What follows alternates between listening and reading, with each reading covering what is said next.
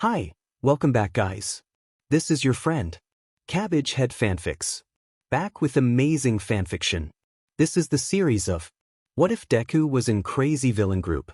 Now before starting, please give this video a like and subscribe to the channel if you want more videos like this. Now let's get into the fanfic. Deku found himself in a difficult situation, all because of Toga. He was sprinting through the alleyways, navigating corners and leaping onto rooftops, desperately trying to evade the pro-heroes pursuing them. They had set out to gather supplies for their next mission and grab some snacks, but Toga had attacked a bystander for blood, which had led to their current predicament. Now, they were on the run from Endeavor, Eraserhead, and 3 other pro-heroes, and it was made even more challenging by the constant threat of Endeavor's flames. Demon it, Toga. Did you really have to get blood right now? Deku exclaimed, frustration evident in his voice. I can't help it. When I need blood, I need it. Toga replied, her tone defensive. Can you both just be quiet? Now is not the time to argue. We need to run faster. Dobby interjected, urgency in his voice. And Toga, Deku, Shadow, is right. Couldn't you have waited until there weren't 5 pro-heroes around? Stop, villains, shouted a random pro-hero. As if, have you ever seen a villain stop just because you said so? Deku retorted, glancing back as he ran. Shut up, Shadow. Do you want to end up in prison for life? Dobby snapped. No, but if you say the right things, you might end up in a mental hospital. Deku shot back. I'd prefer that over prison. Plus, escaping from there would be easier. Toga giggled, her laughter eerie in the tense moment. In his mind, Deku thought about how to shake off the pro-heroes. He couldn't let them capture him. The last thing he wanted was to hear Dobby and Toga's complaints. He needed a plan, but the heat from Endeavor's flames made it hard to think. As the villains turned a corner, they suddenly faced a dead end, with Eraserhead waiting for them. Sheet! Both Dobby and Deku exclaimed. They tried to retreat, but Eraserhead's scarf ensnared them, and before they knew it, they were knocked out cold. As Aizawa took them into custody, he saw not just villains but kids who had faced tough lives. Deku slowly regained consciousness, feeling sore and disoriented. He noticed court cancellation cuffs around his wrists and saw Dobby and Toga still unconscious beside him. They were in an interrogation room, complete with a one-way mirror and a metal table. Breaking off the cuffs, which didn't fully restrain him, he attempted to wake his companions. Hey, wake up, he shouted. They jolted awake at his command. You didn't have to yell. Dobby grumbled, rubbing his temples. Yeah, Deku-kun, that hurt my ears. Toga added, her voice slightly whiny. I could care less, burnt chicken nugget. We wouldn't even be in this mess if it weren't for you, bloodsucker. Deku pointedly remarked, and just as they began to bicker, the door opened. Eraserhead entered, accompanied by a man who appeared to be a detective and a peculiar creature that resembled a mouse. I'm here to ask you some questions. If any of the information is incorrect or if you have anything to add, let us know, the detective stated. First off, Toga, he began. Name, Toga Himiko, alias. Toga, quirk, transform. By consuming the blood of someone, she can take on their appearance. Age, kill count, is all that correct? Yup. Toga replied cheerfully. Sure is. Toga said, giggling. Next is Dobby, the detective announced. Name, unknown. Alias, Dobby. Quirk, cremation, able to produce flames that can burn anything. Age, unknown, ranging from 16 kill count, 398. Is that all correct? The detective asked. Yes, but my age is 17 and my kill count is 402 since yesterday, Dobby replied with a mischievous grin. Show off, Deku remarked. Don't be mad, Shadow. You'll get a kill count as high as mine one day, Dobby said sarcastically. What do you mean? I have more kills than you.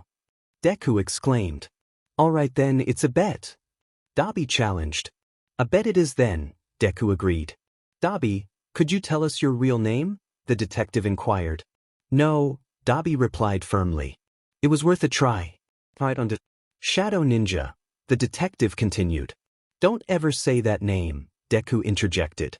Only Shadow. Alright, that's fine. Alias, Shadow or Shadow Ninja. Age, kill count, the detective said shakily, kill count, 1005. Damn it! Dobby exclaimed. Ha, I win. Deku celebrated. Is all that info correct? The detective asked, still a bit nervous. Yup. Dobby confirmed. Alright, I'll leave them with you guys, the detective said to Nizu and Aizawa as he exited the room. That's it until the next chapter. I'll try to make these long and have them uploaded daily or something. This was happening while 3 villains tried to escape from the pro-heroes. Ochako's perspective shifted as she spoke to Katsuki. Hey Katsuki, what are you going to do today? She asked. She and Bakugo had been dating for a while now, ever since the sports festival when he recognized her as a worthy opponent. Their training sessions had brought them closer, leading to their relationship. Hey, round face, Katsuki replied. I was actually going to look for you to hang out at the park. I need to talk to you about something. Ochako felt a wave of nervousness wash over her. Was he going to break up with her? Did he do something wrong? No, she reassured herself, Katsuki would never cheat. He noticed her anxious expression and pulled her into a hug. Hey, don't be nervous. It has nothing to do with you, he said. I just have something personal to share. Ochako relaxed, stepping back to look at his hands. That's good, I was starting to worry, she said, meeting his gaze. But you know, Katsuki, you can tell me anything, okay? Of course I know that. That's why I wanted to talk to you at the park, idiot, he smirked. Okay then, let's go, Mr. Lord Explosion Murderer, she teased, taking his hand and leading him out. It was a good name. Katsuki protested. Sure it was, she replied playfully. At the park, they found a bench to sit on. Bakugo began to share his past with Ochako, specifically the time he bullied Deku. He had already confided in Kirishima, whom he trusted as a friend but would never admit it to his face. He expressed his guilt over Deku's disappearance, stating that he had been missing for 3 years. Bakugo believed he was still alive and vowed to keep searching for him. Tears streamed down his face as he spoke. Ochako listened intently, feeling the weight of his guilt. Seeing his tears, she wrapped her arms around him in a comforting embrace. Katsuki, I know you have a good heart, and I see you're changing for the better. Your determination to find him shows you want to make amends. I believe you will find him, she reassured him, still holding him close. I understand how you feel, and I'm glad you shared this with me, even if it was hard. I'm so glad you understand, Bakugo replied. We should head back to the dorms before curfew. He released her from the hug and wiped his tears away. They stood up, and she took his hand, kissing him on the cheek before they left. A comfortable silence enveloped them as they walked back, hand in hand. Meanwhile, in another location, the detective left the room, leaving the villain kids, Aizawa, and Nizu to discuss their situation. Hello, I'm Principal Nizu from UA. You 3 won't be going to jail, Nizu began, but was interrupted by Toga's excited outburst. But we won't be going to prison, guys, she exclaimed. Shut up, Toga. He wasn't done talking. Plus, he's from UA, he can't just be here for no reason, Deku interjected. They can't let villains go just like that, especially this. You're right. You 3 are actually going to the new Villain Rehabilitation Program at UA since you're too young for prison, Nizu explained cheerfully. What? The 3 exclaimed in unison. Upon hearing this, Deku tried to break through the one-way mirror by repeatedly hitting it, while Dobby banged his head against the wall in frustration. Toga rolled on the floor, laughing at their antics. Before they could hurt themselves, Aizawa used his scarf to pull them back into their seats. Listen, you can either go to prison for life or accept the rehab program offer, which is a one-time chance, Aizawa stated firmly. They exchanged glances and nodded in agreement. We accept your offer, Deku said. Back at UA, all 4 exited the car and entered the building labeled 1A. 2 of the villains noticed this and one expressed his frustration. No way. We can't be in your class, they hate us. Dobby protested, stopping in his tracks while the others continued walking. It's fine. They'll have to deal with it just like you guys have to. Now let's go inside, I need some sleep and a break from you problem children, Aizawa said, not looking back. Are you scared of them, Dobby? Deku teased with a grin. Shut up, broccoli. Burnt chicken nugget, Deku shot back. Both of you, be quiet and get inside, Aizawa commanded, while Toga giggled beside him. The whole 4th floor is for you. It has a complete kitchen, bathrooms in each dorm, and a common room. The elevator is locked, so no one can come in without a key or get out. I'll explain more rules tomorrow. He paused before leaving, placing quirk cancellation bracelets on each of their wrists and a device around their necks. School starts tomorrow, so you 3 should get some sleep, he added before exiting. All right, I'm going to sleep because tomorrow is something I don't look forward to, Dobby said, claiming the first room and slamming the door behind him. Hey, Deku-kun, wanna watch a movie? Toga asked. Sure, Deku replied. You know I don't sleep. The next day, while Deku and Toga watched a movie, she fell asleep. Since he never slept, he grew bored. He picked her up and carried her to her dorm. On his way back to his own dorm, an idea struck him. He glanced at the elevator and walked toward it. Taking out a bobby pin and a paperclip, which he always kept handy, he picked the lock and unlocked the elevator without triggering any alarms. He decided to explore every floor since he couldn't leave UA with the bracelet on. I entered the common room and began to explore every drawer I could find. I discovered some money and loose change, which I pocketed, and continued my search. Making my way to the kitchen, I grabbed some snacks to enjoy while I explored further. As I rummaged through the fridge, I heard the elevator ding. I quickly hid behind the counter, peeking out to see who was arriving. I noticed my chips left on the counter, just out of reach. As I attempted to retrieve them, someone walked in. I ducked behind the counter, hoping I hadn't been seen. However, in my haste, I slipped on a napkin and lost my balance, causing a loud thud. I heard a voice call out, "Who's there?" I cursed myself for being so careless. The voice was unmistakably female. I muttered to myself and glanced beside me. In the kitchen, a girl with short brown hair entered, looking for a drink to help her sleep. Upon hearing the thud, she noticed an open bag of chips. "Who's there?" she called out again, her curiosity piqued. As she approached the counter, she heard muttering and spotted a boy with fluffy green hair who hadn't noticed her yet. When he turned to look her way, she asked, "Who are you?" Just as she was about to ask him another question, he quickly stood up, grabbed the chips, and made a hasty exit. I noticed the girl staring at me, and I realized she had seen me. I recognized her immediately as Ochako Uraraka. During the League's planning for the camp attack, I had studied every student's file, and she stood out to me. "Who are you?" she asked. Before she could say anything else, I got up and left the kitchen.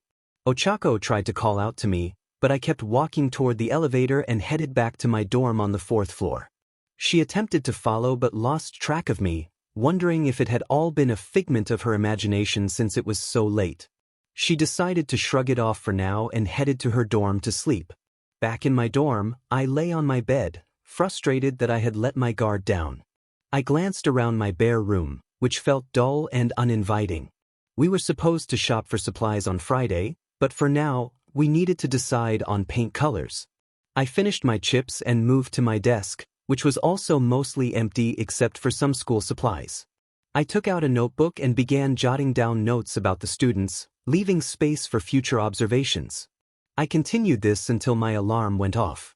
When my alarm rang, I got up and turned it off. I opened my closet to get ready, finding uniforms and gym clothes hanging inside. I decided to wear the school-provided briefs but kept my red shirt, vest, and black tie, along with my red shoes. I figured I might as well make a statement on the first day. After getting dressed, I grabbed my black backpack and notebook before heading out the door. As I entered the common room, I spotted Dobby and Toga. Dobby wore a shirt with a few buttons undone and his jacket open, while Toga had her shirt untucked and her tie loose, with knee-high black socks. They all sported fingerless gloves. "I guess we all had the same idea," Dobby remarked. "Guess so," I replied. "I can't wait to taste some new blood today," Toga exclaimed, licking her lips. "I can smell it already." "No blood for you today," Aizawa said as he approached us. I don't want to fill out any reports today or ever. Ah, Toga pouted. Come on, let's go. The class is waiting for me to return, but they don't know about you yet, so I'll introduce you when we get there. We started walking, which felt like it took forever, but it was only about 10 minutes. Aizawa led the way, Toga happily skipping in front, Dobby walking casually with his hands in his pockets, and I trudged behind, mentally reviewing what I knew about Class 1A for the 100th time.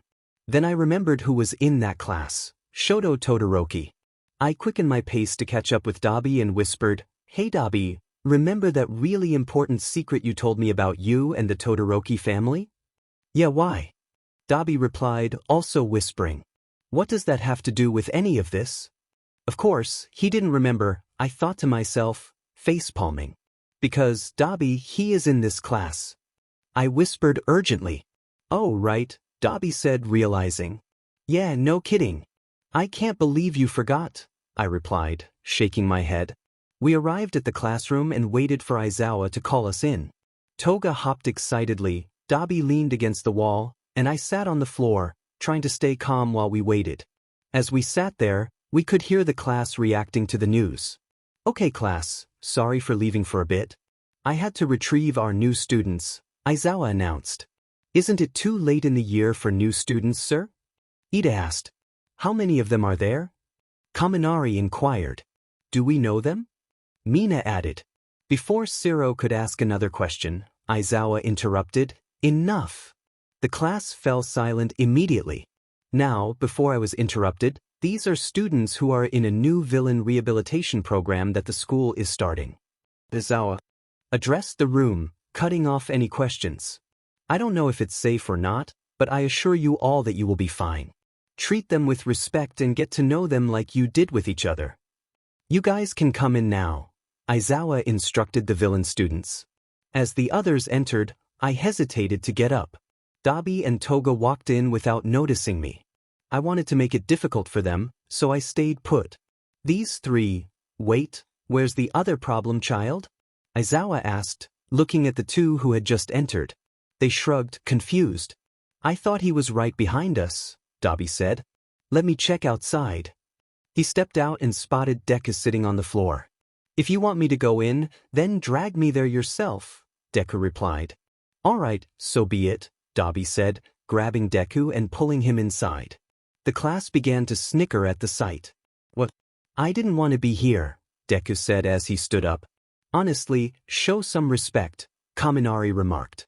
When they returned, Ochako's eyes widened at the sight of Deku, but she kept quiet to avoid getting him in trouble on the first day. She wasn't the only one who noticed him. "Now that you are all here, introduce yourselves, say a fact, and share your quirks," Aizawa said while preparing his sleeping bag. "I'm going to nap, so keep it down." "Hi guys. Remember me?" "I bet you do, Ochaco and Katsuki," Toga said cheerfully. "Well, if you don't, I'm Toga. I love transformation. If I taste your blood, I can take your appearance. And if you have some spare blood, I would gladly take it." Some students were creeped out, while others understood her in a different way. "I'm Dobby, my quirk is cremation, and a fact about me is I hate endeavor," he said in a monotone voice. "Wow, that was exciting," Deku said sarcastically, earning a glare from Dobby.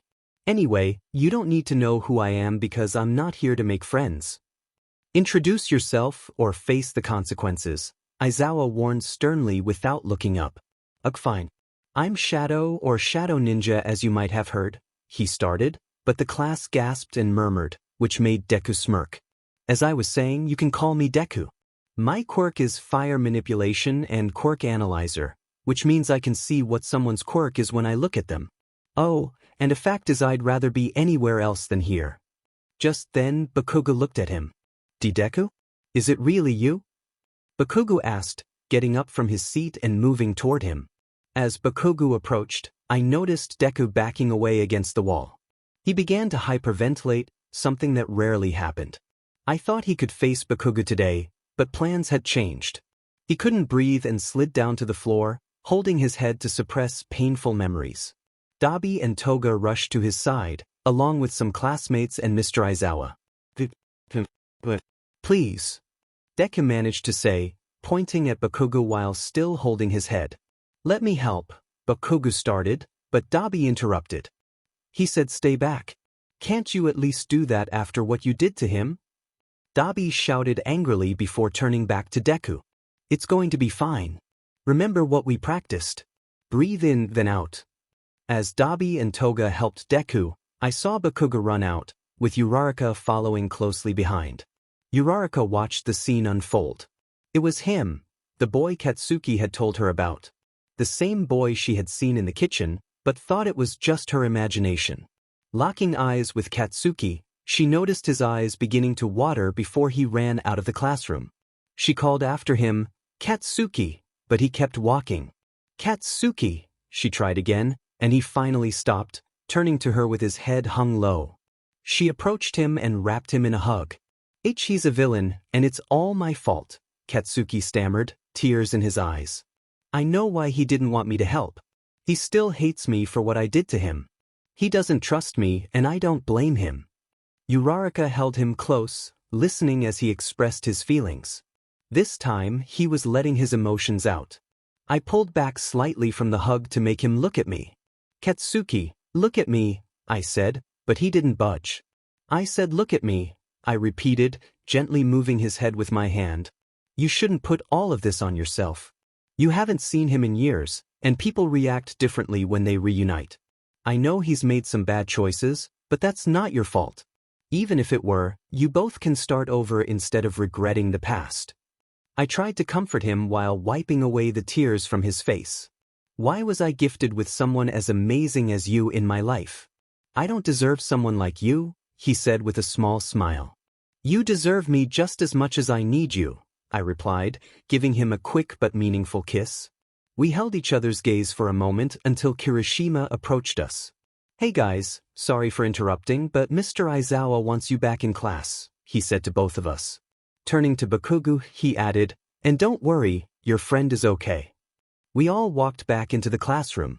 Bakugo glanced at Deku for a moment before turning away and sitting down.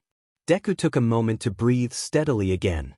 He looked at both Dobby and Toga, nodding slowly to indicate he was all right. With a bit of help from Toga, he stood up. Mr. Aizawa turned to him and asked, "Are you okay?" Deku nodded reassuringly. "I just get like that sometimes, but it rarely happens. It's usually triggered by memories I've repressed, or if I'm really nervous, stressed, or scared." He explained to Mr. Aizawa and the class. "Will you be okay to attend today, or do you need to go back to the dorms?" Mr. Aizawa asked. "No, I will be okay," Deku replied, turning to the class. "I know we are seen as villains, but we go through things too. We three are like a family and have each other's backs, so if any of you hurt one of us, you'll have to face all of us." As much as he wanted to leave, he didn't want to abandon Dobby and Toga since he felt responsible for their situation. His thoughts were interrupted by Mr. Aizawa. "Okay, now that you're all okay and understand each other better, Kirishima, bring them back in so you can all get to know them," Mr. Aizawa said. I had forgotten they had gone outside. I still wasn't ready to talk to him, even if he tried. Everyone returned to the classroom, and the class began asking questions to the villains while Mr. Aizawa went back to resting in his sleeping bag. "This one's for Deku," Mina started, but was interrupted. "I know who you are. I know all of you," he said, surprising everyone. "The camp and USJ attack were partly planned by me." Note: the camp incident was different and didn't involve kidnapping Bakugo, and All Might didn't fight All for One. "If you know us, then say each person's name and quirk," Kaminari challenged. Deku smirked at the challenge and complied, even revealing some personal details that only they would know. "I'm not really surprised, but also intrigued," Kaminari admitted. "Anyways, back to my question," Mina said, eyeing Kaminari. "Why are you guys villains in the first place?" "I hated my father for what he did to my family. He broke it apart just to get what he wanted, so I ran away," Dobby explained. "That's all I'm saying. I was bullied because of my quirk and what I was. I wanted blood constantly, more than I want it now. Instead of helping me, my parents tried to change me," Toga added. "But I will always love blood. I was bullied for being quirkless. I faced constant bullying, and my dreams of becoming a hero were crushed by my idol. That pushed me over the edge, Deku shared. What people didn't know was that All Might had intended to stop by and say hi until he overheard Deku at the door. He left, wishing he could change the past. I know this might be uncomfortable for most, but what's your kill count? Todoroki asked, emotionless. The class turned to him, surprised by the question, but he shrugged it off, simply curious. Deku smirked at this but let his friends answer first. 321, Toga said with a smile. 398, Dobby replied nonchalantly. I want you guys to guess mine, Deku said. The class shouted out various numbers like 423, 123, and 543, none of which were close. 1005, Deku said with a creepy grin. At that, everyone fell silent. Just then, the lunch bell rang, breaking the tension, and everyone left for lunch. As we headed to the cafeteria, I felt all eyes on us. Take a picture. It'll last longer.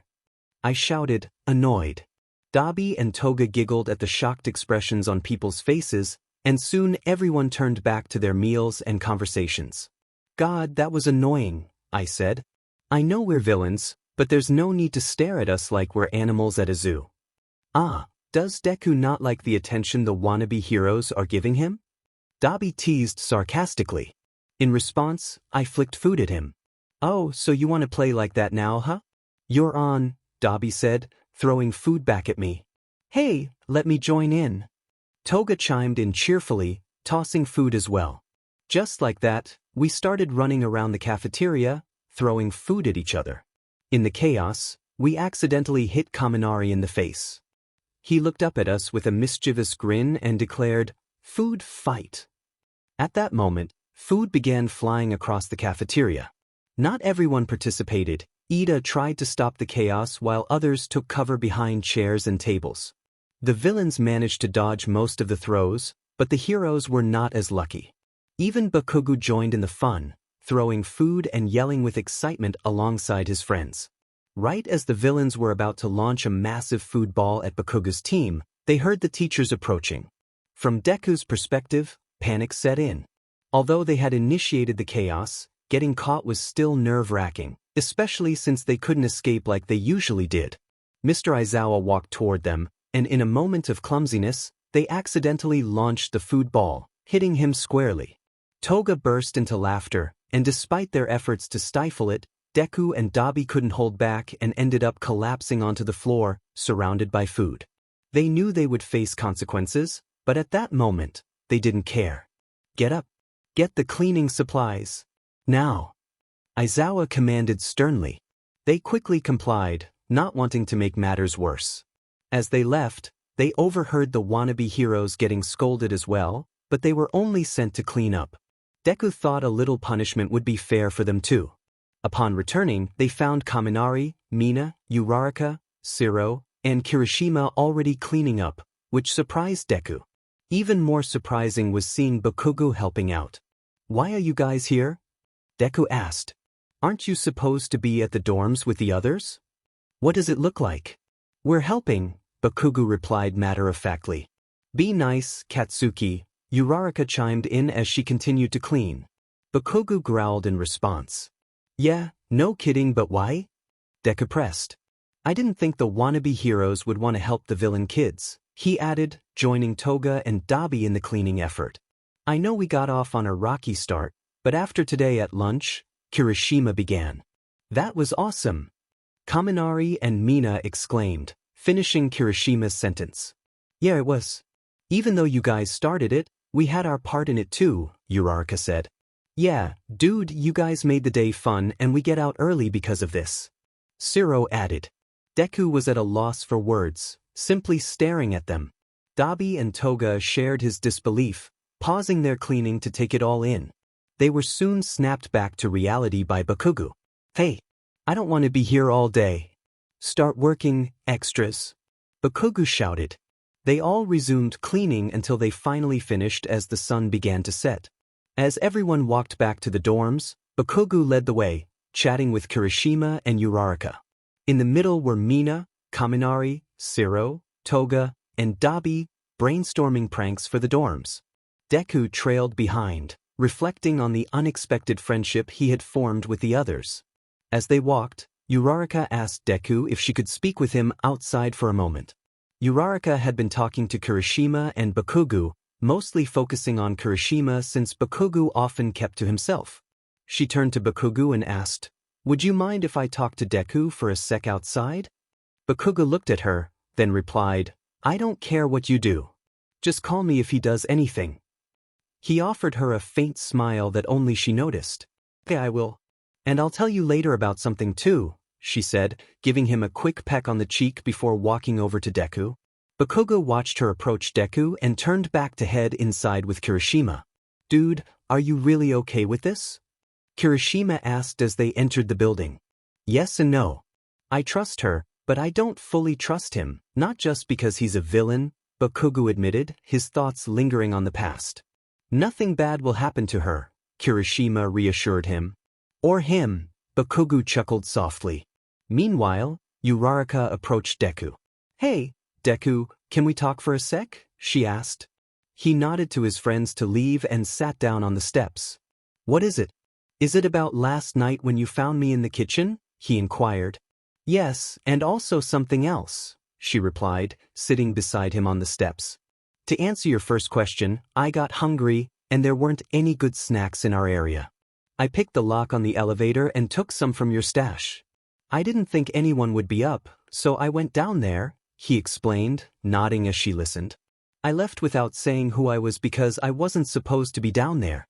If I revealed my identity, I would have gotten in trouble, and I thought you might freak out and wake everyone up, leading to a fight. I wasn't in the mood for that. I guess that makes sense. I thought I was just imagining things due to lack of sleep," she laughed, and he joined in, surprising her. "Wow, a wannabe hero thought she was going crazy," he teased, chuckling again. "I thought I was going to get lectured by Aizawa when you found out." "No, I would never have said anything if you were there. People would just think I was seeing things," she replied, still laughing. Their laughter faded, and he asked, "So what else did you want to talk about?" "Oh, right. You don't have to answer if you don't want to, but do you think you'll ever forgive Katsuki?" she asked nervously. He stared at the sky for a moment before responding. "It's not that simple. I could, but I won't until I feel ready. When the right moment comes, I will, but until then, I won't. I know it will take time, but he has changed. He never stopped looking for you and missed you a lot." "I understand where you're coming from," she said gently. "I guess he told you about his past," Deku replied, surprised. "That's surprising. He couldn't even open up to his own parents about his problems. That makes you special to him." "He trusted me and his friend Kirishima with that information," Uraraka said, smiling. "He trusts us and we trust him," I said too. Deku's POV. I wasn't sure why I was talking to Ochako Uraraka. It felt strange to share my thoughts with her. Was I becoming soft? No, I couldn't let that happen. I was a villain, after all, and dating or doing anything good wasn't in my plans. But since I arrived here, something had changed within me. People might see it as a positive shift, but I wasn't so sure. I decided to ask her some questions. I needed to understand her better. "Well, since you asked me some questions, it's my turn," I said to her. "What is Bakugo to you? I know there's something going on, but I don't really know what." As soon as I asked, she turned red. I had a feeling I knew where this was headed. I didn't care much about dating. It seemed like a distraction. But for some reason, her answer felt important to me. What was happening to me? "Well, he is my boyfriend," she said shyly, still blushing. My heart sank at her words. Was this some new quirk of hers? Why did I feel this way around her? Oh, so that's what it was. No wonder I didn't think of that. He always seemed like the type who wouldn't date, I replied. I think dating just wastes time. What? How is it a waste of time? Being with the person you love and living together is not wasting time, she exclaimed, surprised. If anything, it makes your time better.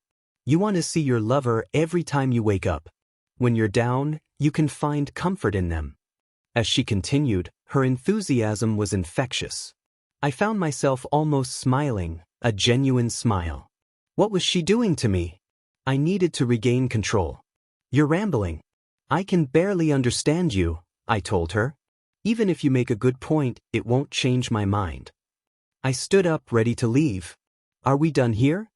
I asked. Yeah, I guess, she replied, sounding a bit disappointed. Okay then, I'm leaving, I said, heading inside. Night, she called after me, but I didn't respond. I shut the door as she said it.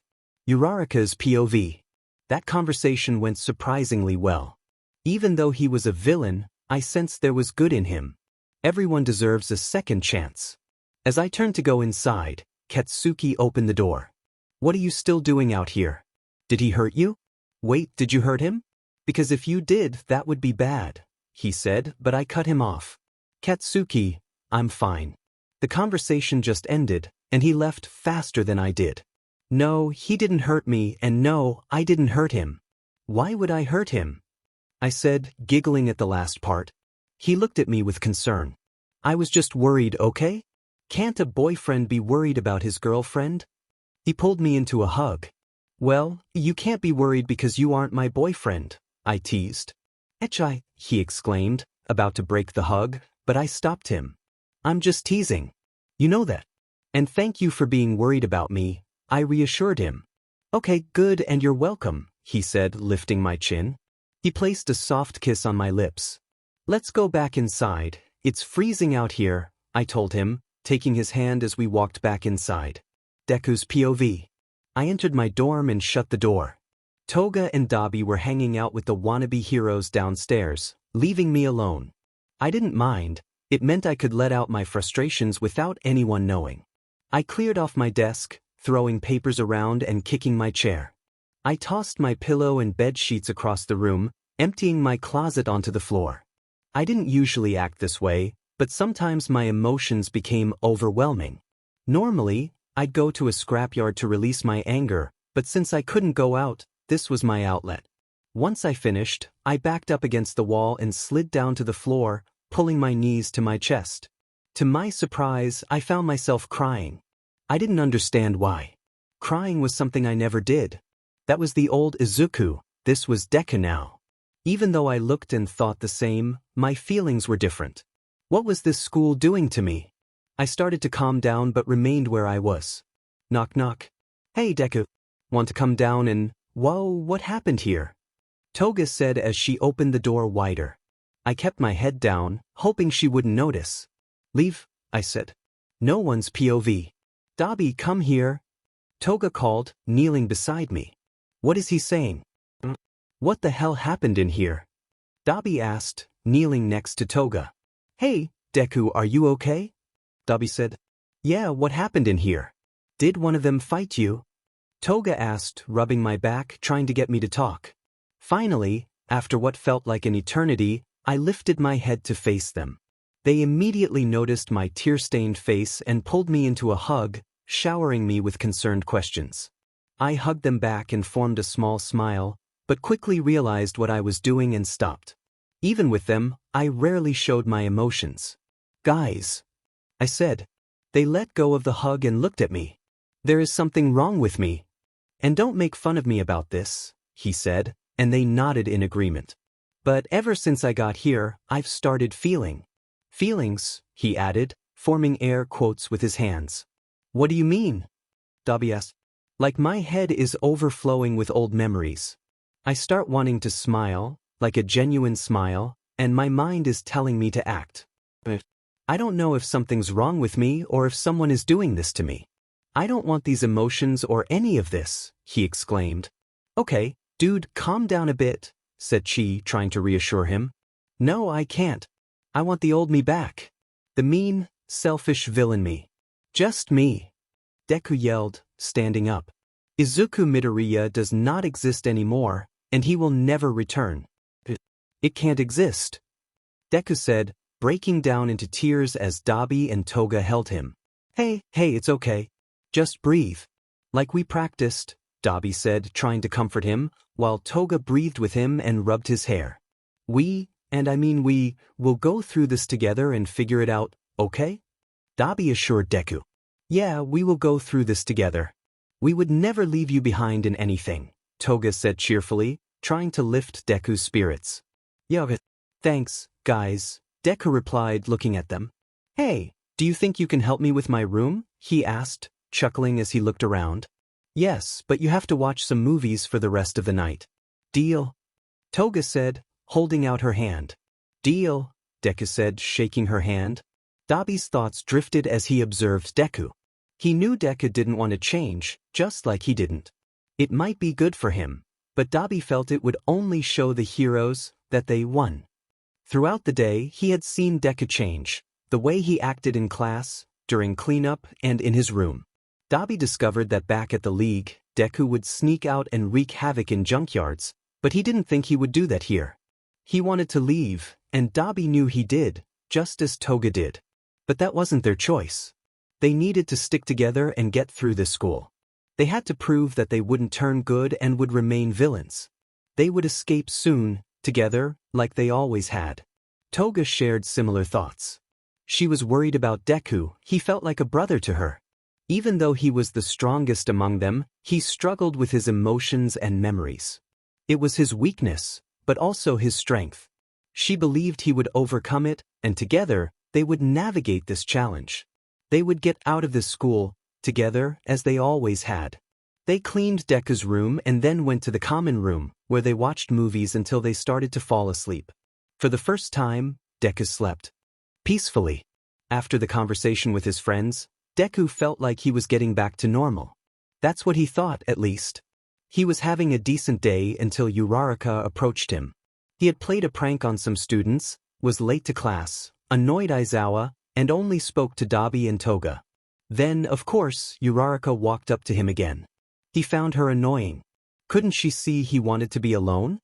He had even said on the first day that he'd rather be dead than be there. What did she want from him? She was interrupting his precious alone time. In an empty hallway, Deku heard Uraraka call out to him. Hey, Deku, she said, trying to catch up. What? He replied, annoyed. Oh, I was wondering, she stuttered. Spit it out already. I don't have all day, he said, crossing his arms. Sorry. Me and the others want you to come sit with us at lunch. Can you? She asked shyly, looking down. We already asked your other friends, but they were going to sit with some of the others. Of course, they would either forget or not tell him. But he didn't care. More loneliness for him. No, he said, turning away. Wait, she called after him. What? He replied bluntly. Please, can you sit with us? I want us and the others to get to know you. And you can get to know us, she pleaded. How about? No, he said. If you didn't hear me earlier on the first day I came to this school, I'd rather be dead than be here, he said, slowly walking up to her. I don't want to get to know you or any of you heroes. I'm not here to make friends, I didn't even have a choice to be here. So to think that you thought I wanted to make friends with you makes me laugh at how naive you are, he said, now standing inches away from her, looking down. To think you thought I could be your friend, he added, pushing her shoulder back with his finger. Get away from her, a voice shouted. Katsuki was searching for Uraraka, feeling frustrated being with others without her. He called out to Kirishima, asking where she was. Oh, Uraraka went that way down the hallway. I think she went to talk to Deku, Kirishima said, pointing in the direction she went. But, do you miss her, Bakubro? He teased. Shut it. Katsuki yelled, creating mini explosions in his hair. He didn't trust Deku. Just go find her and tell me if she's all right, Kirishima urged. Whatever, Katsuki replied, walking in the direction Kirishima indicated. As he walked, he heard voices. Getting closer, he hid behind a wall to listen to their conversation. What were they talking about? I don't want to get to know you or any of you heroes. I'm not here to make friends, I didn't even have a choice to be here. Deku slowly walked toward her, a smirk on his face. To think you thought I wanted to be friends with you all makes me laugh at how naive you are. The realization hit Uraraka and she felt a surge of anger. Get away from her. Bakugo's voice rang out, unmistakable and fierce. Deku turned to face Bakugo, who was approaching with determination. Well, look who it is. Bakugo's saving his girlfriend from a villain, he said, feigning fear. I said, get away from her, Bakugo replied sternly. Deku raised his hands in mock surrender. Wow, I'm so scared. How can you be a hero when you need your boyfriend to save you from someone who hasn't done anything but talk? You're just in it for the money, aren't you? He smirked, enjoying the moment. Suddenly, Uraraka slapped him across the face. He laughed, surprised that she had the courage to do that. Bakugo looked shocked but impressed, as if he had expected this turn of events. Tears welled in Uraraka's eyes as she confronted Deku. How dare you say that to me? You have no right to judge my choices as a hero. Deku shrugged. Says the one who tried to dictate my decisions. Uraraka was momentarily speechless, caught off guard by his words. In that moment of distraction, Deku attempted to retaliate, but Bakugo intervened, pushing him against the wall. Touch her and you're done for. Bakugo warned. Deku chuckled sarcastically. What are you going to do? Punch me? Explode me? I know that was your favorite back in middle school. Bakugo's expression softened momentarily, recalling their past. Seizing the opportunity, Deku kicked him in the stomach, sending him to the floor. He followed up with a punch that left a bruise under Bakugo's eye. Are you okay? Uraraka rushed to Bakugo's side, concern etched on her face. Next time, keep your guard up, Deku remarked, turning to Uraraka. He's fine. He hasn't felt as much pain as I have. Why do you hate us? Aren't you trying to change your future? Uraraka asked, her voice filled with empathy. Deku scoffed. You think a villain like me can change? You're more naive than I thought. Villains are controlled by heroes, and we have little say in our lives. When I was asked to sit with you, it felt more like a command than a question. Bakugo pulled Uraraka closer. Come on, let's go. No, not yet, she insisted, standing her ground. You can change and become a hero. You can inspire the next generation. Deku laughed bitterly. Do you really think I can change? You're dreaming. Just then, the bell rang, signaling the end of their confrontation. Great, break is over. This wasn't a total waste of time, but whatever, Deku said, walking away.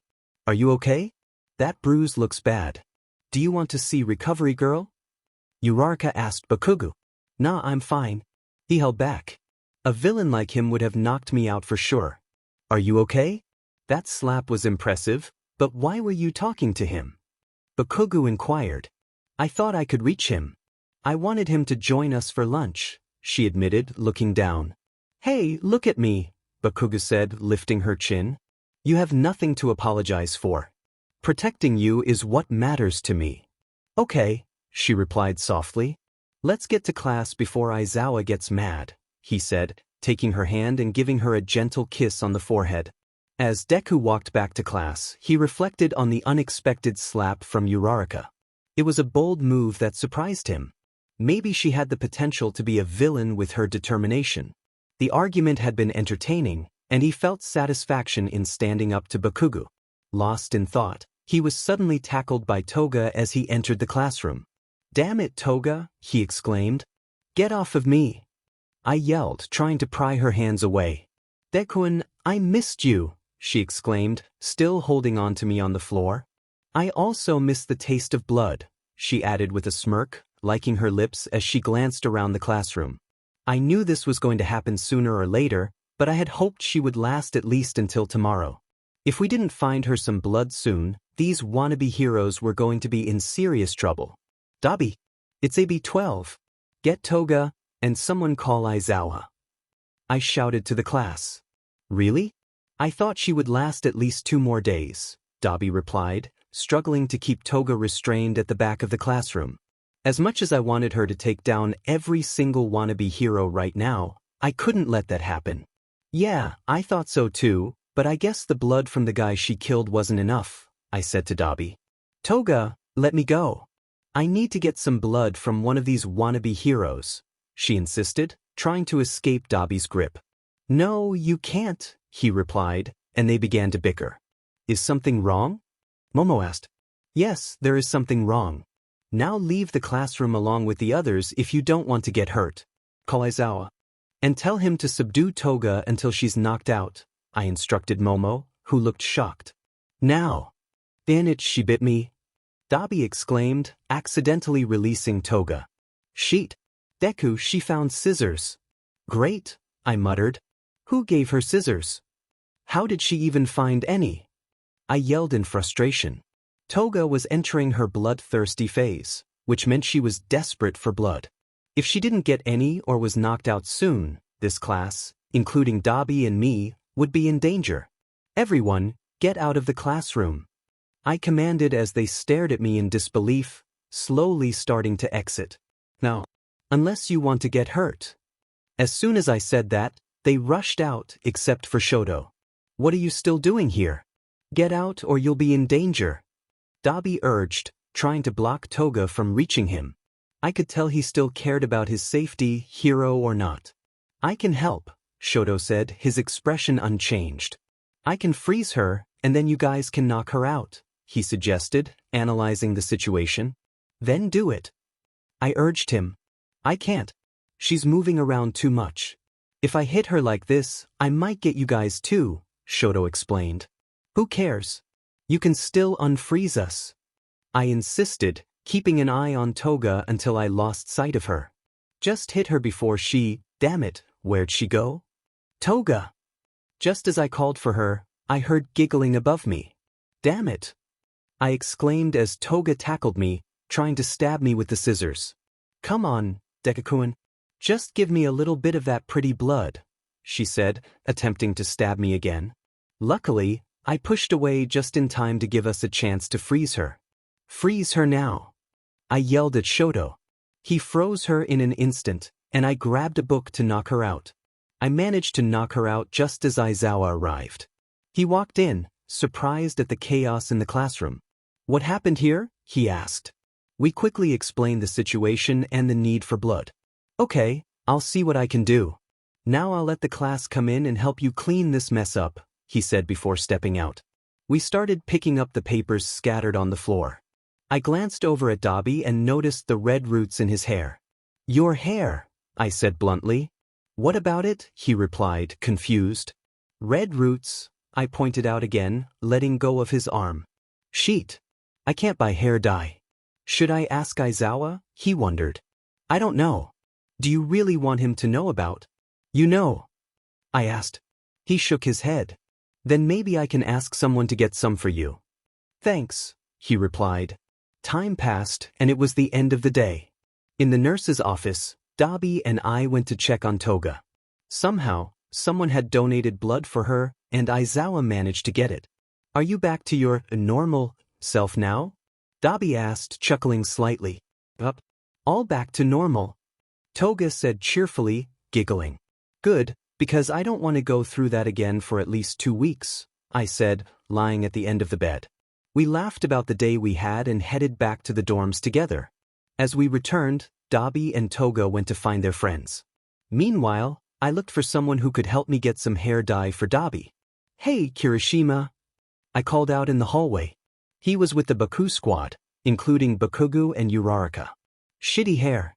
Let's go! Bakugo yelled, hinting for Kirishima to ignore me. Hold up, Baku bro, Kirishima said, reassuring him. What's up, Deku? He asked. Can we talk? Without them. I pointed at the others, wanting to avoid Bakugo's wrath. Sure, he replied, turning to the others. I'll be there in a sec, go ahead without me, he said with a reassuring smile. Once they left, Kirishima asked, All right, what do you need, man? Can you do me a favor? I asked. Sure. What's the favor? He replied cheerfully, like a puppy eager to please. I can't go into detail, but I need you to buy me some black hair dye, I told him. Okay? When do you need it? He asked, a puzzled expression on his face. Can you get it for me tomorrow? I requested. No problem. Is that all? He replied, sounding a bit too cheerful. Yeah, pretty much. Thanks, I said, turning to head back. Oh, and keep this between us. Got that? I added, glancing back at him. Yeah, okay, he responded, a hint of nervousness in his voice. Good. With that, I left to return to my dorm, ready to be alone. In Kirishima's mind, questions swirled. Why did he need black hair dye? His hair was green. Was he planning to try something new? And why did he want it to be a secret? Back to Deku's perspective, I sighed. That was exhausting. Being social felt like too much work. I flopped onto my bed, ready for some peace and quiet. The next day, Deku's POV. I sat in class, feeling a wave of boredom wash over me. The lesson was repetitive, and I couldn't help but glance around the room, noticing that Toga and Dobby looked just as uninterested. An idea sparked in my mind. I pulled out a small stack of paper and a bag of paper clips, passing some to Dobby and Toga. They exchanged confused looks until they realized what I was up to. I began folding paper airplanes, attaching a paperclip to the end of each one. When the teacher wasn't looking, I tossed one toward the ceiling, and to my surprise, it stuck there longer than I expected. I caught sight of mischievous grins on Dobby and Toga as they joined in, crafting their own airplanes. Kaminari noticed our antics and asked to join, and soon enough, Dobby, Toga, Kaminari, Mina, Siro, and I were all launching paper airplanes into the ceiling. When the bell rang for break, we rushed out of the classroom, still able to hear Aizawa's voice in the background. Just wait until Aizawa sees a ceiling full of paper airplanes, I laughed. I know, right? He's going to be so confused and probably annoyed, Siro added. Who cares? That was fun. Mina chimed in cheerfully. Yeah. It's not like he knows who did it, so we won't get caught, Kaminari said with a grin. Just then, we heard Aizawa exclaim, "What the hell?" And we burst into laughter. We peeked back into the classroom to see the paper airplanes scattered across the floor, trying our best to stifle our giggles but failing miserably.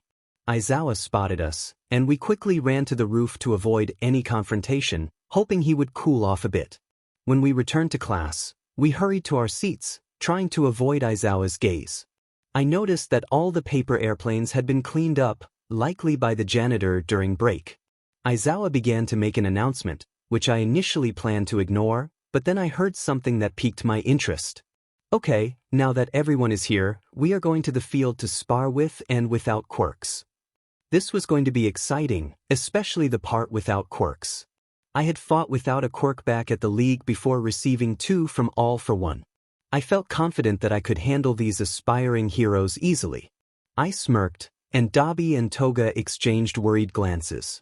Sir, will we be fighting against the villains as well? Ilda asked. I couldn't help but think it was odd he referred to us as villains instead of using our names. Hey, we have names, you know? I called out, with Dobby and Toga snickering beside me. Of course, my apologies, Ilda replied, bowing slightly. Yes, you guys will be fighting them too, Aizawa confirmed. Let me take them all on. I can defeat them in one blow. Bakugo shouted, standing up from his seat. Typical Bakugo, but I figured I could have some fun with this. I stood up and challenged him. Is that a challenge? He shot me a smirk. Yeah. What are you going to do about it? He shouted back. I approached Aizawa, who looked at me with confusion. I whispered a proposal to him, and he nodded in agreement before addressing the class. Okay, I've agreed to a deal with Deku. He will announce it while I take a nap, he said, settling into his sleeping bag. Here's the challenge. You will fight against Dobby and Toga first, using your quirks. The last 5 standing, or if you all defeat them, will then face me. I will fight without my quirk while you all have yours, I explained, glancing at Dobby and Toga, who were displaying a mix of determination and excitement. Any questions? I asked the class. Ilda raised his hand. So, if the class wins against Dobby and Toga, then we all go against you? You without your quirk and us with ours? He asked, sounding a bit concerned. Yes, I replied simply. Are you sure this is fair for you and them? Siro questioned. I was surprised they were worried about fairness. They should be focused on their strategy, not my abilities. I could handle the fight easily, with or without a quirk. You should be thinking of a plan, not whether it's fair or not. Life isn't fair, so you have to deal with it, I told them. What about you? Why don't you use your quirk? Wouldn't you want to? Kaminari asked. Before I had a quirk, I fought without one. I can handle a fight without a quirk, unlike you guys. You rely too much on your quirks, I explained. He's right, Aizawa said, standing up. You all must learn to fight without a quirk. Not every battle can be won with quirks. Now, change into your gym clothes and head to the PE grounds. Time skip to the PE grounds. Aizawa called for Dobby and Toga. No killing and no trying to escape when I take these off, he said sternly. They nodded in agreement. As everyone warmed up and prepared their strategies, we gathered at the battlefield circle. Another rule was established. If anyone was pushed out of the circle, they were out. Okay, let's begin, Aizawa announced. I stood beside him, watching as the fight commenced. May I ask why you made the deal this way? Aizawa inquired, still focused on the match. I just want to teach them a lesson in a way, I replied, watching the action unfold. I want them to see that just because you have no quirk doesn't make you weak or useless, I tell him. Are you sure you're proving that to the class or just to Bakugo? He asks bluntly. How did you? I begin, turning to him but am cut off. I talked to him when I saw what happened on the first day you guys came, he says. Oh, is all I managed to say. This fight is probably something you've been waiting for a while, am I wrong? He glances at me. No, you're right, but it's something I didn't think would happen anytime soon, I confess, feeling a pang of guilt. Why do I feel like this? Well, I hope you achieve whatever your goal is to show him, he says. Aizawa isn't that bad of a person. Sure, he is a hero, but he isn't like the rest of the heroes I've seen, heard of, or witnessed. He's one of the heroes I can deal with in a way. Thanks, I mumble, turning back to watch the fight. I will win this fight one way or another. Seconds before the battle started, Class 1A huddled together. Okay, guys, we need a plan, Kaminari said. Yeah, no kidding, Bakugo replied bluntly. Hey, be nice, Uraraka quietly said to him, as Bakugo returned a low growl. Okay, guys, here's the plan. Dobby and Toga were nearby. Hey, Dobby, Toga said, hopping around him. What? He replied while stretching. Do you think we need a plan or? Nah, I think we could at least take most of them out of bounds. You would probably knock some of them out, and I would just get them really burned to where they can't do anything. So is that the plan? She asked, still hopping. If you call that a plan, sure, he said, putting his hand up to stop her from hopping around too much. Hey, I was hopping, she said in a playful tone. I know, but remember what happened last time you hopped too much before a mission? He reminded her. Yeah, she said, crossing her arms sheepishly. That's why. This is the same thing, but it's not a mission and I don't want to clean anything up today, he said, lowering her arms. Class 1A dispersed from their huddle. Right as they did, the battle began. Okay, let's begin, Aizawa said to them. Just then, Todoroki made the first move by blasting ice in the villain's direction. Dobby anticipated this, raising a wall of fire as a distraction while melting the ice and creating steam. The class ran into the steam, which obscured their view of the villains. Behind us! Zero shouted, shooting his tape to try and capture them. Die! Bakugo yelled, launching an explosion in their direction. Dobby grabbed the tape while both he and Toga dodged the explosion.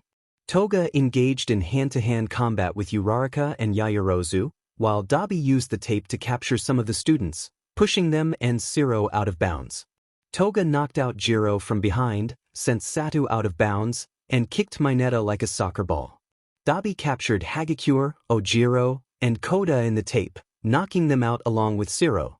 He also took down Shoji and Tokoyami with his flames. 9 students ended up out of bounds or knocked out by Dobby and Toga.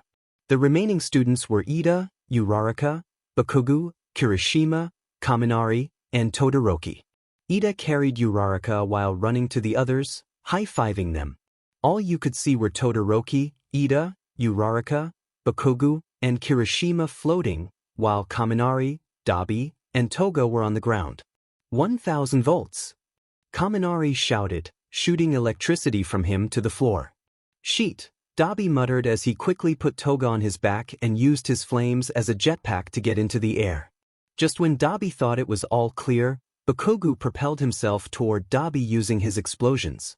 Die! Bakugo shouted, launching an explosion at him.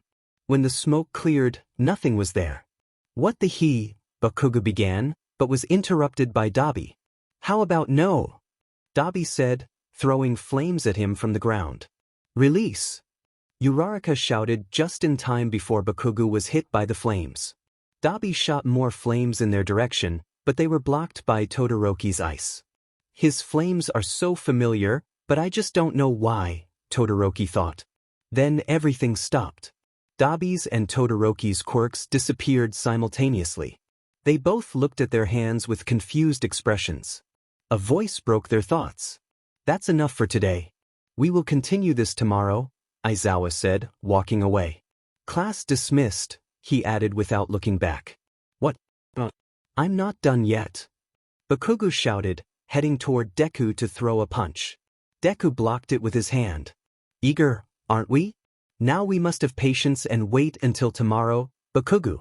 As much as I want to face you today, I think I'll wait, Deku said, pushing Bakugo to the ground. See you guys tomorrow, he said, walking away with Dobby and Toga following behind him. Huh? Are you still as weak or scared as before, Deku? Is that why you don't want to fight me? You think you can destroy me? Then do it right here, right now. Bakugo shouted at him. Deku stopped and looked down, feeling the weight of those words. Memories flooded back to him. Weak, useless, quirkless nerd, shitty Deku, just jump off a roof and wish for a quirk in your next life. Deku. The name of a useless, weak, quirkless nerd. But not anymore. Show him what you can do. Prove him wrong. But I can't. I'll lose control and hurt him. Then do it. Don't you want revenge? Yes, but I don't want to hurt him. Yes, you do. Deep down you do. No, I don't. Prove him wrong and show him what happens when you... No, I won't hurt him. Don't do it. I know you want to, but don't, Dobby said, placing a hand on his shoulder. Dobby, look at his eyes. Toga pointed out. Deku's eyes were changing from green to red rapidly. When they turned red, he became unpredictable, often leading to dangerous outcomes. Sheet. Deku, fight it and don't give in. Dobby urged, shaking him to get his attention. Oh, are you crying now? Then, for a villain, I thought you got over that. Bakugo shouted, unaware of the real struggle happening. Dude, just drop it and wait, Kirishima started, but was cut off. He couldn't just say that to me and expect to get away with it. I was determined to teach him a lesson. Bakugo clenched his fists, small explosions crackling in his palms. Katsuki, please stop this and let's go, Uraraka pleaded, gently grabbing his arm. I said no. I'm going to fight that quirkless nerd and show him who's really better. Bakugo retorted, shaking her hand off. Will you be quiet? Dobby interjected, his voice sharp. Come on, Deku. You can handle this, Dobby encouraged, trying to calm Deku, who was holding his head and shaking it repeatedly. I can't. It's too strong. The voices. I have to give in, Deku admitted, breaking free from Dobby's grip and rushing toward Bakugo, his eyes glowing red. No! Toga shouted, sprinting after him. Do you stop? Dobby yelled, following closely behind.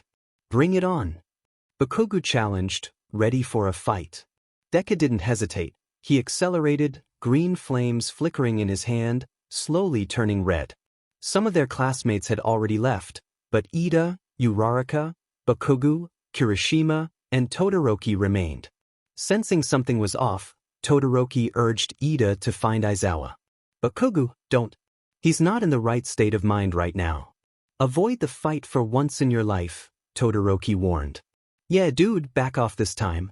He doesn't look right, Kirishima added, trying to block Bakugo but getting pushed aside. Please, Katsuki, don't fight. Just look at him. He's not the same as he was a moment ago. Uraraka pleaded, trying to restrain him. No. I'm going to fight him whether you like it or not. So back off. Bakugo shouted, breaking free and charging toward Deku. Daidikeyu. Bakugo yelled, creating an explosion in his hand. Not today, Kaken, Deku replied, determination in his eyes. Bakugo launched himself into the air with his explosions, and Deku leaped up to meet him. Just as they were about to collide, Bakugo fell face-first to the ground. Deku found himself wrapped in bandages, struggling to escape. Bakugo tried to use his explosions again, but nothing happened. He attempted to run and land a punch, only to be stopped by ice encasing him. "Damn it, icy hot," he exclaimed. "That's enough," Aizawa said sternly, silencing the chaos. Everyone fell quiet except for Deku, who continued to fight against the bandages. "Let me go. I need to prove that I'm not weak. I'm not the useless, quirkless nerd I was before. I need to show him how wrong he is." Deku shouted, but his strength was fading, and he eventually succumbed to Midnight's gas. "He'll be out for a while," Midnight announced. "I can carry him back to the dorms," Dobby offered, picking Deku up from the floor. "That's fine. Thank you, Midnight, for your help. I can take care of the rest," Aizawa said, gesturing to the remaining students. "Okay, have fun," Midnight replied, leaving the students alone with Aizawa. Aizawa watched as Dobby and Toga took Deku back to the dorms. He knew he needed to address Bakugo and the others. He grabbed Bakugo with his scarf and activated his quirk. "Explain," he demanded in a serious tone. Mr. Aizawa, can I explain what happened?" Uraraka began, but Aizawa cut her off. "No. I want to hear it from him," he insisted. "What now? Cat got your tongue? Because not long ago, you were shouting about fighting. Now explain." Bakugo, released from the scarf's hold, hesitated. "I didn't want to stop the fight. I kept pushing him to prove he could defeat me. I guess I convinced him, but I didn't realize he wasn't in the right state of mind. I know I took it too far, and I guess I wasn't in the right state of mind either," he admitted, sounding conflicted. "If this happens again, you will be on house arrest for a month. Your punishment is cleaning the dorms, cafeteria, and classroom for 2 weeks. Now, all of you get back to the dorms," Aizawa instructed, walking away. Everyone returned to the dorms. Kirishima kept his promise and bought 2 boxes of black hair dye for Deku. Noticing Deku was still asleep, he sought out Dobby. "Hey, Dobby," Kirishima called out in the hallway. "What?" Dobby replied. "Can you give this to Deku? He asked me to buy it for him, but I checked, and he was asleep," Kirishima explained, holding out the bag. "Sure," Dobby said, taking the bag. Just as he was about to leave, Kirishima spoke up again. Dobby?" he asked. "What?" Dobby responded, slightly annoyed. "Why would Deku want black hair dye?" "His hair is green," Kirishima questioned nervously. "New look," Dobby replied bluntly. "Anything else?" "Yeah. Is your real hair color red?" "I see some of it showing," Kirishima asked, pointing to Dobby's hair. "No and yes." "Now I'm going," Dobby said, stepping into the elevator. "Oh, wait, what?" Kirishima stood there, confused by the response. Kirishima thought to himself, so was that a yes? I give up on trying to understand villain mind tricks. My brain hurts just thinking about it. He walked back to his dorm, rubbing his head. In Deku's dream, he found himself in a pitch-black space. "Ugh, where am I? It's so dark I can't see anything," he muttered. "Hello, Izuku," a voice echoed. "Shigaraki? I told you not to. Wait, is that you?" Deku responded, startled. "Yes, it's me. Now, we heard that you got caught. Explain how you ended up at UA," Shigaraki demanded. "It was Toga's fault. She needed blood, but there were some heroes around, so here we are in UA for their villain rehab. It's incredibly boring. We've gathered some information, but it's mostly stuff we already know," Deku explained. "Good. You've been working just as I expected," Shigaraki replied. "Now, you all need to stay there a bit longer, but we will let you know when we arrive. In the meantime, gather as much useful information as you can." "I can do that." "And Shigaraki?" "Yes. I was thinking of a plan that could help us stop All Might and gain power over the world." "What is it then?" "Well, if it's possible, we could create a device that erases all quirks except for ours by using a bracelet. Then we can." He trailed off, mumbling. "Deku, I get it." "Stop mumbling." "Oh, sorry. But anyway, what do you think of the plan?" "I'll discuss it with AFO. Besides that, I think it's perfect. I'll see what I can do. Good luck with the wannabe heroes." "Great. And I'll see if I can handle them." "Alright. I'll see you soon. Bye." I wake up on my bed in my dorm, fully aware that it wasn't a dream. Soon I will get my revenge. I plan to share my findings with the others tomorrow, but first, I need to write down the information I gathered today in my notebook. Everything will change soon, and Bakugo will find himself beneath me. I will be powerful with or without a quirk. This plan is set to unfold. Deku's POV. I need to think of a plan. This is harder than I thought. I keep tapping my pencil against the desk, trying to brainstorm. Last night, I spent hours contemplating how to make this work. I know I should tell Dobby and Toga as soon as possible, but I need to determine when the device will be ready or at least when we will be able to leave. Suddenly, I hear a knock at my door, breaking my concentration. I can't lose focus. We need a plan. I can't let them down again. We're in this situation because I didn't have a solid escape plan. Hey, Deku-kun. Toga calls out cheerfully. Me and Dobby are going to play a little prank on the wannabe heroes. Come on and get up to join us. She starts to leave but notices I'm not following. As much as I want to join, I can't. She'll understand once I come up with the plan and share it with her and Dobby. Deku? Are you mad or something? Hello, she continues, trying to get my attention, but I tune her out. I hear her footsteps indicating she's leaving, but then they return with another pair. I think he's just focused, Toga says with concern. How do you know? He's probably just trying to be antisocial, Dobby replies bluntly. Because I can't even get him to look at me or argue back. Watch. Toga turns back to me. Do you? I remain focused on my planning. See, she says, pointing at me and turning to Dobby. Get his legs. I'll tackle him, Dobby suggests, and just as he says that, I finally respond without turning to them. Do that, and I'll get you both with just my pencil. No killing, but you need a break from whatever you're doing. I don't care if it's important. You're coming with us to cause some chaos. I don't care, I reply, continuing to write, not believing they would actually tackle me.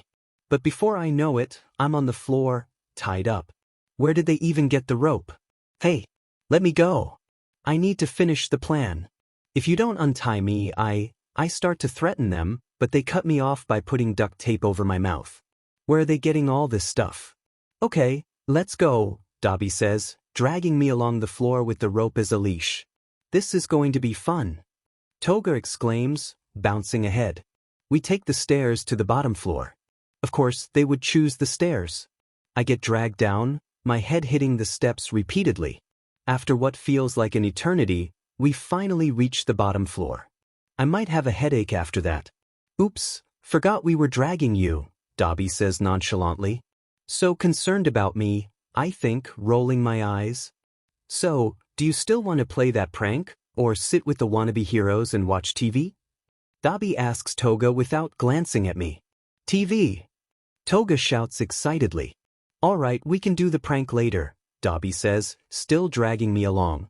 I sit with some of the wannabe heroes, still tied up with duct tape over my mouth. The two of them engage in conversation with the heroes, not noticing me. I keep watching the TV until I see Mineta slowly scooting closer to Toga. He still doesn't notice my glare.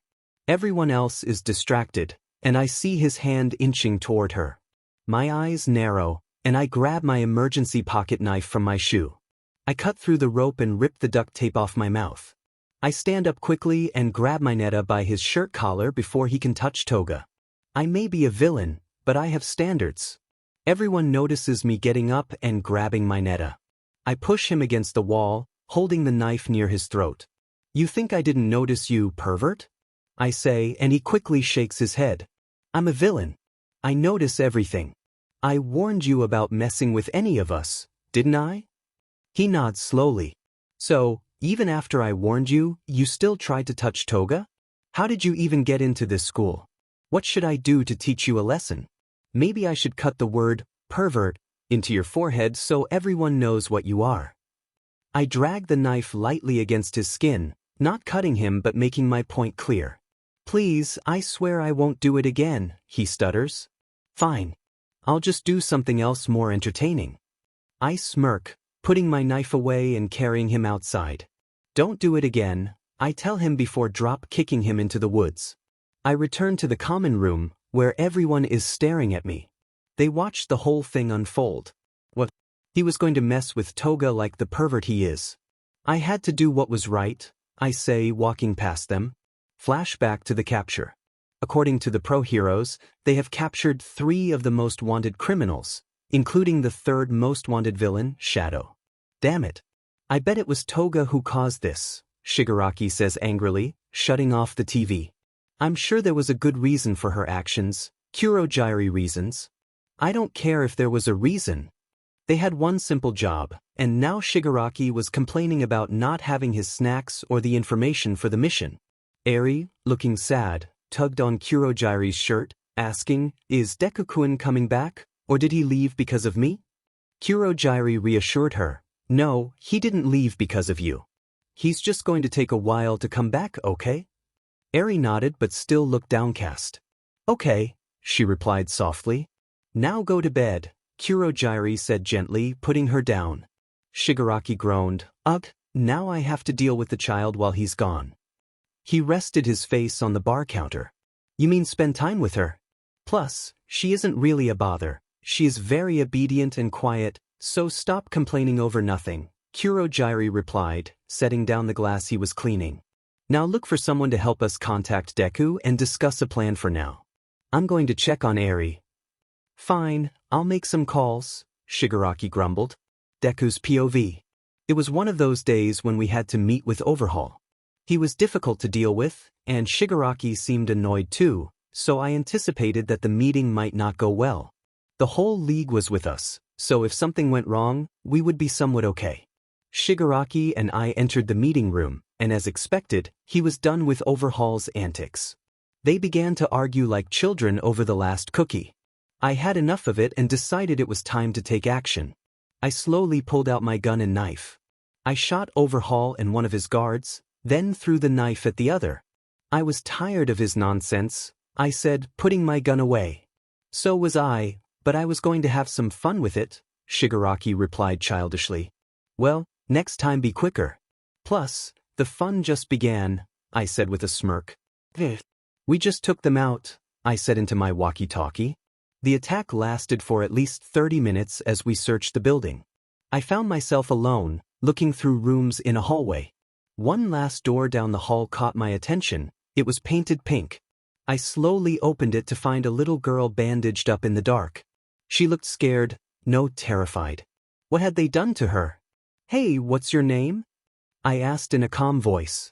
She didn't respond but backed further into the corner. "Hey, it's okay.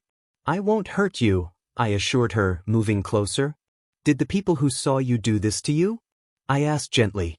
She nodded slowly, fear evident in her eyes. "It's okay. They're gone now. Those bad men won't hurt you anymore." Just as I finished speaking, she jumped into my arms, hugging me tightly. Whatever she had gone through must have been awful. I carried her with me down the hallway, feeling her tears against my neck. "Hey, Deku, you good?" Dobby asked through my walkie-talkie, making the girl tense up again. "Hey, it's okay, it's just my talkie. You'll be safe with me, so go to sleep," I whispered to her. She nodded and slowly fell asleep. "Yeah, I'm good. Just heading back right now, and I have company too," I replied to Dobby. "Do you need help taking them out?" "No, just wait and see. It's a new recruit to the league." After a while of walking, we finally reached the league outside. The girl woke up from the sudden brightness and noticed the league, hiding her head in the crook of my neck. "Hey guys," I started to explain about the little girl, but Shigaraki cut me off. "Who the hell is this?" "We aren't taking her with us," he said. "Yes, we are. This is..." I paused and turned to the girl. "Hey, what's your name?" I whispered. "Eri," she shakily replied. "Okay, this is Eri and we are taking her with us. I'll take care of her, so stop being a baby and let's go," I said, walking toward the truck. "Fine, but I don't want her near me," Shigaraki said, scratching his neck. Since that day, I have taken care of Eri, with some help from Kurogiri. Everyone in the league, except Shigaraki, loved Eri. We all protected her when we were out or just in general. She felt like my little sister, and if anything happened to her, I would blame myself. Back to the present day, Deku's POV. I walked back to my room after a challenging incident. I lay down on my bed, trying to sleep after 2 weeks of little rest. I tossed and turned, unable to find comfort. I wonder if Eri is okay? I hope she understands why I'm not there. I got up and headed to the roof, thinking of Eri while watching the sunset and the stars begin to appear. I'll come back and protect you. I promise, Eri. I've always admired you, no matter what you did to others or me. I thought we were friends, but I guess I was wrong. You were right about some things. I'm a useless, weak, quirkless human. You made me feel this way. You even said, jump off the roof of a building and pray in your next life that you'll get a quirk. I was going to do it, but I couldn't without an answer. Could I be a hero like you without a quirk? That thought pushed me to the edge, not off the roof, but of my mind. I gave up on everything. Dreams, hope, and almost life. Right now, I'm standing on top of a bridge. After my encounter with my idol, I ran. I ended up at a nearly abandoned bridge in a neighborhood I had never seen. I sat on the ledge, contemplating whether to tell my mom. She would be sad, but maybe it was better if she didn't have me around. Kaken didn't need to know. He would figure it out since he told me to do it today. I was lost in my thoughts when 2 people sat down on either side of me. So, are you going to jump? Asked the one with stitches. Yeah. Are you going to stop me? I replied. Actually yes, said the blonde girl. But you don't know me and I don't know you, I said, confused. We saw the interaction you had with All Might, the one with stitches said.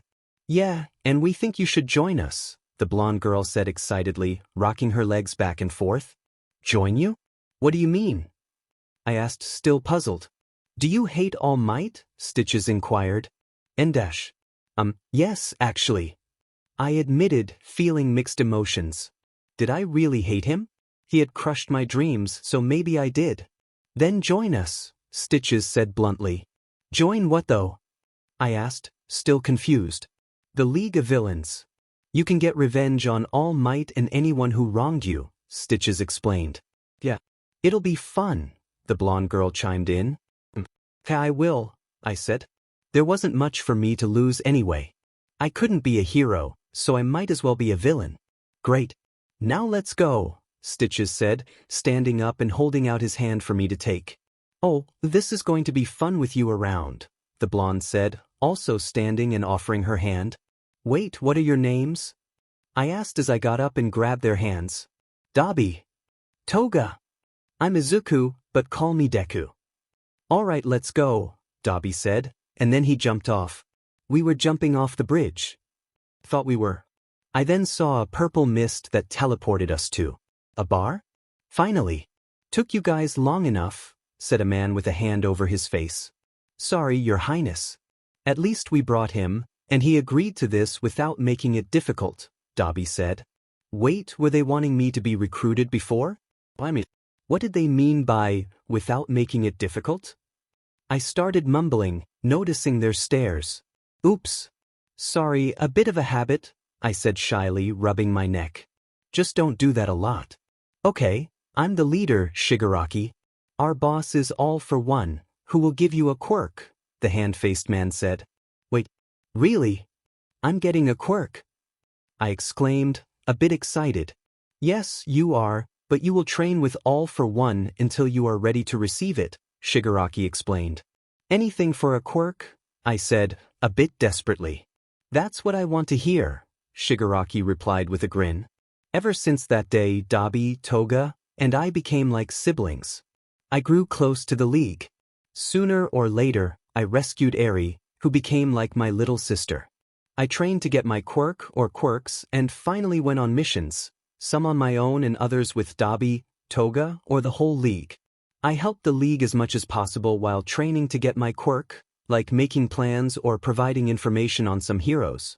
What I didn't like was them trying to recruit Kaken without telling me. They almost got hurt trying, but I warned them in time, telling them it was foolish to recruit him. Still, it didn't change how I saw them. The League felt like family and I felt at home. We were complete. I did miss my mother from time to time, but when I was with the League, it felt different. I had forgotten about Kaken, but I knew I would show him one day that I was no longer weak. I wasn't Izuku Midoriya anymore. I was the Toga had a normal childhood for most of her life. She had loving parents and a slightly older brother. They cared for her and she loved them in return. However, everything changed when she received her quirk. Her once perfect life took a turn for the worse. One day, Toga excitedly showed her parents a small bird she found. "Look, Mama, Papa. It's a birdie and it's so cute," she exclaimed, holding it in her hands. Her father shouted at her, "What did we say about this, Toga?" Her mother added sternly, "Take that bird away and go to your room. Get cleaned up and don't leave until we say so."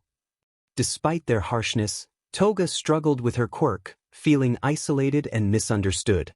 Her family distanced themselves from her, even changing her last name to prove she was no longer part of the family.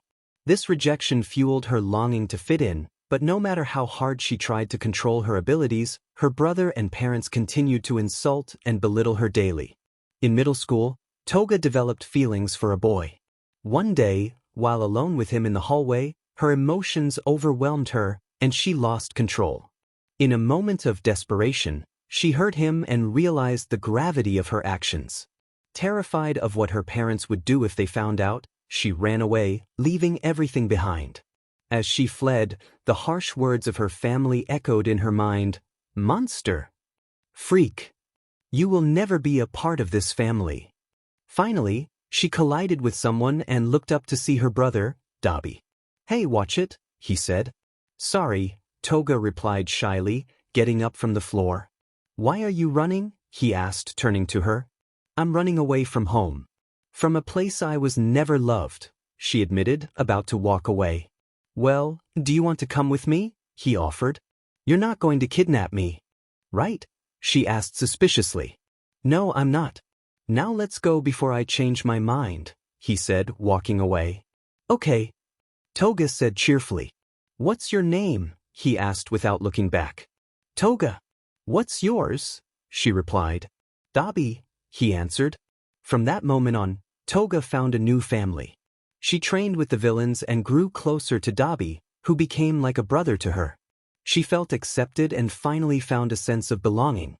Eventually, Deku joined their group, and Toga felt a connection with him that was deeper than friendship.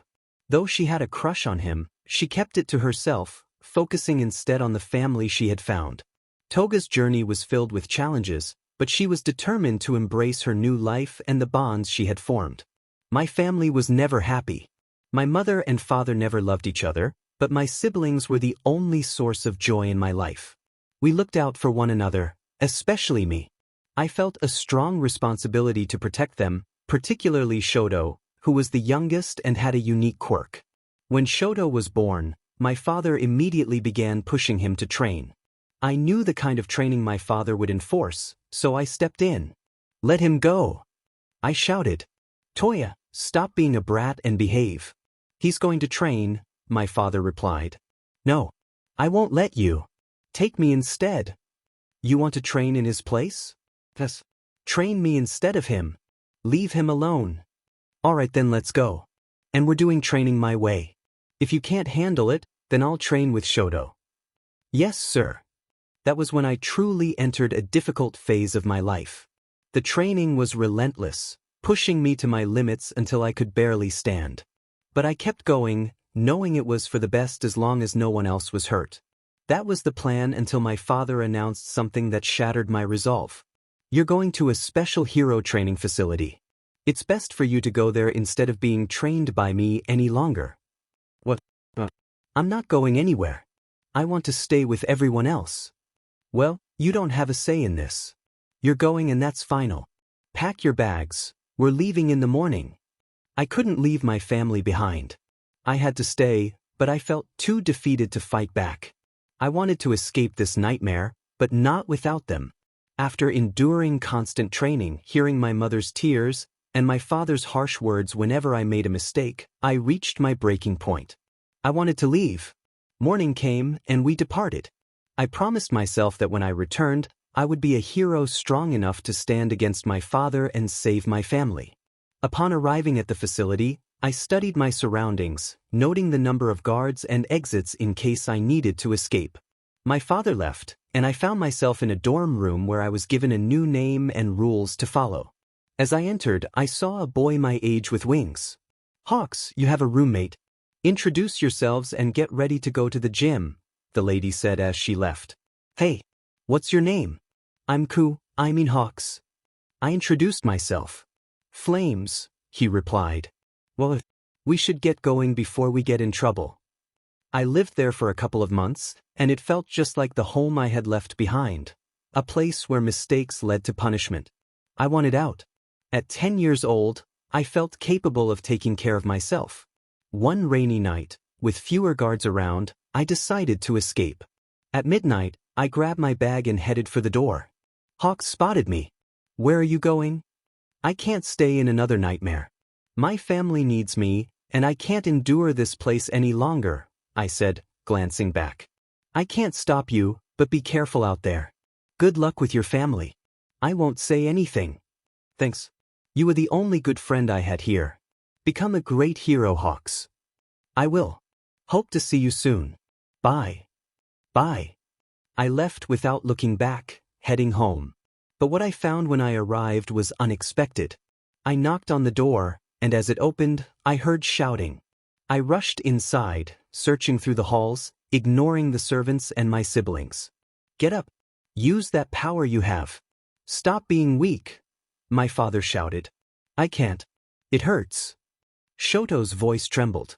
I ran until I found them in the training room, the same place where I had suffered. I burst through the door to a horrifying sight. My father towering over Shoto, who lay on the floor with bruises and a burn mark on his eye. "Get away from him!" I yelled. "What are you doing here?" "Go back to the facility," my father barked. "No. I'm not listening to you. What did you do to Shoto?" "I'm tired of you and the trouble you cause. Get out. You are forbidden to return here." "No. Get away from him and my family. You monster." I rushed to Shoto to check on him, but my father grabbed my arm and dragged me outside. I struggled against his grip, hearing my mother and siblings protest. He threw me outside and locked the gate. I got up and pounded on the door, trying to break it down, but I was too young and weak. I stopped and shouted to my family, "I will come back and save you all. Don't give up on me." Tears streamed down my face, mixing with the rain as I walked away from the house, feeling lost. I wandered until I found an alley, where I vented my frustration and regrets, punching a nearby dumpster until my knuckles bled.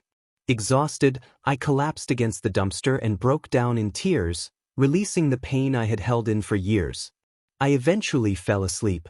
A few hours later, I woke up on a couch in a bar. Looking around, I saw a man with a purple warp behind the counter and another with hands all over his body sitting on a stool. "Good, you're awake," the hand guy said. "Where am I?" "Who are you?" I asked. "We're the League of Villains. You're at our hideout.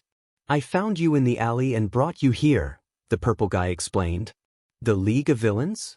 This is kind of cool. Wait, why am I happy about this? They could harm me." I thought. "We don't want to hurt you. We helped with those injuries, so be grateful," the hand guy said.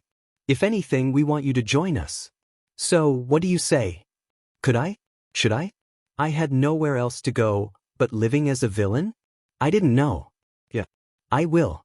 And call me Dobby," he said confidently. "Great.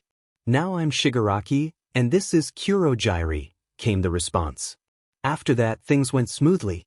I made a deal with them to leave my family alone but to target Endeavor as much as they wanted. They agreed without hesitation. Soon enough, more people began to join us. I found Toga, and together we recruited Deku. They became my new family. Deku and Toga were like my annoying siblings, and I would do my best to protect them even though they could handle themselves. I never forgot my own siblings and mother, though. I used to check on them from time to time, but it only brought me more pain. Eventually, I stopped trying to reach out and focused on my new life as a villain. But I made a promise to return and save them. Until that day comes, I will do everything I can to fulfill that promise. As a villain, I will save them. Deku's POV. This class is so boring, I thought to myself. I already know most of this material. I glanced around the room and noticed Dobby sleeping, Toga doodling, and the rest of the class paying attention. My gaze landed on the girl with the gravity quirk. She was concentrating hard, and I couldn't help but think how cute she looked when she focused. Wait, did I just think that? I started to zone out, lost in my thoughts, when Toga snapped me back to reality. Toga's POV. I looked up from my doodling to give my hand a break. I noticed Deku staring off into space. This wasn't the first time he'd done this, but he usually stared at the floor or the window. What is he looking at? I wondered. I followed his gaze and realized he was staring at her. Why can't he look at me like that? I sighed, knowing it wouldn't happen. Hey, Deku, I said, snapping my fingers in front of his face. What? He replied, sounding annoyed. Quit staring at the wannabe hero. She's taken and a hero, remember? I said, a hint of jealousy creeping into my voice. I wasn't staring at her. Besides, why would I want to date a wannabe hero? Dating isn't important or useful anyway, he said, which stung a little. Fortunately, the lunch bell rang, ending our conversation. As we all got up, Dobby placed a hand on my shoulder. We always did this when one of us needed to talk. Deku shook his head and left with the others. I turned to Dobby, ready to hear what he had to say since no one else was in the classroom. So when are you going to tell him? He asked. What are you talking about? I replied, trying to sound indifferent, but I knew what he meant. You know what I'm talking about. That conversation you had in class, I could tell you were jealous. So when are you going to tell him? He said, sitting on a desk. Never. Besides, there's no point if he isn't interested in the first place, I said, sitting down and resting my head on the desk. You need to tell him sooner rather than later, he started, but I cut him off. I said no, okay? Now let's get lunch, I said, feeling frustrated. I quickly walked out of the classroom before he could respond. Deku's POV. I was heading toward the cafeteria when I felt a hand on my shoulder. I tensed up, grabbed the person's arm, and flipped them over. It turned out to be Bakugo. Thankfully, no one else was in the hallway, so I didn't cause a scene. What the heck? He exclaimed, sounding less aggressive than I expected. Don't sneak up on me, I said as I started to walk away, but he stopped me. I'm sorry, he said. I couldn't help but laugh a little. What's funny? He asked, confused. Sorry? After all those years of pain, you finally say sorry? I replied, turning to face him. Yeah, I know I caused you pain, he started, but I interrupted him. No, it wasn't just pain, Kaken. It was hell. I shouted. Do you know how miserable I was just going to school, the park, anywhere but my house? I felt like I didn't belong anywhere. My father was never home, my mom tried, but it never helped, and I was just tired of it all. All your bullying. I shouted at him. His face showed regret and sadness. The pain you caused me will never go away, and I will never forgive you. So save your words, apologies, and excuses. I'm done, I said, walking away before he could say anything else. I got my lunch and made my way to the table where my friends were sitting. They noticed my mood as I sat down. What's wrong, Deku? Toga asked, concern in her voice. Yeah, what's got you moody? Dobby added, equally concerned. I'm fine, I said, picking at my food. But, Toga started, but I cut her off. I said I'm fine, I insisted, turning to her. My eyes flickered from green to red, a sign of my frustration. Dobby slammed his hand on the table, startling both me and Toga. Bullshit. You are not fine. You either tell us what's wrong, or I'm going to start hurting people here, got that? Dobby said in a serious tone. I said I'm fine.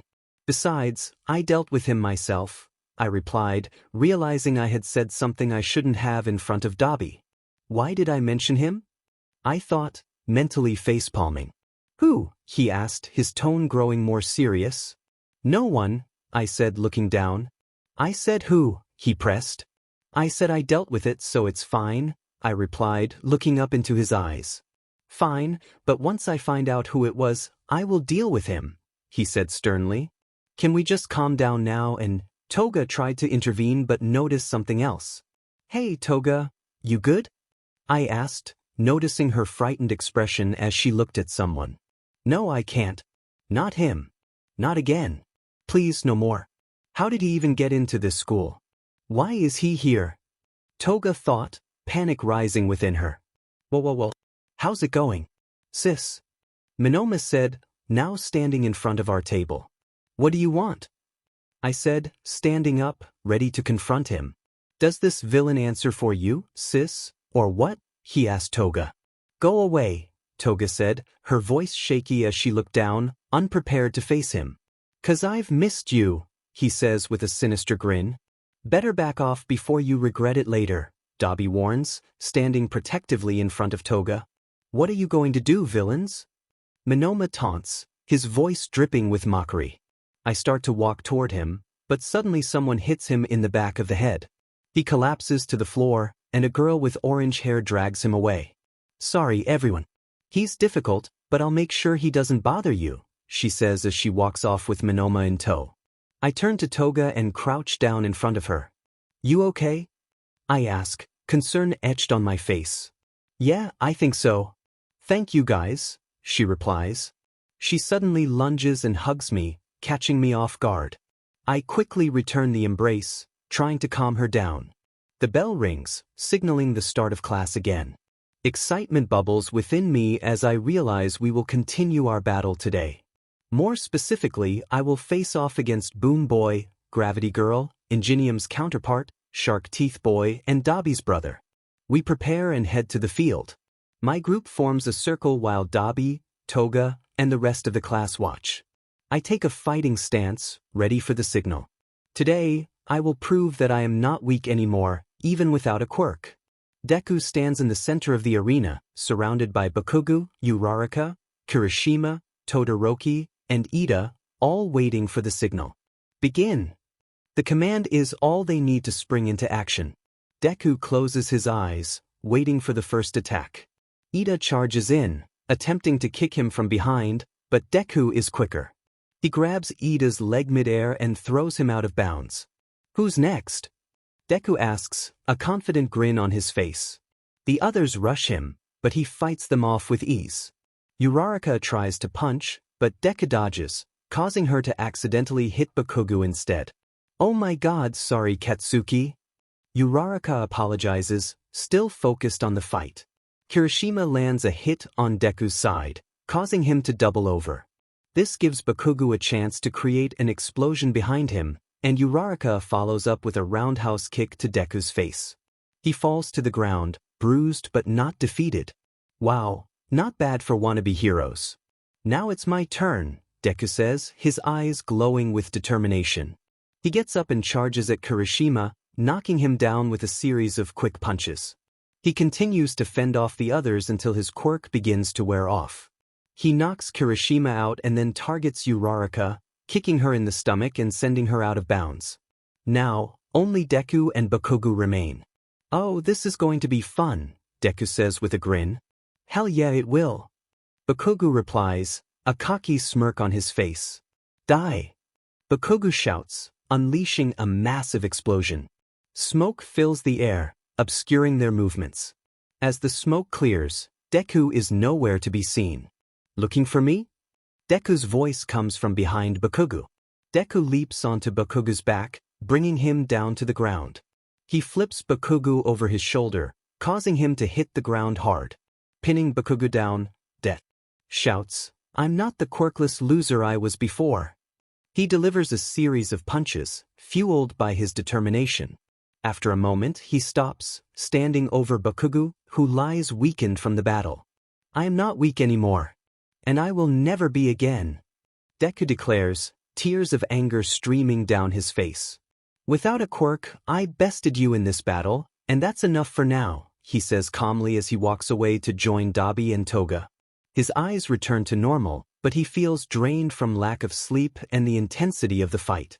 At the league, Eri has been waiting for a long time. She hopes Deku-kun is okay. Kuro-kun promised he would be back soon, but it's been 3 days. She decides she needs to find him. Maybe when Kuro-kun lets her go to the park, she can look for him. Eri-chan, stop playing with your food and eat it before it gets cold, Kurogiri says. Yes, Kuro-kun.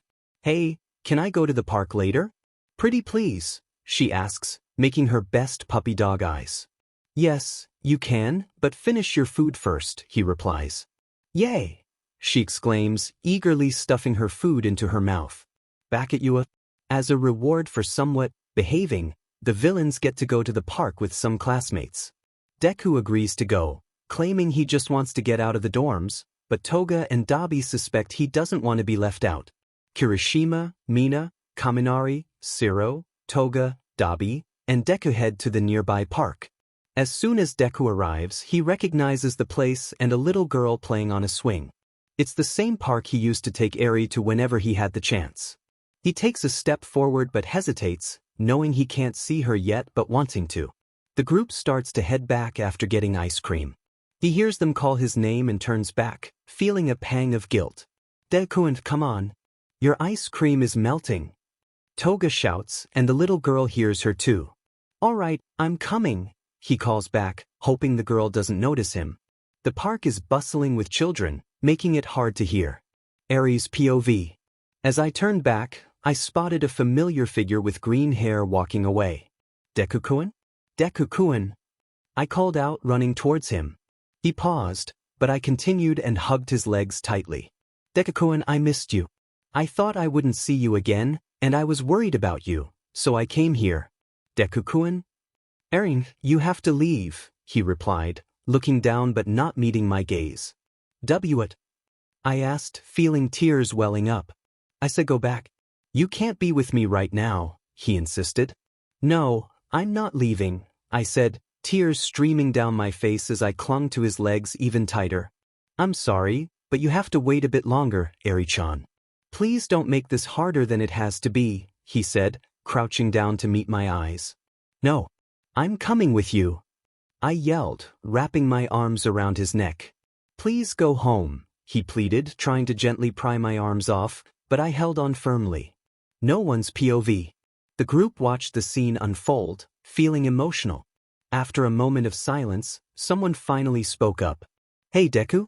Not to intrude, but I think we can sneak Eri into the dorms, right? She can stay with you for a while. We won't say anything until you're ready to tell Aizawa. I'm sure if we talk to him, he will understand, Kirishima suggested. Deku sighed, contemplating the idea before responding. I guess you can stay with us for a while, he conceded, a hint of defeat in his voice. But I get to. Eri exclaimed, her excitement bubbling over, but then she quickly hid behind Deku, feeling shy. Hey, it's okay. They won't hurt you, Deku reassured her, standing protectively behind her and placing a comforting hand on her shoulders. Guys, this is Eri. Eri stood in front of Deku, who had his hands on her shoulders, helping to ease her nerves. In front of her were some unfamiliar faces, except for Nichan, Dobby, and Tachan, Toga, whom she already knew. Guys, this is Eri, Deku said.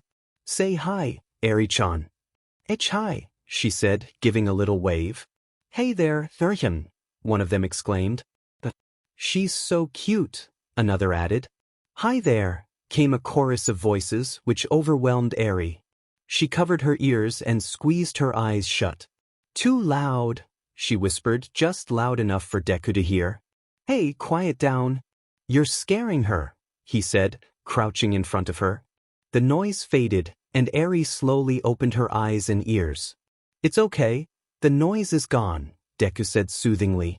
Hey Eri-chan. I missed you and so did Dobby. Tachan said, picking her up and spinning her around. Eri giggled. I missed you too, Tachan and Nichan, she said, hugging her tightly. Wow, Eri-chan, Toga and Deku get hugs, but I don't. I thought I was your older brother?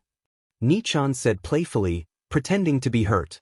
Eri jumped down from Tachan and ran to Nichan, giving him a tight hug. He picked her up and spun her around. To everyone else, it looked like a family, and it was. Eri was like their sister and daughter, someone they had to protect at all costs. If anything happened to her while in their care, Deku would be furious. He loved and cared for her deeply. They all began talking and introduced Eri to Kirishima, Kirikuen, Mina, Michan, Shiro, Roro, and Kaminari, Pika. Eri gave them all nicknames since she couldn't pronounce their names well, and it was fun. They chatted and asked her questions until it started getting dark. Okay, what are we going to do now? We can't hide her with us since Aizawa checks our room every night, Deku asked the group. She can stay with one of us. What do you say, Eri-chan? How about a sleepover? Mina suggested excitedly. Eri covered her ears from the loudness. Too loud, Mi-chan, she said. Oops, sorry, Eri-chan. But what do you say? Mina asked in a softer voice. Eri nodded in agreement. Yay, sleepover. Mina cheered, but kept her voice down for Eri. Okay, that's fine, but it's up to Eri to choose who she wants to stay with. Go ahead and choose, Eri, Deku said, encouraging her. Eri took her time but eventually chose both Mina and Kirishima.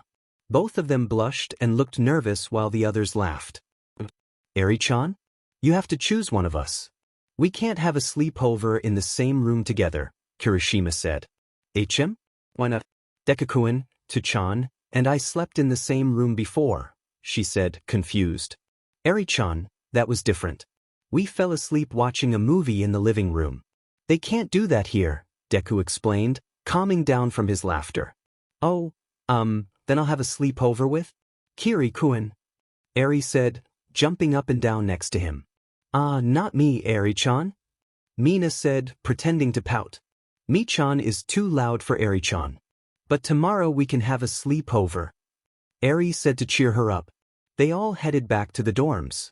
Luckily, Mr. Aizawa wasn't there, and no one was in the common room. They successfully brought Eri to Kirishima's room. Deku and the others said goodnight to her and left, thinking everything went well. Okay, Eri-chan, you can sleep on, Kirishima started, but was interrupted by loud knocks on the door. Shitty hair. Open up. Bakugo shouted, startling Eri and almost making her cry. Damn it, coming, hold up. Kirishima called to Bakugo before turning back to Eri. Erin, please hide in the closet for a minute, he said, placing her inside. What he didn't realize was that she was afraid of the dark. Kirishima opened the door and greeted Bakugo. What's up, Baku bro? He said, clearly nervous. Hey, what's up with you? Bakugo asked suspiciously. What do you mean? Nothing, I'm fine. Kirishima said, trying to sound casual but failing. Then, they heard a soft thumping from the closet door. Inside the closet, Eri was terrified of the dark. She struggled to breathe and form words, whispering softly. She got up and began tapping on the door repeatedly. Back with the boys, Bakugo noticed the closet.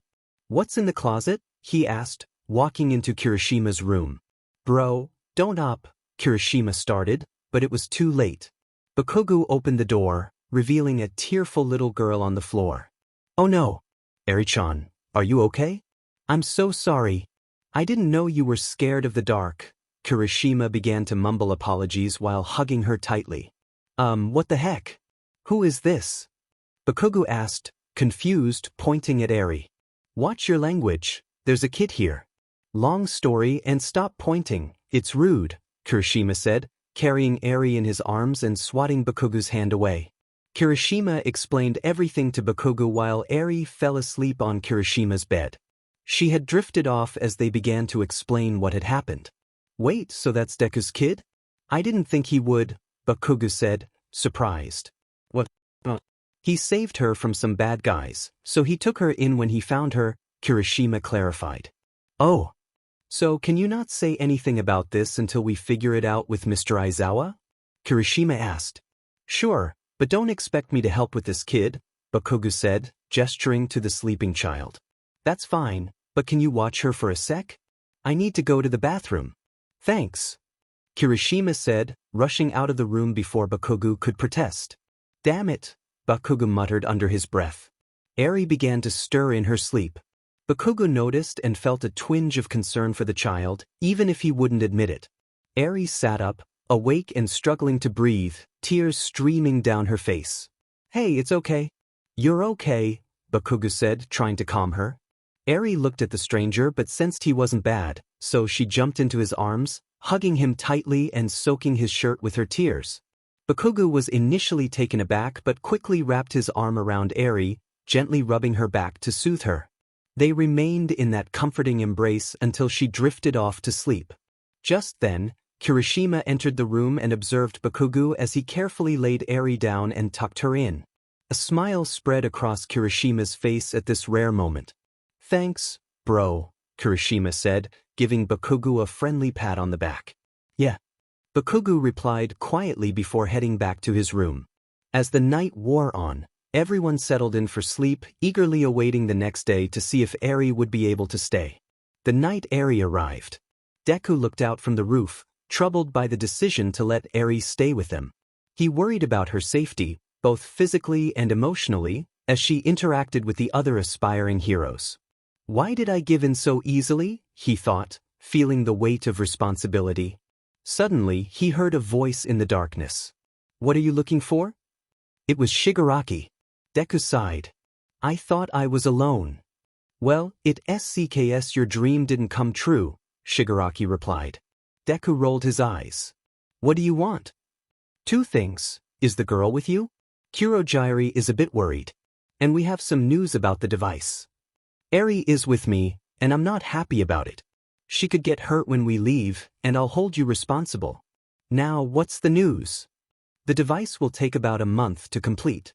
You'll have to wait until then for us to retrieve you. As much as I dislike being here, I guess I can wait. That's all I have to say. Good luck trying not to clash with the heroes."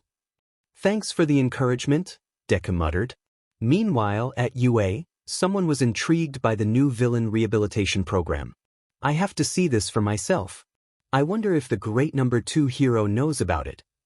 "Hey, Endeavor, my best friend," a voice called out. "What do you want?" Endeavor replied, clearly uninterested. "Just wondering if you want to come with me to visit UA and see the new villain rehabilitation they have." "They're what?" "Oh, so you don't know? Meet me there and see for yourself." Dobby was preparing for his daily visit. "Kurogyri, can you?" "Yes, I know. Will it be quick, or do you want to stay for 30 minutes? 30 minutes today. I see you brought your daily flower. It was always Mom's favorite." Kurogyri opened a portal, revealing an empty vase on the other side. Dobby placed the flower inside the vase and sat down below the window, hidden from view. "Hi," he greeted softly. "Oh, hello. I'm glad you came today," the voice responded. "Of course. It is my daily visit to talk to you. When will I get to see you?" "Soon. One day you will." "I can't wait. Has anything happened recently?" "Actually, yes. My son Shoto sent a letter saying he and his siblings will visit me soon." "That's good to hear." They continued their conversation until darkness enveloped Dobby. He suddenly found himself as a child, crying outside a building from the pain his flames caused him. A boy with red wings comforted him, tending to his burns. Dobby snapped back to reality, reflecting on how long it had been since he last spoke to her. He wondered about Hawks, his only good hero friend from that difficult time. The next day, everyone was preparing for the day ahead. Deku went downstairs to check on Eri while others were eating. As he turned into the hallway, he bumped into Bakugo. "Deku," Bakugo said, breaking the silence. "What?" Deku replied, annoyed. "Give this to the girl, she'll need it." Bakugo handed him a box. Deku opened it to find a nightlight. How does he know about? He thought, but before he could ask, Bakugo was already gone. Just then, Eri ran into the hallway, with Kirishima nervously following her. "Deku-kun," she exclaimed, jumping into his arms. "Hey, I missed you too," Deku said, holding her close. "Deku," Kirishima started, but Deku cut him off. "Save it. As long as she is fine, it's okay," he reassured Kirishima. "Oh, okay, but can I tell you what happened last night?" Kirishima asked hesitantly. "Sure," Deku replied as they walked down the hallway together. Kirishima explained how Bakugo had accidentally put Eri in a closet without considering her fear of the dark. Deku felt anger rise within him but tried to let it go, knowing it was a mistake that didn't warrant extreme punishment, especially with Eri present. They gathered their things and met up with Dobby, Toga, and the rest of the group before heading to find Aizawa. With him were Nizu and Hawks. I stepped inside with Eri behind me, and the others were keeping her hidden. "Hey Aizawa, can we have a word?" "You too, Nizu," I said, getting their attention. "Wow, so the rumors were true? There was a villain rehab here after all," Hawks remarked, sounding surprised but a bit sarcastic. Yeah, we're villains and you are hawks. We need to talk to them, so can you be quiet? I replied, feeling irritated. Deku, Aizawa started threateningly, but I cut him off. Yeah, I know about manners, but I'm a villain and I don't have those, I said sarcastically. Anyway, can she stay? She's basically my daughter sister that I adopted when saving her, I said bluntly, bringing Eri into view. Everyone, including my friends, except Dobby and Toga, who are family, stared at me in shock, surprised, or both. So, can she? I asked again, snapping everyone back to reality. After a lengthy discussion, they decided to let her stay. Everyone was happy, except for one person who had mixed emotions. Dobby's POV. Why is he here? Endeavor. No, he wouldn't even apologize to a puppy after stepping on its paw. But would he stop by? I didn't care, but it would affect Shoto. I'm glad Eri's staying, but with Hawks here, I'm conflicted. I snapped out of my thoughts when the bell rang. They all headed back to class with Eri too. The class was confused to see a little girl holding Deku's hand while hiding. Everyone, this is Eri. She will stay with us at the dorms with the villains. Today she will attend class with us, but for training, she'll stay with another teacher. Until we set her up to learn here, she'll be with us, Aizawa explained to the class. Everyone thought at that moment that she was cute and would be protected at all costs. You hurt her or make her cry in any way. I will not hesitate to take action, Deku threatened the class, giving them a serious glare. Deku, you look scary, Eri said, a little frightened by how her brother, was addressing the class. Sorry, Eri-chan, I had to make a point. I'll stop being scary now, Deku reassured her. At their interaction, the girls let out awes, while the rest remained unfazed, except for Kirishima, who was saying how manly it was, tears in his eyes. The rest of the classes went by, and soon it was time for training. Aizawa had announced earlier that 2 heroes would be visiting today to observe the training. They weren't told who would be watching, but it still made everyone nervous, except for the villains. Everyone will be in 2 groups. They will compete against each other, and whoever is left standing will win. No costumes today. The group or 2 people standing will go against each other. Whoever wins gets no homework, Aizawa announced. Everyone cheered for the grand prize until they were threatened to be quiet. They gathered in their groups to begin. Group 1. Bakugo, Kaminari, Kirishima, Toga, Dobby, Sada, Tsuyu, Hagakure, Mineta, Group 2. Uraraka, Todoroki, Ida, Mina, Tokoimi, Sir, Shoji, Ryuma, Koda. In the observation room. So it was true. Yup, so what? Well, how do you think your son is going to do? Sure, he is strong, but these are the most wanted villains. He will win. I know he will since he has trained for this his whole life. Whatever you say. What's that boy's name? The one with the scars? Dobby? Yeah, Dobby is his name. Why do you ask? He seems familiar. Well, maybe because you captured him, remember? Yes, I know that, but I feel like I've seen him before. I'm sure you'll figure it out. Yeah. The groups. Group 1. Bakugo, Kaminari, Kirishima, Toga, Dobby, Sada, Tsuyu, Hagakure, Mineta, Group 2. Uraraka, Todoroki, Ida, Mina, Tokoimi, Sir, Shoji, Ryuma, Koda. Group 1 side. Hey Bakubro. Want to get a plan started? Kirishima asked Bakugo, but he completely ignored him. Bakugo? Hello. Bakugo. Kirishima tried to get his attention, but Bakugo was distracted by group. He glared at the interaction Deku and Uraraka were having. Before class started, Uraraka had mended things with Deku, so now they were talking again. Bakugo hated seeing this but felt powerless. His thoughts and glaring were interrupted by a splash of water to the face from none other than Kirishima. Dude, I know you're mad, jealous, or whatever you're feeling right now, but we need to focus today. Pro heroes are watching us, and we need to make a good impression, Kirishima said, noticing Bakugo's anger simmer down. Do you always need to give a long speech for everything important we do? Bakugo asked sarcastically. Yes and no. Now let's start a plan and win this thing.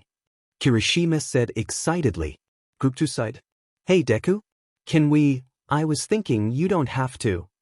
Uraraka said nervously. Round face, just spit it out already. You're giving me a headache, Deku replied, rubbing his temples in frustration. Sorry. Do you want to team up? It's fine if you already. Uraraka started but was cut off. Nah, let's team up. You could be useful, Deku said bluntly. Oh okay. Let's make a plan and do our best. Uraraka exclaimed, throwing her fist in the air. Yeah, just stop shouting, Deku gestured. But you gestured at me? Uraraka asked, confused. Exactly, Deku replied sarcastically. Everyone finished making plans with their partners, groups, or just themselves and headed to the square field. They started stretching and waited for the signal to start. Start! Hawks announced eagerly through the speakers. Was that Hawks? Some students thought as they began. Others thought, well, that was dramatic. Everyone started to fight, giving it their all. Deku and Dobby were allowed to use their quirks for this exercise, except for Toga, as her quirk couldn't be used for combat. During the fight, no one stopped. Every punch, explosion, and kick was thrown at everyone. Deku and Uraraka fought back-to-back, kicking and throwing floating rocks at anyone who came at them. Some were floated out of bounds when Uraraka made them levitate, and Deku kicked them out. Meanwhile, Bakugo and Toga felt a pang of jealousy at their teamwork, thinking, that could have been us. As the battles continued, two pro heroes observed one student closely, their thoughts aligned. Those flames. It can't be. Could it be? Soon, almost everyone was out except for Todoroki, Dobby, and Deku. They stood in a tense circle, ready for action. Suddenly, Dobby created a firewall between Deku and Todoroki, launching Deku out of bounds while attempting the same with Todoroki, but it didn't work. He's grown stronger than last time. Dobby thought, eyeing Todoroki. The bell rang, signaling the end of the first round. Aizawa, Hawks, and Endeavor exited the observation room to address the students. Since you two finished, you would have faced each other, but someone had a different idea. You both will be going against, Aizawa began, but was interrupted by Endeavor. Me, Endeavor stated bluntly, his presence intimidating. The class and Dobby were shocked, except for Todoroki, who had anticipated Endeavor's arrival. Why is he here? Is he here to see Shoto's progress? Either way, I'm not going to let him get away with it, Dobby thought. The three of them moved to the circle field, which was less damaged. As they prepared, Dobby heard Deku and Toga cheering for him. Kick his butt, Dobby. Deku shouted. Yeah. Go Dobby. I know you'll win. Toga added. Dobby smirked, feeling encouraged by his friends. Meanwhile, Endeavor and Todoroki exchanged fierce glares, waiting for the signal to start the battle. Ready. Gee, wait, let me get my camera. Hawks exclaimed. Once he was ready, the battle began. Endeavor unleashed flames at both boys, who blocked them in their own ways, Todoroki with an ice wall and Dobby with a firewall. Neither held for long, and both boys retaliated with blasts of fire. Dobby was still energized, but Todoroki was overexerting himself, causing his flames to weaken. Noticing this, Dobby couldn't let Endeavor hurt his brother again.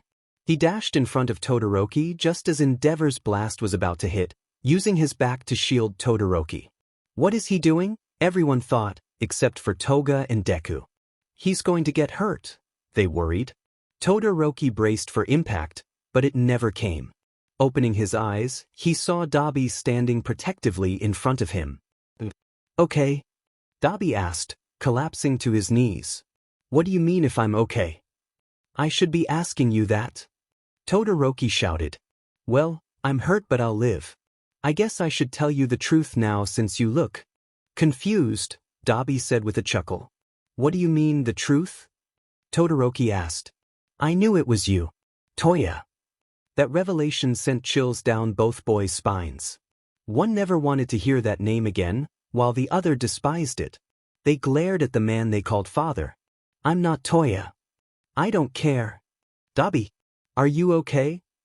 Toga shouted, rushing to them. Yeah. You good, crispy chicken nugget? Deku joked, trying to lighten the mood. Hee hee, I'm fine. Hurt but fine, Dobby replied, ignoring Endeavor. I was talking, brats, Endeavor said, annoyed.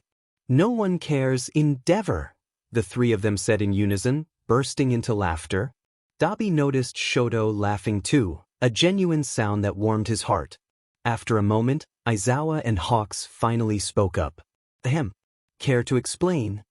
Aizawa asked, capturing everyone's attention. Yeah.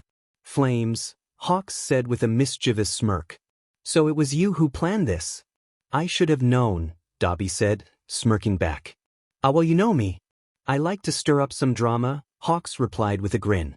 Are you sure you wanted to be a hero? Thought the pros and the three teens, except for Dobby. Before, Dobby and Hawks had caused plenty of trouble at the hero course facility, always leaving a trail of pranks behind them. Flames? Toya? Can someone explain what's going on? Aizawa asked, clearly confused. Yes, Dobby, care to explain your identity crisis? Deku added, equally puzzled. Alright, fine. I guess you all need to know about me too, Dobby said, getting up with Todoroki's help. First, I need to see Recovery Girl. That blast hurt a lot, Dobby said, limping away with Todoroki. While this was happening, the class was filled with confusion. Some tried to ask what was going on but were ignored, while others, like Bakugo, didn't care. After about 30 minutes of confusion, they were sent back to class. The walk to the nurse's office was awkward and silent until Dobby broke the ice. How's Mom doing? Is she making progress? Dobby asked nervously. How did?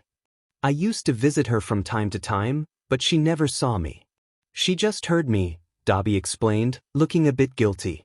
Did she think she was going CR? Todoroki started but was cut off. No, I made sure she knew she wasn't going crazy. I brought her flowers and waved from the window while talking to her, Dobby said matter-of-factly. Oh well, she's getting better. Each day brings more progress, but I don't think she'll see him anytime soon, Todoroki replied, pride mixed with disdain at the mention of their father. That makes sense. Could you take me to see her? Dobby asked nervously. I think she'll like that, Todoroki said with a smile. Thanks, Dobby replied, smiling back. After Dobby and the other injured students were healed, everyone, including the rest of the class, gathered in the classroom. Okay, so here's what I have to say. I'm Toya Todoroki, also known as Shoto Todoroki's older brother. I used to attend this hero course facility to become a hero with Hawks. That's how I know him, but I ran away and went home. After an incident at home, I was banned from returning, so I became a villain. Now I'm here. My real name is Toya. My hero name was Flames, and now I go by Dobby. Any questions? Dobby explained to the class. Everyone was confused and still trying to process what he had said. As an awkward silence filled the air, someone finally spoke up. Why didn't you become a hero to be with your family again instead of being a villain? You wouldn't have to hide from them and could see them all the time, Uraraka asked, still a bit confused. That's more personal and would ruin Endeavor's reputation if I said anything. As much as I want to, I can't since he has the money to take care of our mother, siblings, and well, some of this school, Dobby replied, shooting a glare at Endeavor. 2. Endeavor was about to shout at Dobby but was interrupted when ice covered his mouth. Can you be quiet and listen politely? Your shouting is giving me a headache. Plus, you are the reason he was gone. So I would like to hear an explanation, not meaningless lectures, Todoroki said, sitting back down after blasting ice over Endeavor's mouth. Everyone, including Aizawa, was surprised by what Todoroki had said. The usually quiet student had just delivered a passionate speech to his father. Dobby, Aizawa, Bakugo, and Deku were impressed, while others were taken aback. After a moment of silence, the three villains broke into laughter at the scene they had witnessed. After some time of laughter and explaining to the class, the day came to an end, and it was time to return to the dorms. Hey, Flames. What's up? Hawks called out, trying to catch up to Dobby. Hawks, I told you already, it's Dobby, not Flames or Toya, Dobby said, annoyed, stopping to hear what Hawks had to say. Yeah, what's up, Flames? But listen, Hawks began but was cut off. Nope. I'm not helping with any hero stuff or anything villain-related you need help with. I don't turn my back on villains and I don't help heroes, Dobby said, walking away from Hawks. But why? I'm your best hero friend. You have to help me with this. It's not even hero or villain-related. Hawks insisted, stopping him once more. Then what is it? Dobby asked, a bit curious. It's a prank, Hawks said with a mischievous smirk. I'm listening, Dobby said, facing Hawks with a smirk as well. After gathering supplies and setting up the prank, it was finally ready. It looks appealing, Hawks said, wiping fake tears from his eyes. Dumbass, Dobby replied, walking toward a bush. What? Just look at it. It's the best one yet. Hawks exclaimed, gesturing toward the masterpiece prank they had created. Yeah, now let's go hide and watch the masterpiece unfold, Dobby said, going behind a nearby bush. Right. Hawks agreed, following him. After some time of waiting for Endeavor to pass the gates, he finally did. The prank was set off, pouring glue and bright pink glitter all over him. Then confetti and feathers were launched, accompanied by music playing the song, Barbie Girl. After some laughter from the bushes, they took pictures and made a run for it. Toya! Hawks! Endeavor shouted as he watched the two culprits escape. Love you too, Endeavor. Hawks called back, flying backward. Same to you, Dad. Dobby shouted, running backward. As the day continued, Deku was preoccupied with thoughts about Eri. He was frustrated that she was involved in the mission now, believing Kurogyari had been taking care of her. He knew she missed him and the others, but it would be harder to escape with her around. Just then he was interrupted by Bakugo. What do you want? Deku asked, annoyed. When you said on the first day of school why you became a villain, you mentioned being bullied and having your dreams crushed by your idol, Bakugo said. Yeah. Why does it matter right now or at all? Deku replied. How did All Might crush your dreams? Bakugo pressed. Why do you care? Deku shot back. Just tell me, Bakugo insisted. Why should I? It's not like you cared before or even care about me now. Deku retorted. Why can't you just tell me? Bakugo asked, frustrated. Why can't you answer my question either? Deku challenged. Both boys fell silent, anger simmering beneath the surface. Finally, Deku broke the silence. Why out of all the days, times, or moments, is it either to question me or threaten me? Even when I leave you alone, you always do one or the other. Answer that question, Bakugo. I cared that you were gone. I constantly looked for you. You were gone because of me. Me and All Might were the reasons you are like this. And I wanted. Oh, so this is just the guilt talking, isn't it? I thought it was because you genuinely cared as a friend. A friend who admired you. A friend who was missing for years. Deku interrupted. This isn't the... No, it is. It is the guilt. The guilt that has consumed you since that day. But if anything, I have to thank you. Thank you for helping me find my true friends and family. Now I have Toga, Dobby, and Eri, 3 of the most important people in my life. And what about your mother? Your own mother who constantly cried and looked for you? For hours, day after day, she searched for you. Bakugo argued. The tension hung in the air as both boys faced each other, emotions running high. Don't you dare bring her into this, and don't you dare call me that again. I'm not him, and I never will be him again. Bakugo's voice was filled with intensity, but before he could respond, Eri, with glossy eyes, interrupted. She stood behind Bakugo by the door he had just been next to, and beside her was All Might, though I chose to ignore his presence. When I looked over at Eri, I noticed her frightened expression, which both calmed and worried me. Her face reflected fear, guilt, and concern. She always seemed to think it was her fault when someone got angry, whether they were a stranger or not, but it never was. Deku-kun? Are you mad? Her shaky voice pained me to hear. I rushed over to her and squatted down to meet her gaze. No, I'm just talking with him over there. We got carried away with the yelling, that's all. No need to be scared, I'm not mad, I reassured her, pulling her into a hug. Okay. Is Bakugo mad? she asked, still trembling. I rubbed her back gently. No, I'm not, Eri-chan. Like Deku said, we just got carried away and started yelling. Okay. I released her from the hug and took her hand in mine, offering her a small smile. Just as I was about to walk away, I was stopped. Young Deku. Not today, All Might. I've already had enough with Bakugo. But. No. Just no. Not today. Maybe never, but it doesn't matter. Just save it, I said, glaring at him. All Might fell silent, and the atmosphere grew heavy with unspoken emotions. Deku felt frustrated and tired, Bakugo was filled with guilt, All Might appeared sad, and Eri was hungry. The silence lingered until Eri's stomach grumbled, breaking the tension. Deku-kun? Can we go back to the big house again? I'm hungry. Of course. Now come on, I'm making katsudon today. But Deku-kun is cooking. Katsu katsudon. Good job, Eri-chan. You said the word correctly. I've been practicing. Good, keep it up and you'll be really smart. Okay, Deku-kun. As I watched them walk away, I thought to myself, that boy will regret waiting to talk. I guess it will be a surprise. He'll just have to wait until tomorrow. Young Bakugo approached me. All Might. Yes, young Bakugo?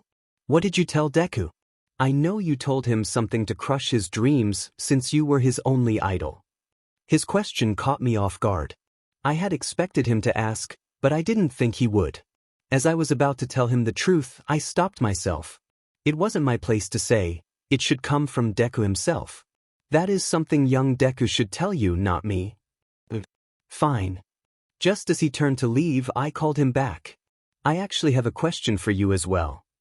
Okay, what is it? He asked, turning back around. Do you think his mother is available tomorrow? Deku and Eri walked back to the dorms in peaceful silence. Eri still felt uneasy about Deku getting mad but brushed it off, thinking he was just tired, which he was. He was exhausted from the constant arguments with Bakugo and interactions with classmates he didn't care for, except for Dobby and Toga. He needed to let off some steam. Fighting some random hero on the street was usually his outlet, but today he couldn't do that. Training was his only option for now. Lost in thought, Deku was snapped back to reality when he felt a tug on his hand. Deku-kun? You are mumbling again. Eri said sheepishly, a bit concerned.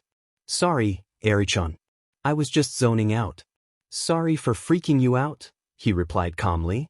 It's okay. Can I play with Mi-chan? And Pika, Raro and Kiri-kun? She asked excitedly, referring to the Baku squad without Bakugo. Yes, you can. I'll come get you when dinner is ready, okay? Okay. When they arrived, Eri ran to her friends while Deku prepared for training. Before he left, he reminded the Baku squad of the consequences if anything happened to Eri. Eri looked scared, stopping Deku from continuing the conversation, which relieved the others. As Deku approached the gym, he hoped for some solitude, but that never seemed to happen anymore. Upon entering, he spotted a brown-haired girl floating in the air. He hesitated at first but decided to stay and tease her. He walked closer to Uraraka and stopped right behind her. You know that isn't really training, right? He said bluntly.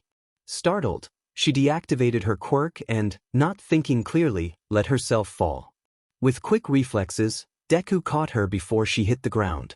Uraraka opened her eyes, confused to find Deku, a former villain, holding her. Hey, why'd you drop me? She exclaimed, but he interrupted her. First, it would have been more entertaining to watch you fall, but I caught you instead. I didn't want your boyfriend to find out, he said matter-of-factly. Second, the training isn't really training. You should float upside down with some boulders to build strength and practice. Why was he giving her advice? She thought he didn't like her. Last, fight me, he said bluntly as she got up from the floor. What? Why me? I asked, feeling confused. Because you're a good opponent and you're here, he replied matter-of-factly. Ouch, a bit harsh, don't you think? I said sarcastically. Don't care, he responded with a hint of sass. I guess it can help me train. I said, contemplating the idea. Great. He threw a punch, which I fortunately dodged. Hey! I yelled. Good thing you dodged. Now show me what you've got, he said, taking a fighting stance. You're on, I replied, getting into my own stance. The two of us sparred for a while, longer than we expected, but it was enjoyable. We didn't want it to end. The playful banter, the little insults from Deku, and the impressive moves Uraraka pulled, each complemented by Deku, made it all fun. Eventually, we collapsed on the floor, breathing heavily, side by side. The silence was filled only with our heavy breathing. Finally, someone broke the silence. We sat there for a while, talking and chuckling. The small, happy conversation was calm and pleasant until someone interrupted us. Ochako, why is he here? Bakugo asked in a threatening voice. Katsuki, I'm fine. He was just helping me train, she said hesitantly, unsure of how to explain. Well, I'm leaving, Deku said, turning to walk away, but Bakugo stopped him. No. I need to talk to you. Why were you here helping my girlfriend? Last time I checked, you hated all of us, Bakugo said, his tone aggressive. Well, guess what? I don't have to listen to you, Deku replied, matching his intensity. Tell me before I lose it. I told you to stay away from her. Oh really? I told you that too. But guess what? You still don't listen and I don't care about your demands. Deku yelled back. Bakugo's eye twitched and small pops crackled from his hands, anger evident on his face. That's it. Bakugo yelled, but he was interrupted as he started to float. At that moment, both boys were suspended in the air, their attention snapping to the brown-haired girl. The look on her face was a mix of annoyance and amusement, which made Deku burst into laughter. Bakugo, I said I was fine. He didn't do anything wrong, just training, she explained to the hothead, who crossed his arms in response. And why are you laughing? She asked, turning to Deku. You're not intimidating at all, ha, he said, still chuckling. AM2, she insisted. Right, Katsuki? I guess? You aren't really intimidating when you're angry, he admitted. Whatever, she said, exasperated with the boys. Both boys fell from the air, Deku still laughing while Bakugo muttered under his breath in frustration. Okay, well, I'm leaving. Thanks for the fight and the laughter. That's the only time I'm saying that, Deku said, turning to head back to the dorms. As this interaction unfolded, someone watched from the shadows. She thought to herself, she can even make him laugh. The way he looks at her, no, stop. I don't need these feelings as long as he's here with me. Even if we're not in a relationship. Toga sighed, heading back to the dorms. The next day was a typical school day. Well, as typical as it could be. Deku, Toga, and Dobby stirred up a little trouble, while Bakugo yelled from time to time. Everyone else either dealt with it or joined in the chaos. Everything seemed normal until Deku was called out by All Might. Lunch had just ended, and class was going smoothly for once, mostly because Aizawa and the villains were a little intimidated by him. Everyone was busy taking notes on hero laws when All Might entered the room. Could I have young Deku for a while? He needs to talk with some people, he announced, loud enough for the class to hear, but the message was directed at Aizawa. Yes. Hey, why are you taking Deku? Is he in trouble? He didn't do anything. Toga shouted, standing up from her seat. Yeah. If he's going to jail, we are too. Wherever he goes, we go. Dobby added, also standing. As both villains shouted, Deku was already walking toward All Might, thoughts racing through his mind. What if he said that to them so they wouldn't get mad? What if he found out about the plans? Wait, he couldn't have because I didn't tell anyone. I didn't even tell those idiots. Actually, he's not in trouble. Some people just want to talk to him. He'll be fine. But you two must stay here, All Might reassured, gently pushing Deku out the door.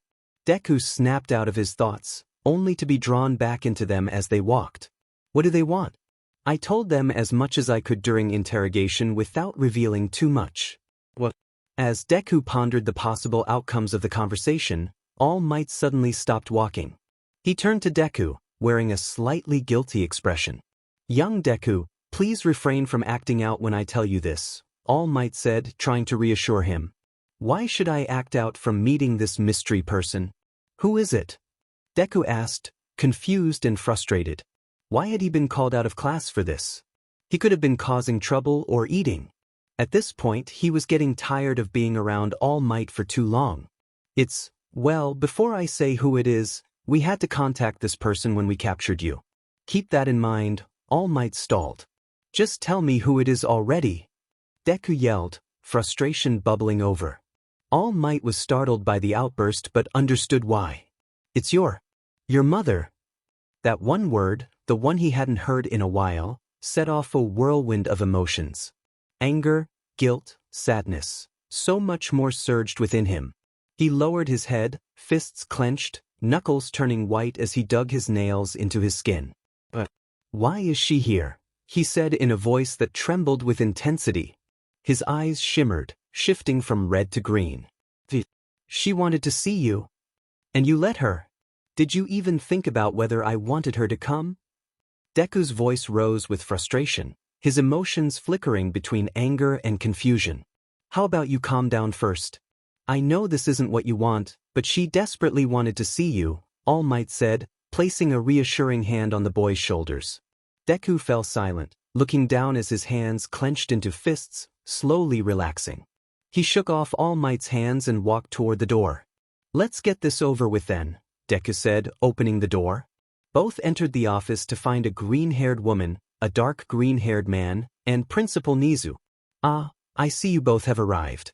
Mr. and Mrs. Midoriya, your son is here, Nizu said cheerfully, gesturing toward Deku.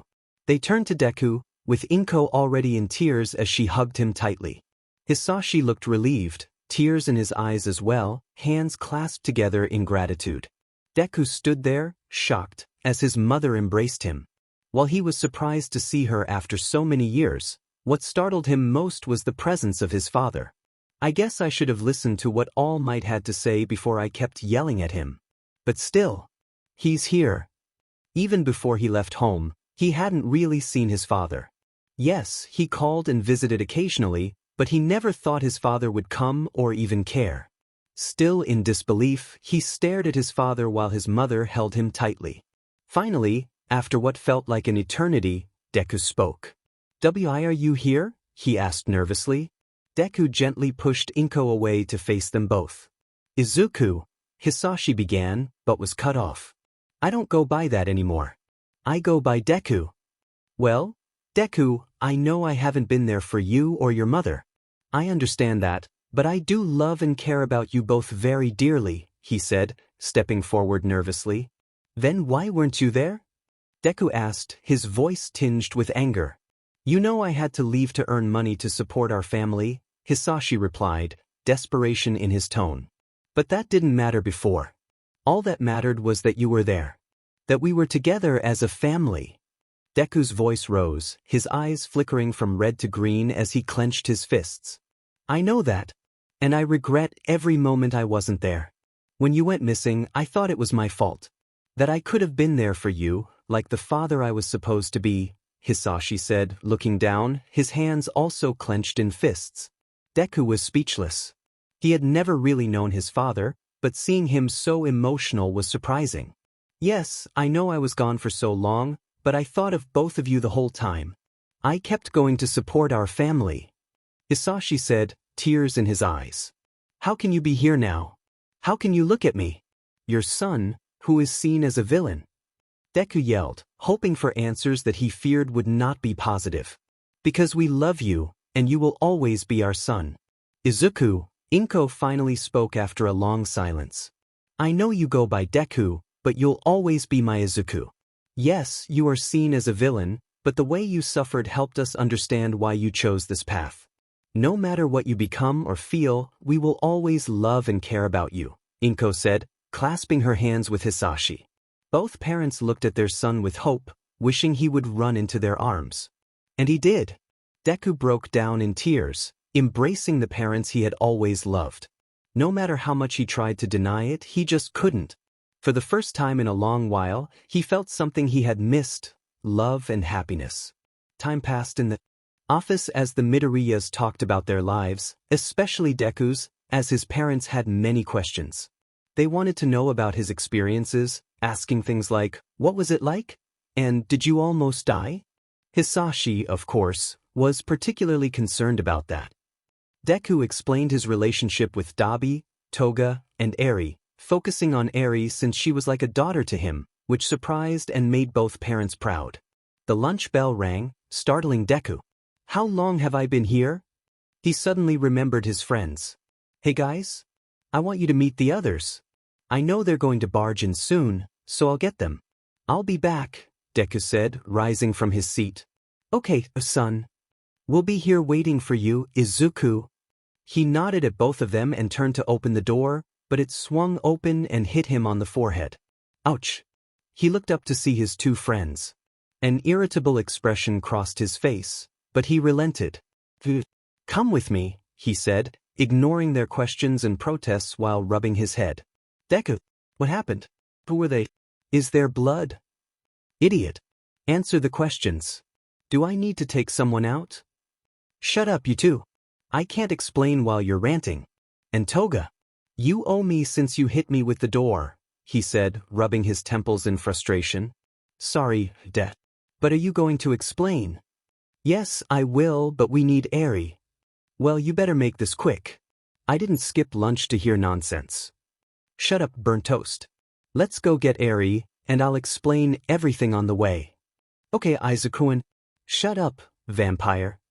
Deku explained everything to his friends as they walked, though they asked so many questions that he struggled to keep up. Eventually, the three arrived at the room where Eri was always found during school. "Finally, we're here. If they ask one more question, I might just jump out the window." Deku's thoughts were interrupted by a cheerful little girl hugging his leg. "Deku-kun," she exclaimed happily, her bright smile lighting up the room. "Hi, Eri," he replied cheerfully, lifting her up as they began to walk back to the office. "Hey kid." "Hiya, Eri-chan."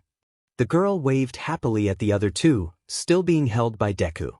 As they walked toward the office, Eri grew curious. She had been there before, but only for important reasons, as she had been told. "Deku-kun, why are we going to the office?" Eri asked, her eyes bright with curiosity. "Well, you're going to meet some nice people that I know. Dobby and Toga will be there too. Is that okay?" Deku replied, glancing at her with a hint of concern. Anything for Deku-kun," she exclaimed cheerfully, lifting her hands in excitement. "Why do you act like that only with Eri-chan?" Toga whined, looking at Deku. "Because she's my favorite," he said, turning his attention to Toga. Dobby chuckled at Deku's statement, while Toga wished she could be his favorite too. But everyone agreed that Eri was indeed everyone's favorite. The four of them entered the office, where Deku's parents stood waiting. The two teens were taken aback, even though they had heard about them before. Eri smiled shyly and waved at them. After a moment of silence, Deku finally spoke up. "This is Eri, Toga, and Dobby," he introduced each of them. "Hi," Eri said quietly. "Hiya. Nice to meet you." Toga chimed in enthusiastically. "Hey," Dobby added casually. The three greeted Deku's parents in their own ways, and the adults responded kindly. Deku's thoughts raced as he observed his parents. "Now that I've seen them again, I can't go through with the plan as much as I wanted to before. I still want to, but now it feels wrong. Am I growing weak? I'll just handle the plan myself. It would be better for Dobby, Toga, and Eri. They can protect Eri and my parents while I'm gone. They would understand if I leave them behind. Right?" As the day went on, everyone talked and got along well. Even All Might and Nizu joined in the conversations, though they had to step away from time to time. The atmosphere was pleasant for everyone, well, almost everyone. Meanwhile, a girl named Red was running for her life. You might think a teenage girl would run from something typical, but not her. "Stop, you villain." "Ugh, Red, stop," a hero shouted behind her. "Nah, I'm good," Red replied, her heart racing. After what felt like a marathon, she finally lost the hero and reached her destination, a rundown building that housed a bar she knew. Inside, she spotted Kurojairi, a good friend of her mother. She waved hello and headed to the basement. You might wonder why the hero hesitated to call her a villain or if she was part of the League. To clarify, she wasn't part of the League, but she knew them. Red was neither a villain nor a hero, She was someone in between, willing to help either side for her own reasons. My name is Red, she said, using her public name. I won't share my real name just yet. As she entered the basement, she listened to a scientist and another person discuss a prototype. Okay, will this prototype work? Unlike the last 10 attempts, the scientist exclaimed in frustration. What prototype? What will it do? Red wondered. I'm sure of it, sir, the scientist replied. Well, get on with it, the other person urged. Light began to shine from a cube-shaped machine, but it seemed to malfunction as the other person, Shigaraki, looked furious. Stupid! Stupid! Stupid! He yelled, hitting the machine with a hammer. How are we supposed to erase quirks without Deku and his blueprints? Red's mind raced. Erase quirks? Deku must have thought of this, but why? Oh no, they could easily defeat All Might and gain their own quirks if they figured this out. And I know how. Whining won't help, Red said, leaning against the doorway. Oh, it's just you, Red. How's your mother? She would help with this, Shigaraki said, dismissing the scientist. She's all right. You know I could help? I already see the problems you haven't noticed, Red said bluntly, examining the blueprints on the table. What's the catch? Shigaraki asked, intrigued. Helping me with my mother's escape, she replied. I could do that. Once this device is finished, it would be easy. After making some edits to the blueprints, Red turned to him with her hand out. Then do we have a deal? Yes, we have a deal, he said, shaking her hand. First, we need to get Deku and the others back, Shigaraki said with a smirk. Sounds fun. That night at the League, Red was frantically searching for Eri. Where's Eri? She asked, looking around the bar. She isn't here, Shigaraki replied, rolling his eyes at Red's behavior. Where is she? Did she get caught with Deku and the others? Red asked, taking a seat at the bar. No, she ran off to find him about a week ago, Shigaraki said, sipping his drink. Did she find him? If anything happened to her, I swear.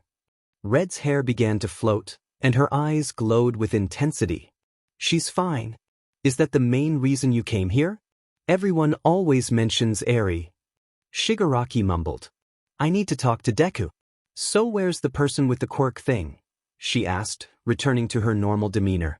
After some time figuring out the quirk and copying it, Red finally got the hang of how it worked. Then it was time to contact Deku. Back at you. Deku lay on his bed, waiting for the daily meeting with Shigaraki. He felt something was off about today's meeting. His mind darkened, and he saw a figure in front of him. Red? He asked, surprised. How's it going? Haven't seen you in a while. You and Toga now? Thing? She teased, smirking. What? Why would you? Never mind. Why are you here? He stammered, a blush creeping onto his cheeks. I'm part of the plan now. Well, under a deal, but yeah, she said, breaking his train of thought. Well, that makes sense. You going to tell me anything else or not? Right. Anyway, the escape is tomorrow. Tomorrow? Is the device even ready? I haven't even talked to the others and Eri. And, he rambled. Just shut up already. You're lucky Shigaraki changed his mind from today to tomorrow, she said, frustration evident in her voice. He did? He asked, surprised. Yeah, I had to convince him. I know how connected you guys are. Anyway, I'll meet you tomorrow around this time in front of the dorm building. Prepare and do whatever you need to do, she said, a hint of jealousy in her tone. Alright, fine, I guess. Why are you bossing me around? He realized. Because I'm stronger, better, and more good-looking than you, she smirked. You know I'm stronger and better. Good-looking is neither one of us, he smirked back. Whatever, just be ready tomorrow. She walked off into the darkness. Alright, see you then. He turned around as well until he woke up. Sheet. I still need to get this shock bug and bracelet off in time. Can't do it now or it'll be suspicious. Deku mumbled to himself when he was interrupted. Hey Deku, what's up with you? Toga asked. I'm fine, just thinking. Well, come on.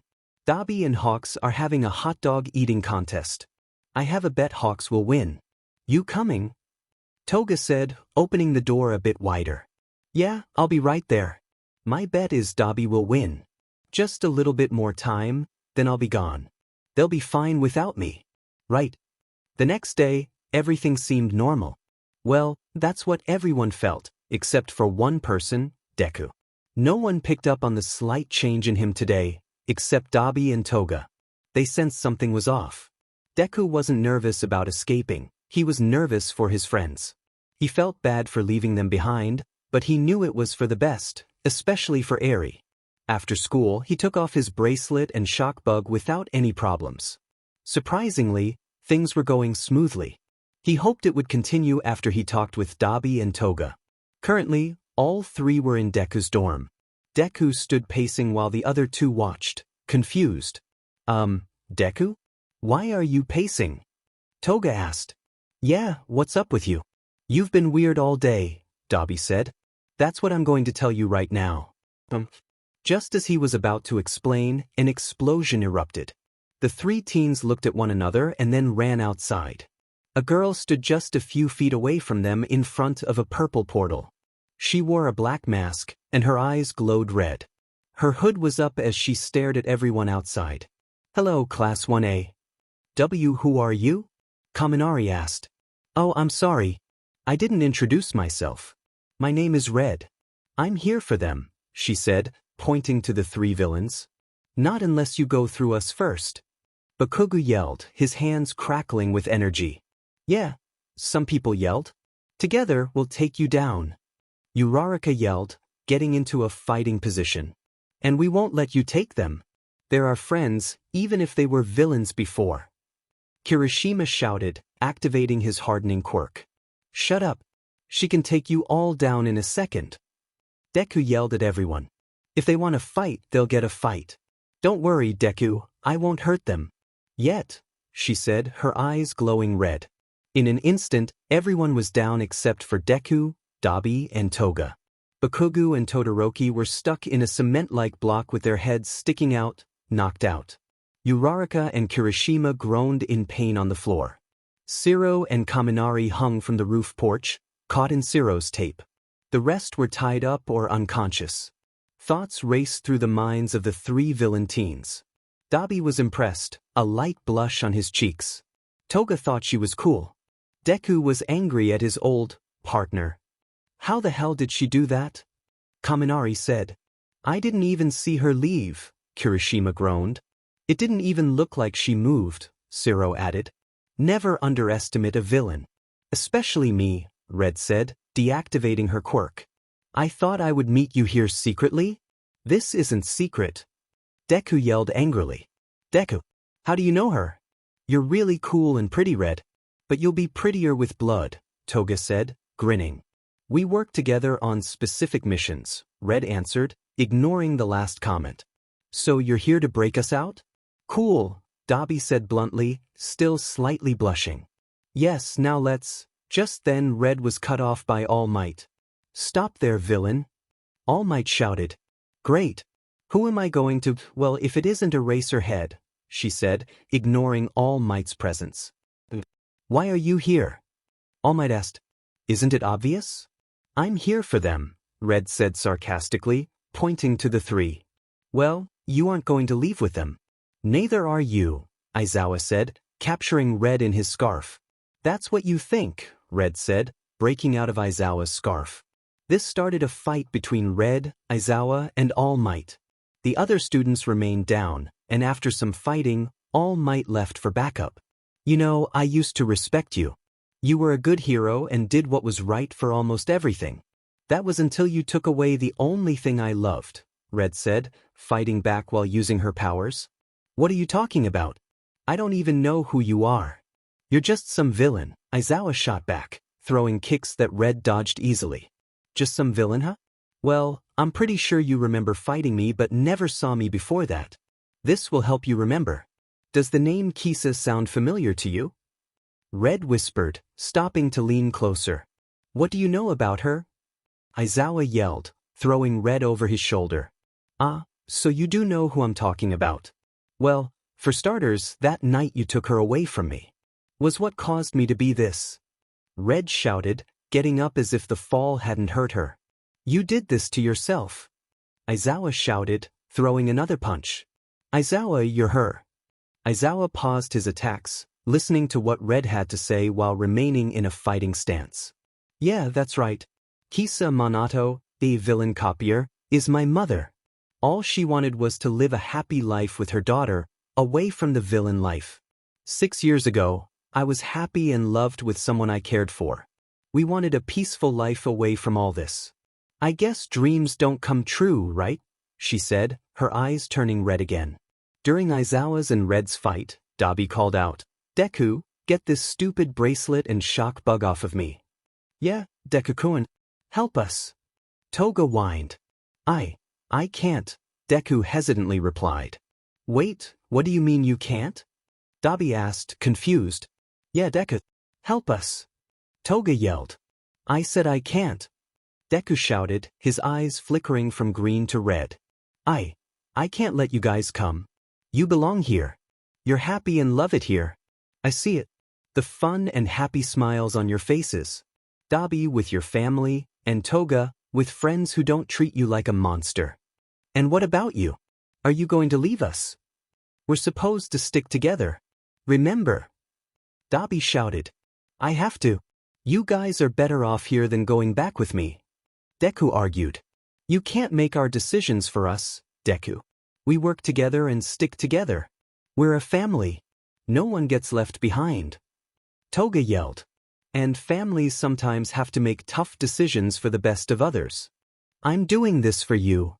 Deku yelled back, frustration evident in his voice. You can't leave. You can't leave Eri or Dobby behind. Or me. Toga said, breaking down in tears.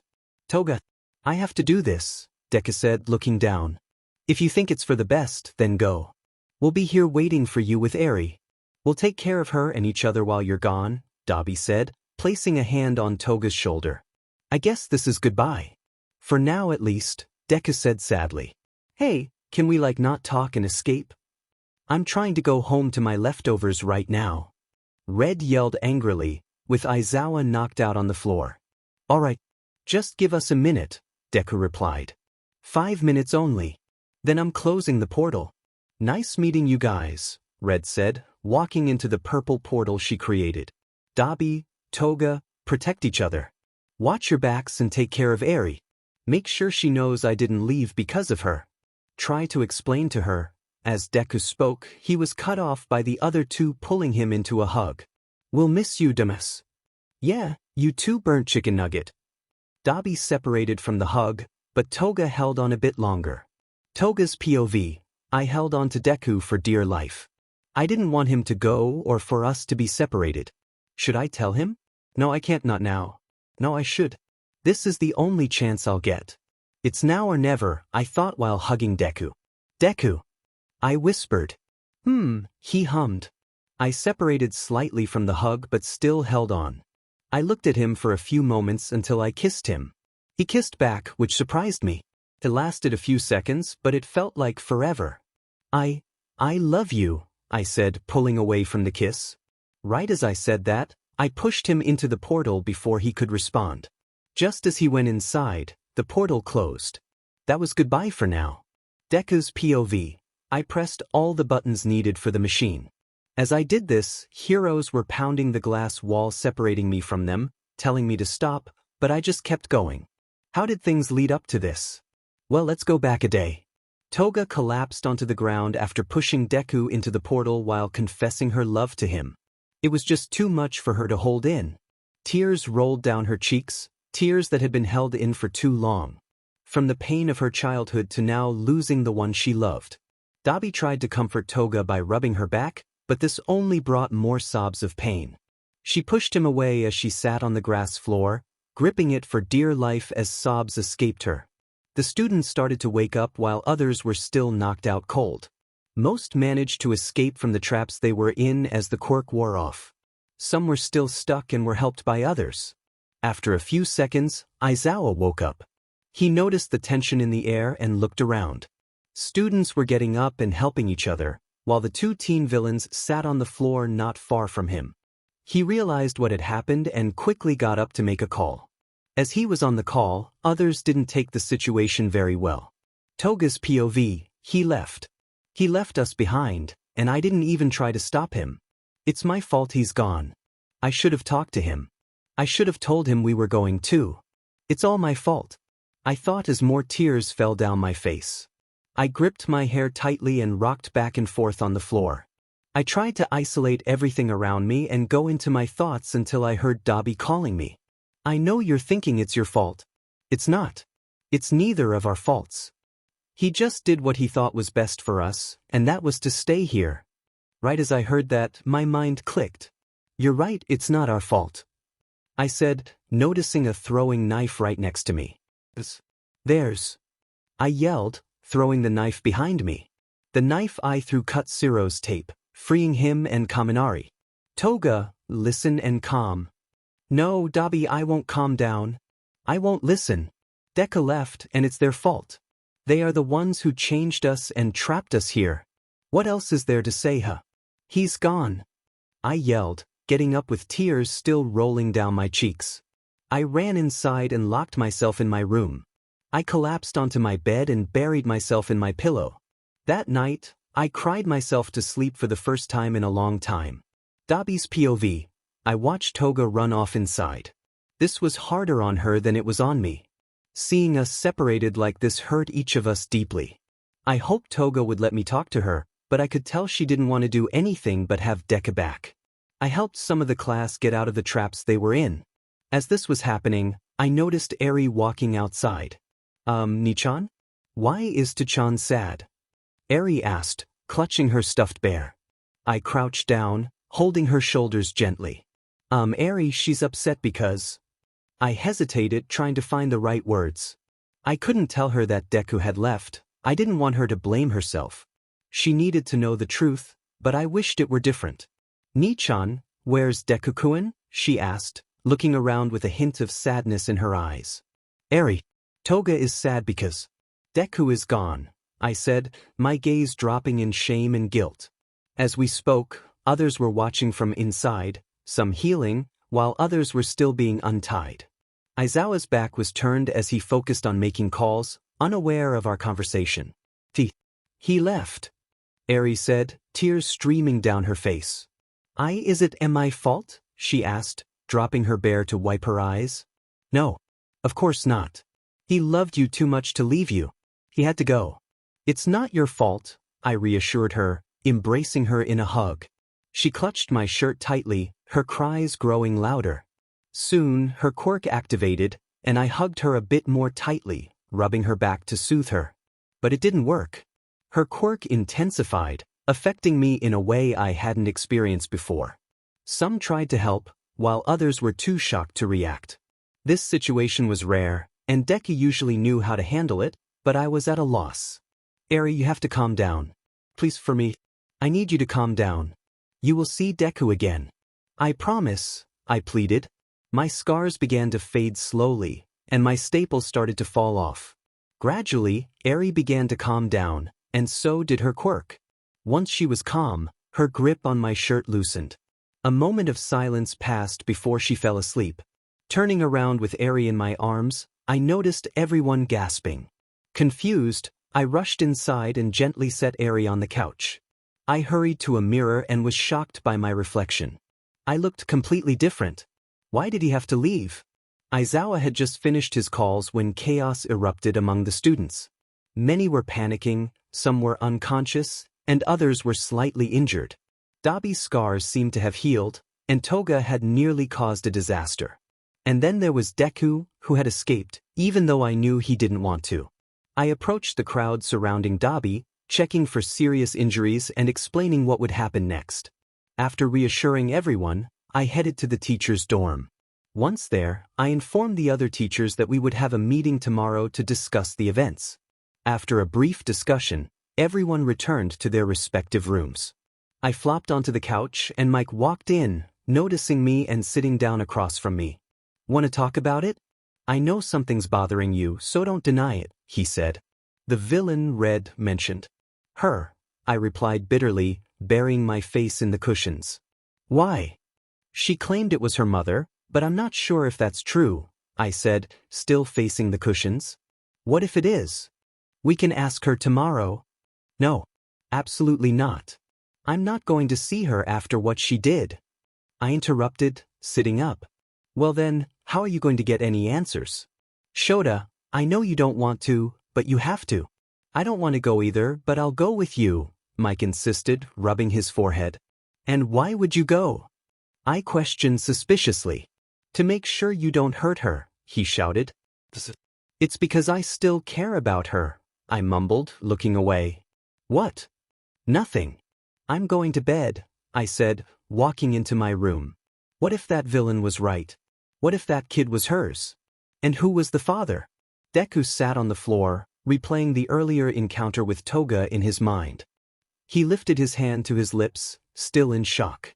He was so lost in thought that he didn't notice the calls from the league until water was splashed on him. What was that for? He yelled, annoyed, turning to Red. We called you so many times we had no choice. Either that or a punch in the face. Would you rather have had the other choice? Red smirked, holding an empty cup. Enough. Why aren't the other two here? I told you to get them as well, Tamura whined, turning to both Red and Deku. And I said for them to stay. Don't forget I'm the one who planned this mission. Deku threatened. Don't forget who is in charge here, Izuka Midoriya. You wouldn't want your parents getting hurt, would you? Shigaraki threatened back. Deku stood there, stunned. How did he know about that? He had only told Dobby, Toga, and Eri. That's right. You didn't think I wouldn't find out? Now that's settled, we need to start planning, Shigaraki said, turning away to discuss the mission. Deku drifted into his thoughts again, mumbling unintentionally. He didn't notice the calls from everyone until he was smacked on the head. What the hell? He yelled, turning to Red. You zoned out again. I was too lazy to get water, so I thought it would be more fun to smack you, Red said with a smirk. Whatever. Let's just discuss the plan, Deku said, still annoyed. He turned to the others to start discussing the details. What was going on in his head? Red wondered, glancing at Deku. Later that night, after what felt like forever, they finished discussing the plan for tomorrow night. They were finally going to confront the symbol of peace. Deku had wanted to do this from the beginning, but now he was uncertain. Did he still want to go through with it? Did I ever want to do this? Did I ever want this? He kept questioning himself until a familiar figure sat beside him. Hey, she said. What do you want, Red? He replied, a hint of annoyance in his voice. Oh, someone's grumpy. Did you not get your once-a-month nap this month? She smirked, looking up at the night sky. Shut up. What do you really want? He asked, still annoyed. Nothing. Just wanted to sit up on the roof and then saw you here. Remember when we went on night patrols and played that game? She said, not turning to him. Whoever gets the most wins. Yeah. I remember. I remembered how you would be so upset when I would win, she teased, turning to him. You won like once. Plus, I believe you were the one who was upset, not me, he said bluntly, not even glancing at her. Nah, I remember it was you. And I've won more than once. Like that's believable, he muttered under his breath. Hey, how about doing something like old times? She suggested, getting up. Are you serious? He started, but she interrupted. Yes, I am. What? Are you too scared? She taunted. From what? He said, sitting up.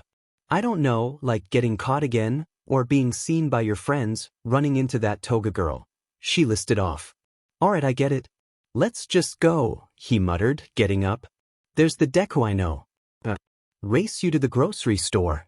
Loser has to share their snacks, she shouted, speeding off and jumping from building to building. Get ready to lose, idiot, he called after her. You wish, she yelled back. They raced, jumping from building to building, each trying to outdo the other in this fun, meaningless competition. They playfully tried to trip each other, but neither succeeded. After a few minutes, Red won by a narrow margin. I won. I would like. Yeah, I already know. Just stop shouting, or I'll leave with your snacks. Please, not the snacks. Shut up already. I'll be back. After grabbing their snacks, they sat on a roof, peacefully eating in silence until Red broke it. Hey, I know you're contemplating the mission. No, I didn't get a mind-reading or mood-reading quirk, she said with a chuckle. I don't know what to do, he admitted. Want me to help? She suggested. How? He asked, a bit suspiciously. It won't hurt or anything, but I have a quirk that can help you, she said, munching on her chips. Anything to keep me from going back and staying a villain. The next day, Aizawa and Mike headed to the entrance of one of the highest prisons. It wasn't the top one like All for One's, but it was a close third. They walked inside in silence, both reluctant to be there for similar reasons, but still in search of answers. Hey, wake up.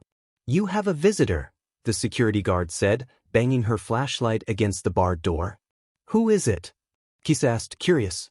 Don't know, don't care. Just hurry up. I got other things to do, the guard replied, putting emphasis on her. What? Like slacking off and being lazy on the job. You know, for a security guard in a prison, you let your guard down pretty easily, even with quirk-canceling bracelets on. Enough with the chit-chat. Let's go, copier. You know, just because I was a villain doesn't mean you have to call me by my villain name. Kisa or Monato is fine, which I prefer. Just keep walking and stay quiet. Kisa was then taken to an interrogation room. She sat at a table with her HNDCFFS connected to it, looking around confused as she waited for her visitor. I haven't been here for visitors before. What's going on? No, she would never get caught. She was taught too well to get caught. But just the thought of, Kisa thought. Her thoughts were interrupted when two people walked into the room. One was someone she didn't want to see again, Aizawa and Mike. Get me out of here. I don't want to see them. Especially them. Hello. Please get me out of here. Let me out. Kisa pleaded, shaking the cuffs connected to the table. Kisa, stop. Aizawa began, but she interrupted. No, you stop. You don't get to call me Kisa anymore. Got that? Why are you here, and what do you want?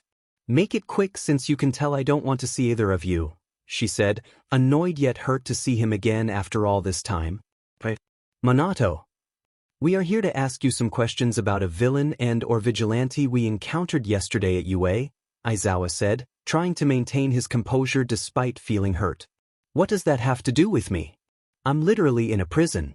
I can't really contact people I know, especially villains, she scoffed, gesturing around the room. She might have a connection with you. Relatively, Mike added. Kisa thought to herself, don't tell me. Oh no, what did you do, Red? What did you say to him? Can you explain a bit more? I can't understand from just that, she asked, a hint of worry creeping into her voice. This vigilante stated that you were her mother. Monato, do you have a daughter? Aizawa asked seriously. No, I don't. I don't even know who you are talking about. So can I leave now? She replied a bit too quickly. What Kisa didn't know was that a well-known detective was observing from the other side of the mirror wall. She's lying, he said into the earpiece connected to the pro heroes. Keep questioning her. I'll let you know once she reveals some true information. Aizawa nodded and pressed on. So you're telling us that this possibly 15 to 17-year-old girl is not your child and that she made all of this up? Yes. She could have just done this to distract you while doing something else. Either way, it's not my problem. Now let me leave, Kisa insisted. No. What do you mean no? I answered your questions, now I leave, she said, shaking her cuffs slightly. No. First, because you're lying, and second, we need answers. Now tell us the truth, Aizawa said, his tone growing more serious. Why should I? To please you? Or to throw her in prison like you did with me? She argued, her anger rising. We don't know what will happen until we find her. But she will be punished for what she did, just like you are right now, he countered. I wouldn't be here if you had listened to me that night, she said, her voice low and threatening. Even if I had, it wouldn't change my decision, he replied, rolling his eyes. Typical. I knew I was going to hear that from you, she scoffed. Doesn't matter. What matters is that you answer the question. Is she your daughter, and who is she? He pressed, clearly annoyed. She remained silent, glaring at him. At that point, Mike decided to leave the room, sensing that the argument was about to escalate, but not to the point of violence. Just answer the question. Aizawa shouted. Why should I? Just please answer the question, Kisa, he pleaded. Fine. Since you can't accept it the first time, here it is again. Daughter, she shouted, moving closer to him. We know that's a lie. Just tell us something so we can stop this and not have to see each other ever again, he yelled. I'm not saying anything. No matter what you do. Add more years to my sentence or do whatever you want. I will never say anything about her or anything else. This is pointless, Aizawa said, standing up and walking out of the room. On the other side, the others saw him looking hurt yet frustrated. She won't say anything. I can't get anything out of her, he said, rubbing his forehead in frustration. I don't know about that. She did say it wasn't her daughter, but that's a lie. Keep asking other questions, like who the father is. We might get something from that, the detective suggested. All right, fine. Aizawa sighed and walked back into the room. Sitting down again, he began, Who's the father? Like I know, she rolled her eyes. She knows who it is. Keep asking, the detective instructed through the earpiece. Is the father a villain as well? Aizawa asked, his heart racing slightly. I don't know or care, she glared at him again. I know he'll find out eventually, so I might as well just tell him. Even though Red doesn't even know who he is, he will know who she is. You'll probably find out either way since you won't give up on this. I'll tell you under one condition, she said, rubbing her temples. Which is? He asked, suspicious. If you catch her, let her visit me whenever she wants. If she doesn't go to prison or anything. If she does, let her stay in this one, she said seriously. I'll see what I can do. Can I continue? He asked, ready to take notes. Yeah, you can. Is he a hero? Yeah, she said hesitantly. Who? He asked, curiosity piqued. She's telling the truth, the detective said into Aizawa's earpiece. Everyone stood in shock, especially Aizawa. He had a child he didn't even know about who was a villain vigilante. What's her name? He asked, his voice barely above a whisper. Akari Minato or Aizawa? And you tell me kinda? I lectured. Shut up or no food, he replied, turning back to the stove. Then I'll starve. I said, walking away with my coffee. It's steak, he said, not even glancing at me. Never mind, I said, sitting at the table. We ate in silence.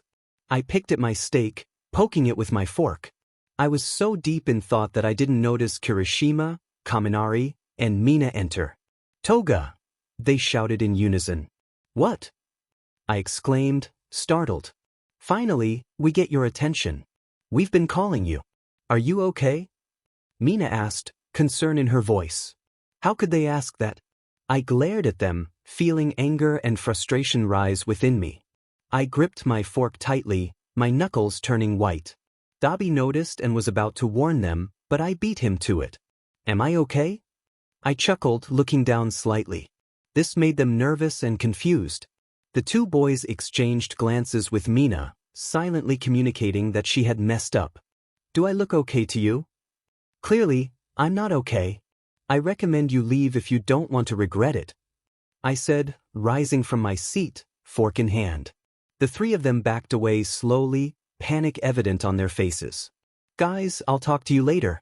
Just leave. Now's not a good time, Dobby said, standing up. Why? Okay, see you later, Kirishima said.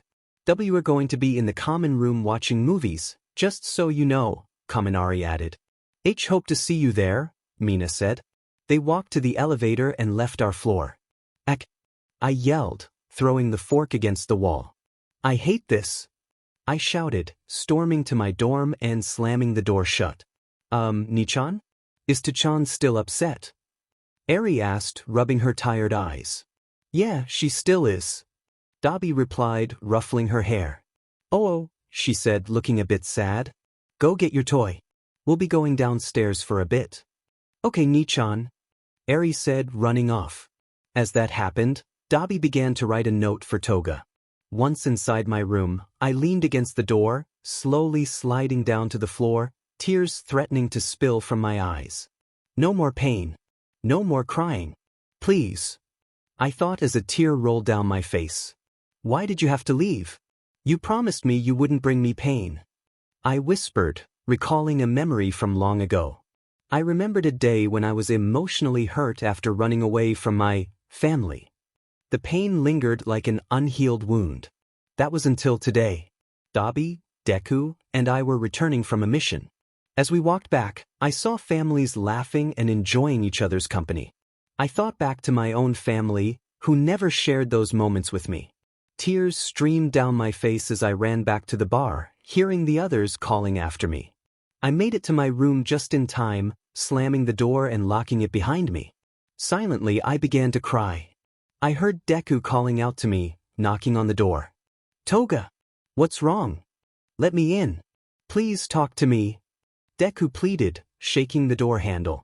Toga, you better tell Deku. I don't want to leave you like this, but I have to go, Dobby said, disappointment in his voice. Toga, please let me in. I want to help you. Dobby is gone, so it's just you and me. I'm going to wait here until you open the door. Just leave. I'm fine. Bullshit. You are not fine. I can tell you're crying, so let me in before I break the door. But, Toga! I slowly got up and unlocked the door. In an instant, Deku hugged me tightly. Tell me what's wrong, he said softly, rubbing my back. I just don't understand. I choked out. What don't you understand? He asked, concern etched on his face. Why couldn't they accept me? Why couldn't we be a family? Why couldn't they love me? I sobbed into his chest. Shoo, it's okay. Let it out, he said, resting his chin on the top of my head. I cried, releasing all the hurt I had been holding inside. Toga, what they did was awful.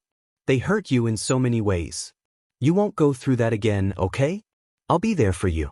I'm not going anywhere, and I promise I won't ever hurt you like they did, he said, pulling back to look at my face. Really? I asked, sniffling. Really? Now let's make you feel better and get you something to eat, he said, taking my hand and leading me to the door.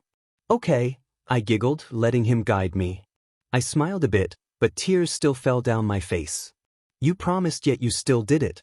You still left and hurt me, I whispered. I pulled my knees to my chest and cried some more. Then I heard a knock on my door. Looking up, I noticed a note that had slid next to me. I picked it up and read it. I'm going to let you have some space for a bit. Later we're going to talk. No excuses. You have no say in this, so I'll check on you in about an hour. Eri will be with me downstairs with the others. Please don't try to hurt anyone, all right? And eat. Love you. I chuckled a bit at the end of the note. I placed it on my desk and went to my bed, wrapping myself in blankets. Hopefully this pain will end soon. The day finally came, the day we, the League, had all been waiting for, the attack. The machine was ready, and so was everyone. We all had special cuffs to protect us from its effects. We went through the plan one more time and waited for the signal. Once the portals opened, we ran out. In my mind, I thought, I've changed my mind. Let me out. Shut up. You wanted this, so now you deal with it. I stood atop a building with some Nomus, Kurogiri, and Shigaraki, ready for what was to come. One day, in the heart of the city, I prepared the camera connected to every screen and pressed live.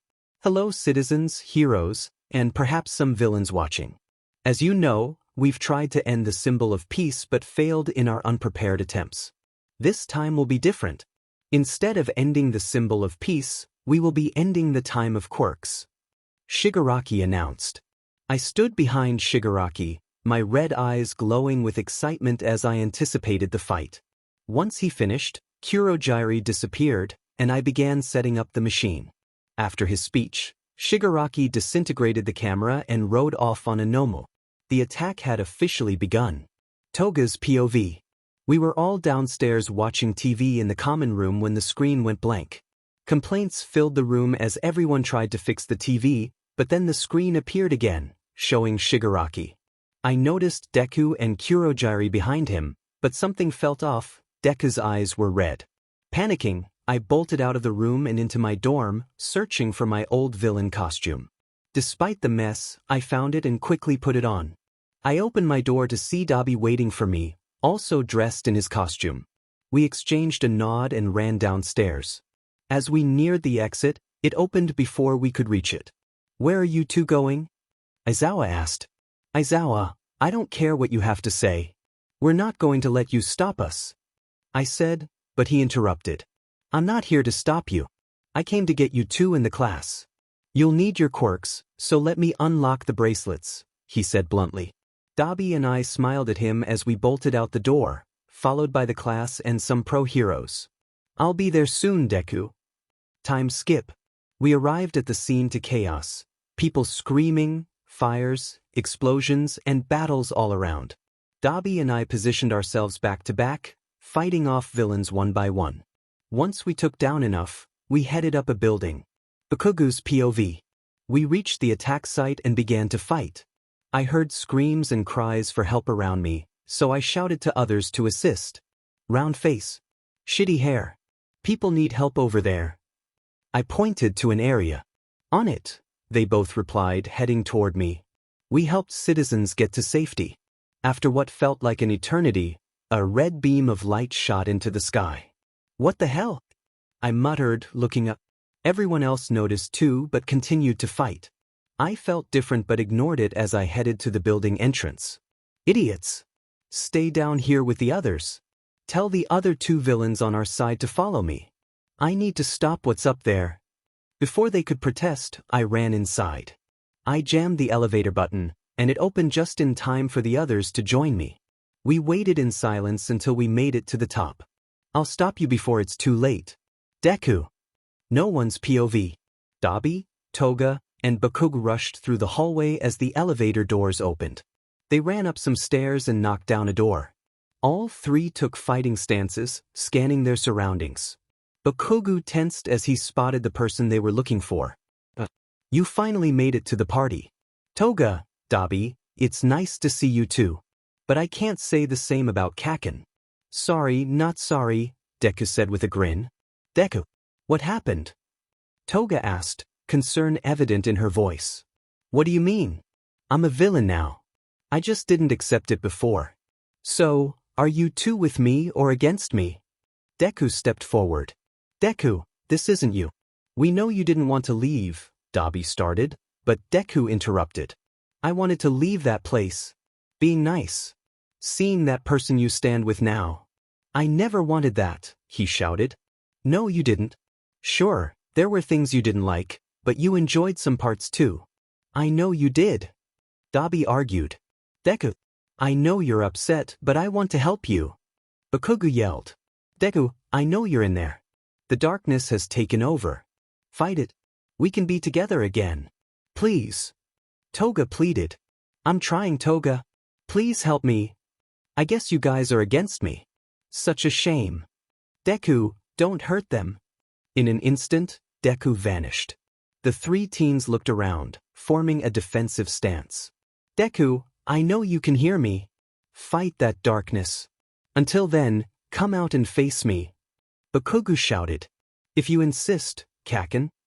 Deku reappeared, kicking Bakugo in the face, sending him sliding across the roof. "Who's next?" "Deku, please," Deku shouted in frustration, causing confusion among the others. Dobby seized the moment and launched fire at Deku, who dodged. Toga attempted to pin Deku down but was thrown over his shoulder, landing hard. Dobby jumped onto Deku's back, struggling to hold on. The hits and explosions from Bakugo didn't hurt as much as the pain in Deku's head from the internal conflict. As Bakugo recovered, he shot an explosion at Deku's face, temporarily blinding him. Toga grabbed his ankle, causing him to stumble. Dobby jumped off just in time to avoid being caught. The three of them jumped onto Deku before he could get up. Dobby held his arms, Bakugo secured his legs, and Toga pinned him down. "Deku, you have to stop this. I know you're in there. Even if we're on opposite sides now, you wouldn't want to fight us." "Then I've changed. How many promises have I broken now?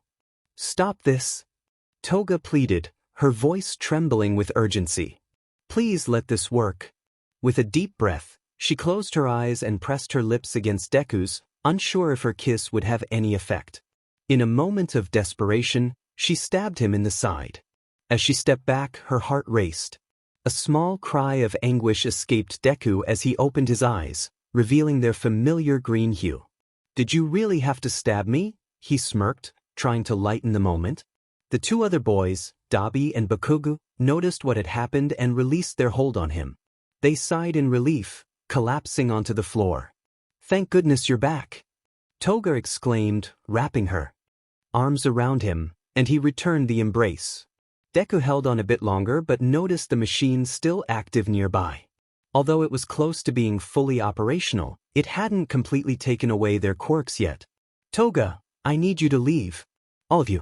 Now," he insisted. "No, I'm not leaving. We lost you once, we aren't going to lose you again," she replied defiantly.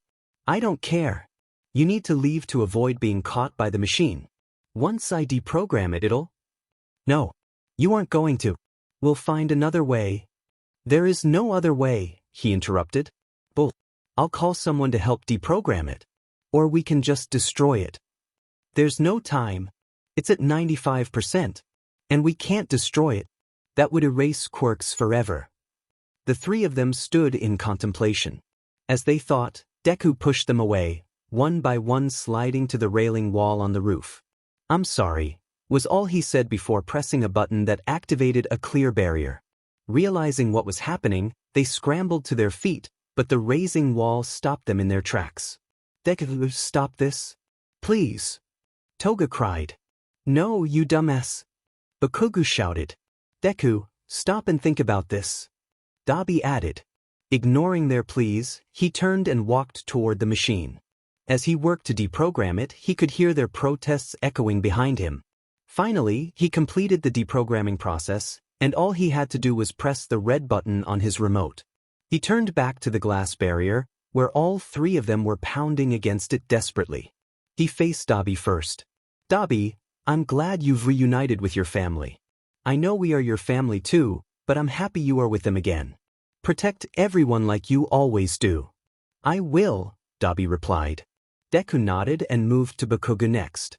"I know I said I wouldn't forgive what you did. I still don't, but I accept your apology. You've acknowledged your past mistakes and are changing for the better. Keep being yourself, but think about your actions before you do them. Be the hero you promised to be." "Of course I will," Bakugo said with a smirk. Finally, he approached Toga, whose eyes were streaming with tears. She placed her hand against the barrier, and he mirrored her action. They pressed their foreheads together, separated only by the barrier, each closing their eyes. "Toga, I never got to say it then, but I will now. I love you. I always have, ever since that promise I made long ago, the day I vowed we wouldn't hurt you like they did. I wish I had said it sooner. I hope you understand why I'm doing this later. Be yourself and be happy for me. Please, don't go," she whispered, her voice breaking. "I'm sorry, Toga," he said, tears streaming down his face. "I promise I will, but don't go. Please," she begged, more tears falling. "Goodbye, Toga," he said sadly as he turned away. "No," she cried, breaking down into tears and collapsing on the floor. He glanced at a nearby building, giving Red a small smile before turning back to the remote in his hand. With a deep breath, he pressed the button. The machine went haywire and exploded. After the portal opened in front of Red, he ran right in. He found himself in the building where Shigaraki, Kurogiri, and Deku were. Quickly, he cleared out the building, knocking out security and anyone who tried to fight or call for help. Most just fled in panic. Once he completed his part of the mission, he stepped outside and began his true objective, to retrieve his mother. Chaos erupted in the city as he navigated through it, running, teleporting, and growing wings like a hawk. He was determined to reach the prison where his mother was held. With his wings fully grown, he flew through the air, weaving around buildings until he spotted the prison. Fortunately, most guards were absent due to the ongoing chaos. He took down every guard in his path, flying through corridors and turning corners. 205, he counted, finally reaching his mother's cell. He broke down the door, but the darkness inside made it hard to see. A figure lay under a blanket on the bed, and he rushed forward, thinking it was her. "Mom, let's go. We have to hurry before anyone gets here." "Mom," he called out. When he lifted the blanket, his heart sank. It was just pillows. Suddenly, he heard movement outside the cell and turned to see a tall figure in the doorway, a shadow blocking the light. "Where is she?" he demanded, his voice low and threatening. The figure remained silent, and impatience bubbled within him. I said, "Where is she?" "She's fine," the figure finally replied. I didn't ask how she was. I asked where she is. Recognizing the voice, curiosity mixed with anger surged through him. "Step into the light," he commanded, raising an eyebrow. The figure complied, but seeing their face only worsened his mood. "You BSTRD. What did you do to her? Where is she? Why do you always take her away from me?" he yelled, throwing punches in frustration.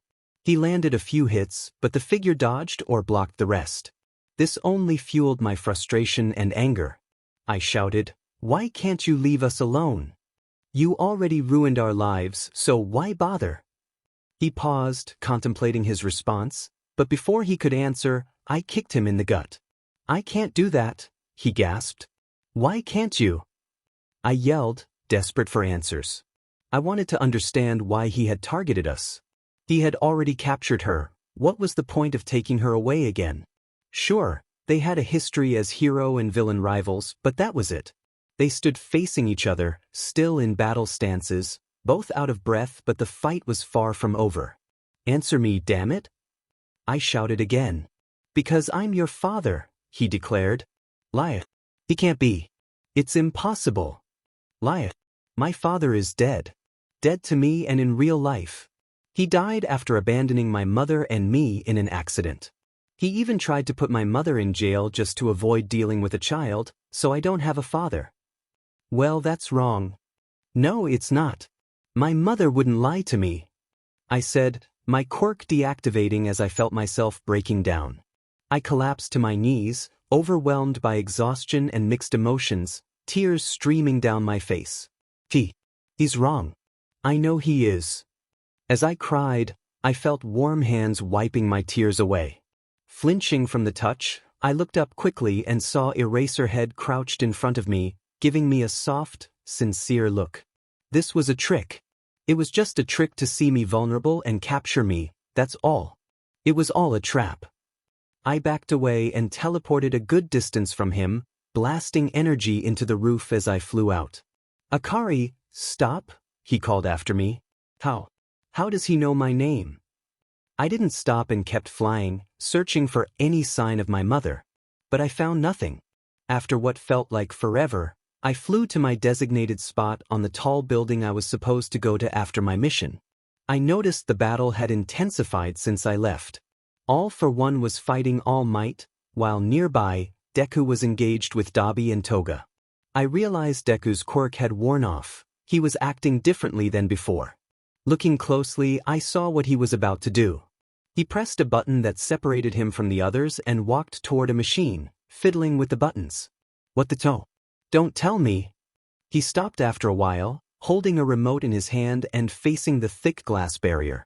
Each person pounded on the wall, and it hurt to see the scene unfolding. I glanced back at the battle between All for One and All Might, realizing All Might had won. The other battles had also ended with the heroes victorious. All that was left was with Deku and the others. He turned away from them and pressed the button, looking at me with a sad smile. This caused the machine to go haywire, electricity and sparks flying everywhere. "God damn it, Dek. You aren't dying on my watch." I looked over to his friends, still pounding on the barrier, while Deku stood waiting for his fate. "Neither are they." I teleported to them and grabbed them, moving us far from the spot. Before they could comment on what I did, I teleported away.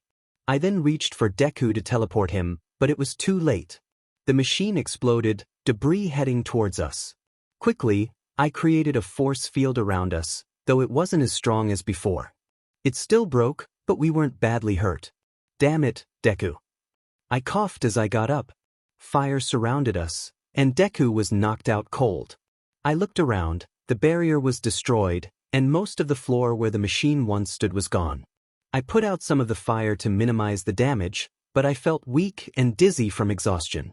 I was about to leave when I fashioned an air mask for Deku and placed it on him, leaving him there for the heroes to find. I flew off and found an old, abandoned building. I wasn't injured, so I quickly fell asleep against the wall after checking the area for any threats. "We'll be together again, Mum. I promise," I muttered before sleep consumed me. Dobby, Bakugo, and Toga watched in shock as the top of the building exploded. Toga was the first to react, rushing into the building. "No. No, no, no," she yelled, her heart racing as she climbed to the top. Once there, she quickly scanned the roof. Most of the machine was on fire, debris scattered everywhere. Finally, she spotted him unconscious on the floor with an air mask. "No!" she cried, rushing to him. Dobby and Bakugo caught up, watching the scene unfold. "No, no, no, no. Stay with me, Dad. Please. You can't go now. You can't leave me now. Stay with me," she pleaded, lifting Deku's head onto her lap. She shook him gently to wake him up, but it didn't work. Taking off the mask, she checked for a pulse. Realizing there was a heartbeat, she felt a surge of hope. "He's alive. Dobby, Bakugo, one of you get some help. He doesn't have much more time," she shouted. "On it," Bakugo replied, sprinting to get help.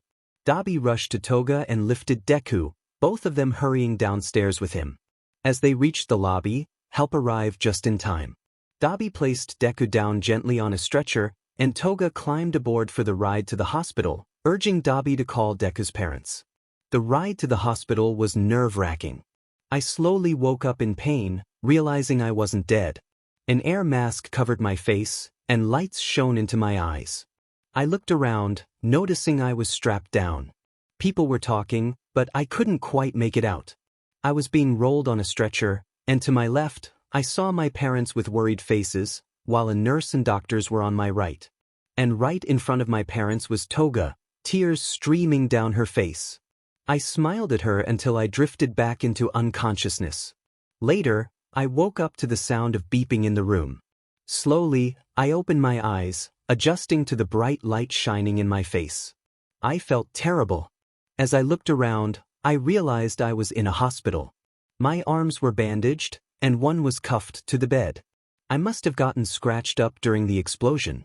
An air mask was over my mouth and nose, which felt a bit annoying.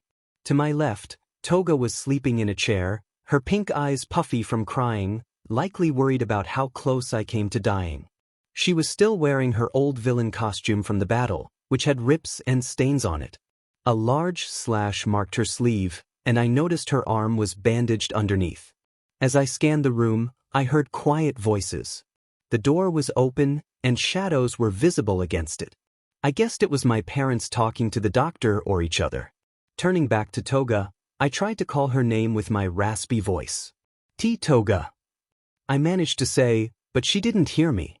I tried again, a bit louder. "DMN, I need water." "Toga." She slowly opened her eyes, looking around.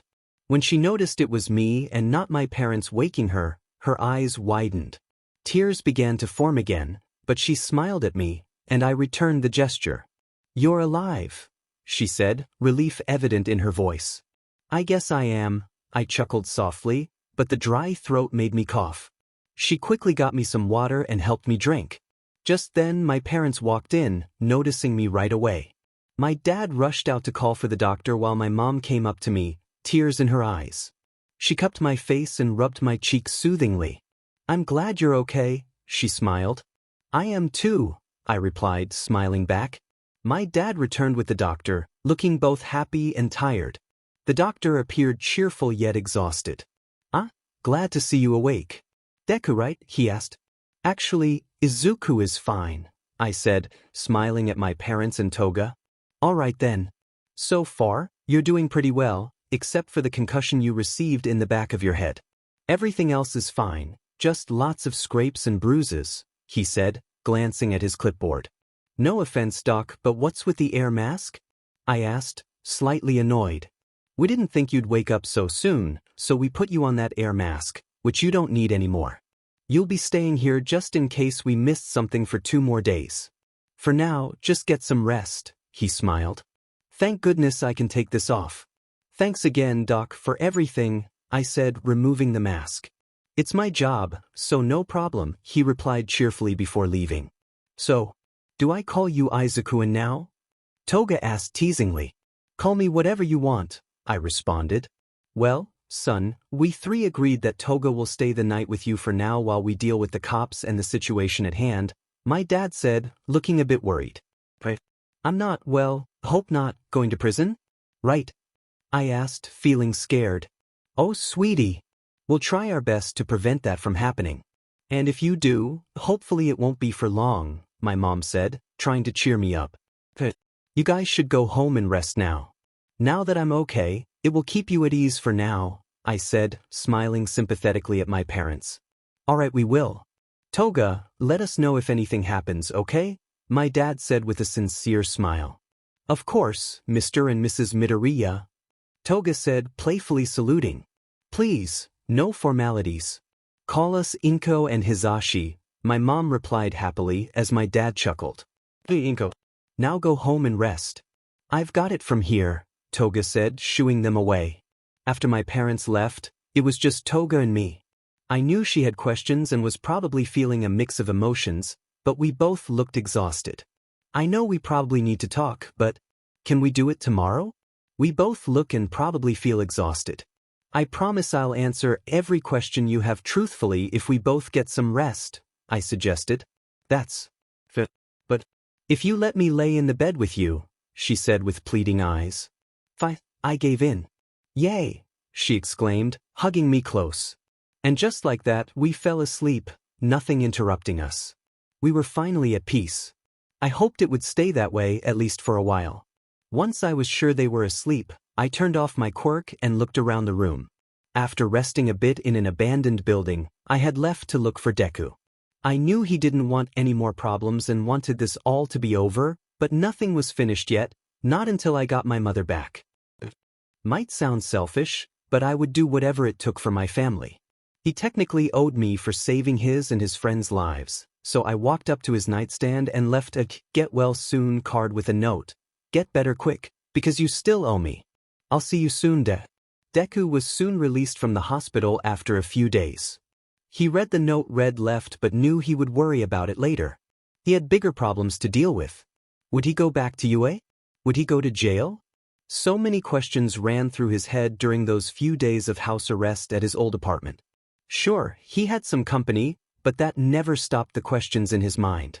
After discussions about the events of the week, Deku had to go to court for them to decide what would happen next. It was a difficult decision for them to make, given his past actions. Because of the almost equal amount of pros and cons, they decided to set a trial date. And that was today. Deku walked into the courthouse in a nice suit, accompanied by his parents, Aizawa, and his lawyer. Toga would have come, along with the others, but only if they were allowed to. Time passed, and the trial began. With his parents and Aizawa in the audience, they all awaited a hopeful answer from the judge. I don't really know how trials work, so I'll skip to when he's called up for questioning, the narrator thought. Deku, can you come up please? The judge called.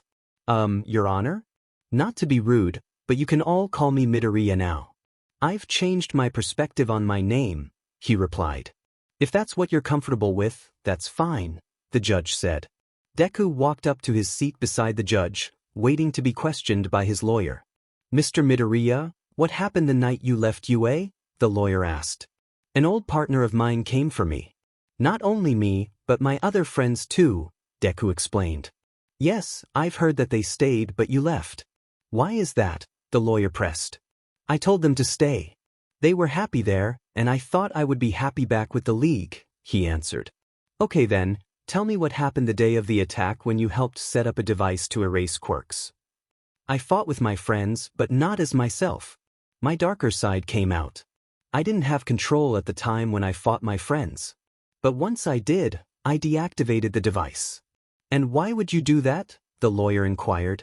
Because I wanted to do what was right for once, Deku replied. No more questions, the lawyer concluded. After his lawyer finished, it was the opposing lawyer's turn. Mr. Midoriya, we all know about your past actions, so what makes us think you've changed? The opposing lawyer asked. I know I've done awful things to everyone. I've hurt families, friends, and more. I know I probably don't have much to prove I've changed, but I have. I decided to destroy the device in order to save everyone, Deku explained. Well, what good does saying that do to us? We've all been hurt by your actions. So let me ask you, what proves you've changed? Just one act doesn't change our minds, the lawyer challenged. Deku stood silent, unsure of what to say. He knew the lawyer was right and hoped things would turn out well. Moments later, the trial was coming to an end. After some compelling arguments from both sides, the judge finally made a decision. I have made a decision, the judge announced. Everyone stood silent, eagerly waiting for the answer. Deku's parents held their hands tightly together, Aizawa tapped his foot rapidly but remained silent, and Deku sat still, feeling scared. Izuku Midoriya is both guilty and innocent. He will be in prison throughout his summer but will be doing community service during his rehabilitation. He will be in prison until the end of summer and will be released by his second year. Case closed. Deku and his mother cried tears of joy, their faces bright with smiles. His father hugged both of them, and Aizawa smiled at them.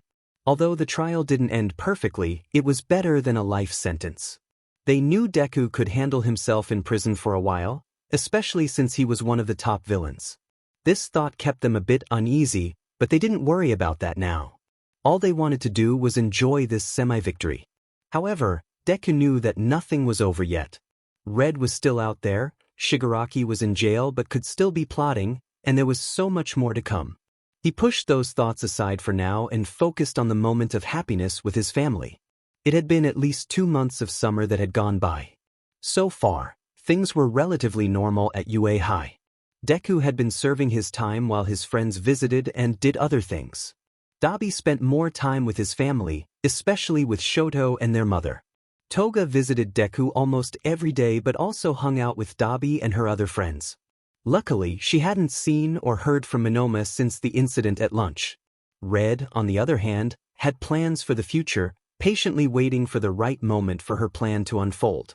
Her goal was to reunite with her mother and leave their current lives behind to start over and live the life they always wanted. 2 days before Deku's return to school, Red walked into the prison facility as if it were a normal daily visit. She was in disguise, having studied Mrs. Inko Midoriya for weeks to know her daily routine. Her disguise was detailed, changing her height, eye color, and everything else to look exactly like Mrs. Midoriya. Now, she was there to visit her old partner in crime, Deku, to seal the deal and finally get the repayment she felt she deserved for saving his life. When Deku arrived, his expression shifted from confusion to excitement. "Mom? You're here early. I thought I was going to see you until I leave?" he asked, giving her a hug. "Well, sweetie, I just had to see you today," she said, smiling and returning the hug. "Okay? Are you okay? Is everything okay at home?" he asked as they both sat down. She giggled slightly before responding, "Everything is peachy." Her eyes glinted red, hinting at her true intentions. Deku's expression changed from confusion to slight anger. "Why are you here? How are you here?" he asked quietly, mindful of the guards. "Oh, I do need repayment after what I did, so that's what I'm here for," she said. Aye, fine. What do you need or want?" "It won't be easy to retrieve if you need something," he replied. "Oh, it's not much. Just around $22,000 or maybe more." "Yeah, that's the limit," she said, feigning disinterest as she examined her nails. "You're joking, right?" "Say you're joking," he said, growing more frustrated. "Nope," she replied, making a popping sound. "You're crazy," he whispered, trying not to cause a scene. "I know, but I need the money. After school. On the second day of school, in the alley, and no one with you," she said in a hushed tone. "You've got to be kidding me," he exclaimed, rubbing his face in disbelief. "I need the money, Dad." "You know that," she insisted, her voice rising slightly but still keeping it low. "Why so soon?" I asked, crossing my arms. "The sooner I get it, the quicker I get out of this situation," he replied. "All right, I'll see what I can do," he nodded in defeat. "Good. I'll see you then. And if there's any funny business, well, you'll see," I said, getting up. "Unlike your victims, I'm not scared of you. If anything, you are scared of me," he shot back, glaring. Time will tell, Time will tell, I said as I walked away. Deku watched Red leave, disguised as his mother. How am I supposed to get that money? I need to tell someone. Wait, no. God damn it, Red. I know this is going to be complicated, but I have no choice. Hey guard. Can you call Shota Aizawa, the Eraserhead? I need to talk to him today. Tell him it's urgent. Later, both were in a private interrogation room. Deku explained what happened, and Aizawa's anger grew with each word. You did what? He shouted, activating his quirk. Yes, I know it's bad, but... Bad? What were you thinking? He said, deactivating his quirk. Hey, I was thinking of my family and friends. Even if she was here, she could escape easily without cuffs. Plus, she could have hurt the people I care about. I argued. Alright, that seems logical. I'll see if I can get some pro-heroes to team up to take her down, he said in defeat. I don't care what the plan is, just make sure she at least sees her mother. That's all she really wants. Once they're together, all of this can stop, I said, trying to get the idea on the table. We'll discuss this tomorrow, he said, getting up. The next day, we discussed the plan with the pro-heroes who were going to join us. It was a solid plan that would hopefully be successful. It was the day of the plan. The sun was setting as Red waited in a shadowed alley for Deku. She wore a dark purple hoodie, black ripped jeans, and black Converse. Leaning against the wall, she turned her head from time to time to see if Deku had arrived. A few minutes later, he came. Finally. I went through my whole playlist waiting for you, Red said, walking towards Deku. Yeah. You want the cash or not? He said, easing the briefcase. Is it? Yes, it's at least $22,000, he said, opening the case to reveal the cash. Great. Now hand it over and we can go our separate ways, Red said, holding out her hands. Where are you going? Deku asked as he handed her the case. America. Once my mom's out, we go on a plane with the help of a friend, and we're out. Out of this place and starting new lives, she said, rolling her eyes. Too bad that won't happen, he said bluntly. What? Just then, the briefcase's handle released a shock net on her hand. Yelling in pain, she dropped down and tried to pry it off. God damn it, Deku. I thought you would have some loyalty in you. Guess I was wrong to trust someone, she said, glaring at him with her glowing eyes. As she tried to use her quirk, she couldn't. Looking up, she saw Aizawa perched on the roof. Soon he and other pro-heroes came down to take her into custody. I swear, once I'm free from these cuffs, I'll make you pay, she threatened, but Midnight used her quirk on her. Deku watched as his partner was taken into custody. He felt guilty for doing this, but he had to do it for himself, his family, and his friends.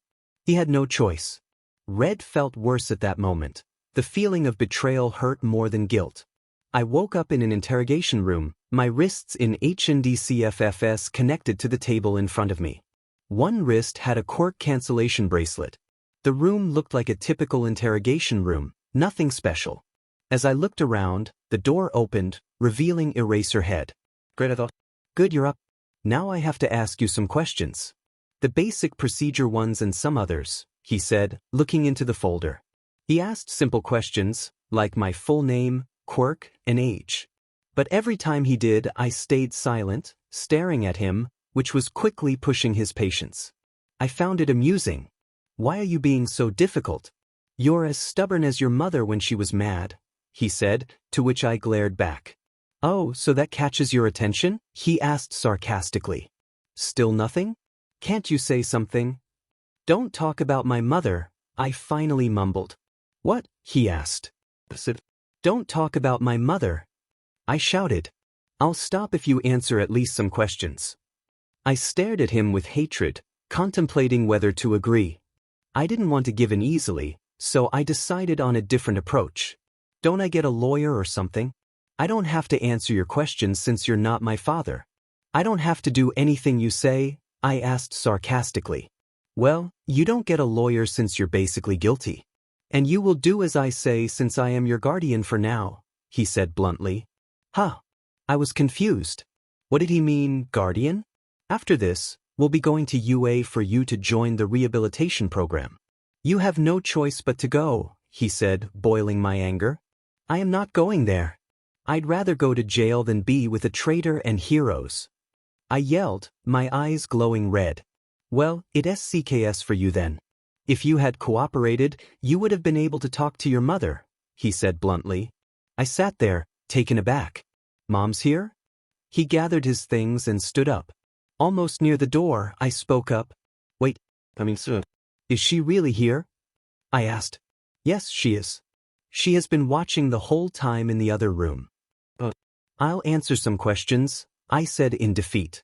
Great, he said, a bit relieved. I swore if this was another trick, I would make this whole building pay. He asked the same questions from earlier and some new ones. 5 dreadful minutes later, he opened the door for my mother. She already had tears in her eyes when I looked at her. My eyes were glossy from tears, but I held them back.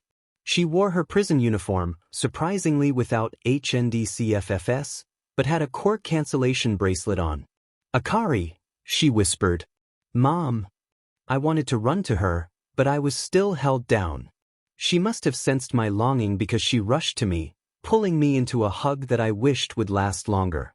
During the embrace, I noticed Eraserhead watching us. I understood he was supervising, but a little privacy would have been nice. Oh my God, Akari. I've missed you so much and I'm so sorry this. She held my face in her hands, gently rubbing one cheek. Mom, it's okay. I brought this on myself, but I'm fine. Oh Akari, you're so grown up. I couldn't be prouder of how strong you've become. Except I'm a little disappointed in how you became. She started to look down as she continued. Mom, I had to become this. You of all people should know that, I interrupted. You're right.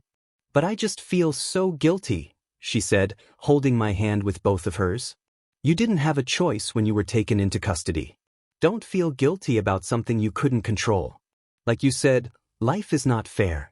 It's like a roller coaster with drops and turns of problems you'll have to go through, I said with a small smile. Quit sounding like an adult. It makes me look like the child and you the parent, she said, playfully putting me in a chokehold and giving me a noogie. Okay. I get it. I'll try not to grow up, I laughed, trying to wiggle out of her hold. But now, she began, but was interrupted. Sorry, time's up. Time to leave Tanada. I have to take Red to you, Aizawa said as he walked toward us. Yeah. All right. If she gets hurt. My mom looked so sad and I couldn't blame her. I felt the same way. Hey, I am perfectly capable of taking care of myself. I argued. Says the one who got caught. My mom shot back. Touché, I admitted. I'll see you soon. Please don't get hurt or hurt anyone too badly, she said, kissing my head. I won't and I'll try. I love you, Mom, I said, watching her leave. Love you too, she replied, looking back. My mother left the room, leaving me with my so-called father. He looked hesitant to talk, but that didn't bother me. I didn't want to talk to. Have you ever been to school? He asked. Great. We're going to talk. What kind of question is that? Of course I have. I dropped out in 3rd grade after an accident happened with someone I knew. Okay, I won't push the topic since it seems personal. We should get going. Oh, so now he's nice. Where was that the other times? And does he seriously think I'm going to that school willingly? Nah, I'm good here. This chair is pretty comfy, so it's better than that school. Sighs. So stubborn yet witty. Like your mother, he mumbled. Why do you say that? Of course I have similarities with her, but you don't have to say it. It's kind of getting annoying, I said, feeling irritated. Aizawa stood there, a bit surprised by my response. He didn't know what to say, and how could he? The whole time we've been here, he's commented on everything he sees in me that my mom had or has done. It was frustrating. Finally, he broke his stare and walked toward me, looking for the keys to unlock the cuffs from the table. What's the story with you and my mom anyway? Besides hunting her down for part of your life. I saw the look you two gave each other. I asked while he was taking off my HNTFFS. Like I've said before, I'm your father. Doesn't that explain enough? He said, walking toward the door. Okay, so if I believed that, which I don't, what happened? I asked, following him. He looked hesitant to respond. When I caught up, I looked at him.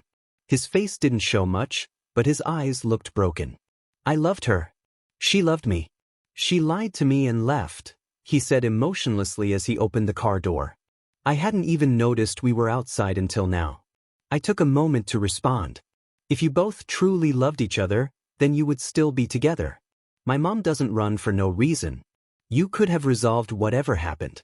But hey, that's my opinion. I figured he'd say something like that. He's a smart kid, Aizawa thought. Yeah, well that's in the past now. You can't change it. Besides, we're here, he said, pulling up in front of the dorms. Yeah, I know, but you could change the future, I said, not waiting to hear his response as I got out of the car. There I stood in front of the dorms of 1. Now 2, still in chains. I smirked at the plan that was evolving. This will be interesting. I walked behind Eraserhead to the dorms. Most lights were out, which made sense because it was getting late. No one was in the common room when we entered, which I was glad about. I didn't want to see all those people today. Plus, I wanted to surprise them each with a gift. During the ride up in the elevator, Aizawa took off my chains but kept the quirk cancellation bracelet on. Even though it just suppresses my quirk, it still needed to be on. Things were good until we reached the top floor. The doors opened to the common room, which held 4 specific people, Eri, Dobby, Toga, and Deku. All of them turned to me and gave me different looks. Deku's was guilty, Toga's was happy, Dobby looked emotionless but curious, and Eri was ecstatic. The only one I was truly happy to see was Eri. She was one of the few I cared for deeply. She felt like my daughter, even though I was only 16. "Ei-chan!" Eri exclaimed, running toward me and jumping into my arms. "Eri, my little flower, I've missed you dearly. How are you?" I said, embracing her in a hug. "Good. I have lots of friends and have fun," she said, gesturing excitedly. I laughed at her enthusiasm and set her down, staying at her level. "You know, I haven't seen you in forever.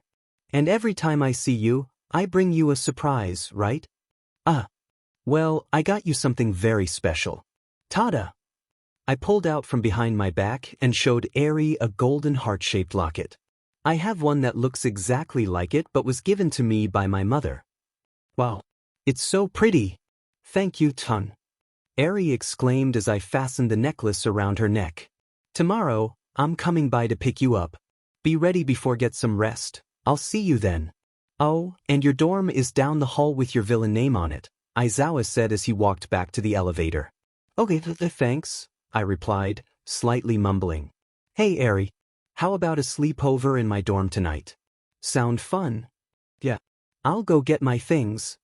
I giggled as she dashed off to one of the rooms to retrieve her belongings. I noticed the other 3 watching me, so I turned to them. Red, Deku began, but I cut him off. Save it. I don't need or want to talk to you, I said, then turned to the other 2. Dobby and Toga, right? You both seem cool, but don't take it personally. I'm not here to make friends. I walked away toward my dorm. After that, Eri and I had a great time. Throughout the night, she helped me set up pranks downstairs and other fun activities. We eventually fell asleep on my bed after watching a movie. Dobby's POV. I could see that Red was hurting. Even though she claimed she didn't want friends, I could tell deep down that she did. The pain in her eyes mirrored my own from a year ago. I felt compelled to help her. I didn't know her story, her personality, or even her real name. Yet, the moment I looked at her, I wanted to reach out. I didn't know how or why, but I was determined to help her. I wanted to see her smile, hear her laugh, and so much more. I couldn't believe I was feeling this way. A year ago, I wouldn't have recognized myself. I watched Red walk down the hall to her dorm with Eri. Once she closed her door, I broke the silence. Deku, I said, sitting back down on the couch. He hummed as he settled next to Toga. Tell me about Red. Oh, I think Dobby has a crush on the new girl. Toga teased. Shut up, vampire, I shot back, giving her a glare. I'll tell you, but why do you want to know? Deku asked, a hint of teasing in his tone. Maybe because she's going to live with us for the time being? Or because you 2 know each other, but we have no clue who she is? Just a thought, I replied sarcastically, rolling my eyes. I guess I'll tell you how I know her, Deku began. Back when I first joined, Shigaraki thought it was a good idea for me to train to earn my quirk. He told me I would train under a good friend of his but told you guys I was training with All for One. That kind of makes sense, Toga said. So, on my first day I met Red. She was my trainer. We worked together on missions and were kind of like partners. She mentioned her mom, but that was about it. I don't know her name, history, or anything else, just who her mom was. Who's her mom? I asked. Ex-villain copier. I met her a couple of times, but that's it, Deku replied. And her father? Toga inquired. Don't know, he shrugged. He was never mentioned. She was very vague about her life and background. That makes sense. She probably didn't want anyone to know a possible weakness, I said. Maybe. I don't know. But that's all I really know. One thing that worries me is that she could leave at any time. I don't know why she hasn't, but I feel like she's planning something and it's not good, Deku said, a bit nervously. Let's keep an eye on her, then we can know for sure, I suggested. I'm not sure about that. She knows about being watched and stuff like that.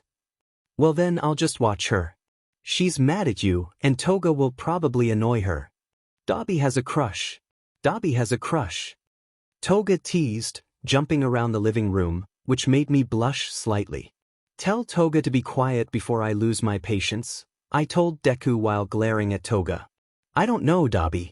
I think she's onto something. Deku smirked at me. You know what? I'm going to sleep, I grumbled, walking to my room. It's okay to have a crush, Dobby. Just make sure we're the godparents.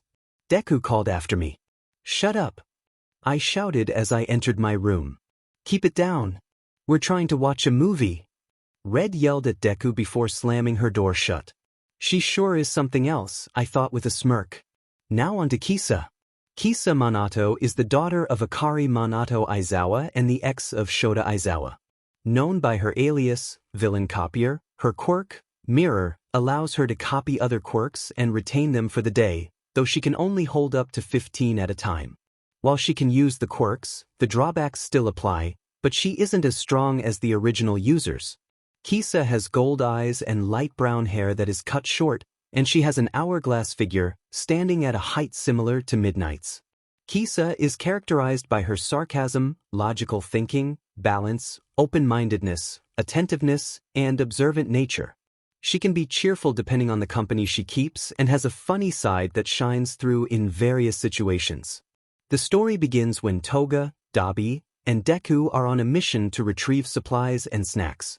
Toga, unable to control herself, causes chaos, leading to them being chased by pro-heroes into alleyways until they are eventually caught. After being interrogated, they are forced into a Villain Rehabilitation Program at UA High. As they navigate this new environment, they encounter family reunions, pranks, and the resurfacing of past events. Meanwhile, Deku secretly plans an escape, but his feelings about it begin to change. Eri joins their journey, and things take a turn when a new character, Red, enters the scene. Secrets are revealed, including the shocking truth that Aizawa has a daughter, and Toga makes a confession. As the escape unfolds, love is revealed, and new dynamics come into play. The CLMX builds up to a significant battle between All for One and All Might, culminating in a shocking moment when Deku seemingly dies. However, Red saves him just in time, leading to a tense testimony for Deku and a deal filled with betrayal. Now, the focus shifts to Red and Dobby, with plans to include more moments between Toga and Deku. Red's POV. I woke up to the sound of my alarm clock blaring, glancing over at a peacefully sleeping Eri. After silencing the alarm, I got Eri up to get ready.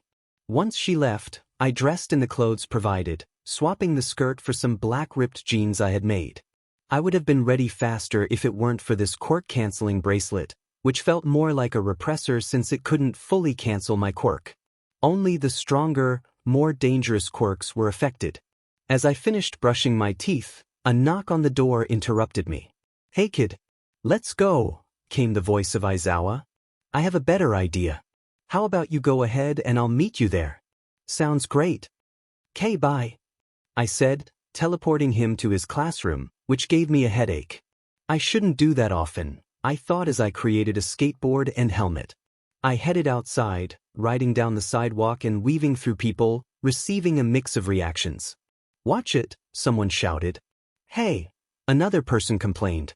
After a couple of minutes, I arrived in the halls of UA High, searching for Class 2A.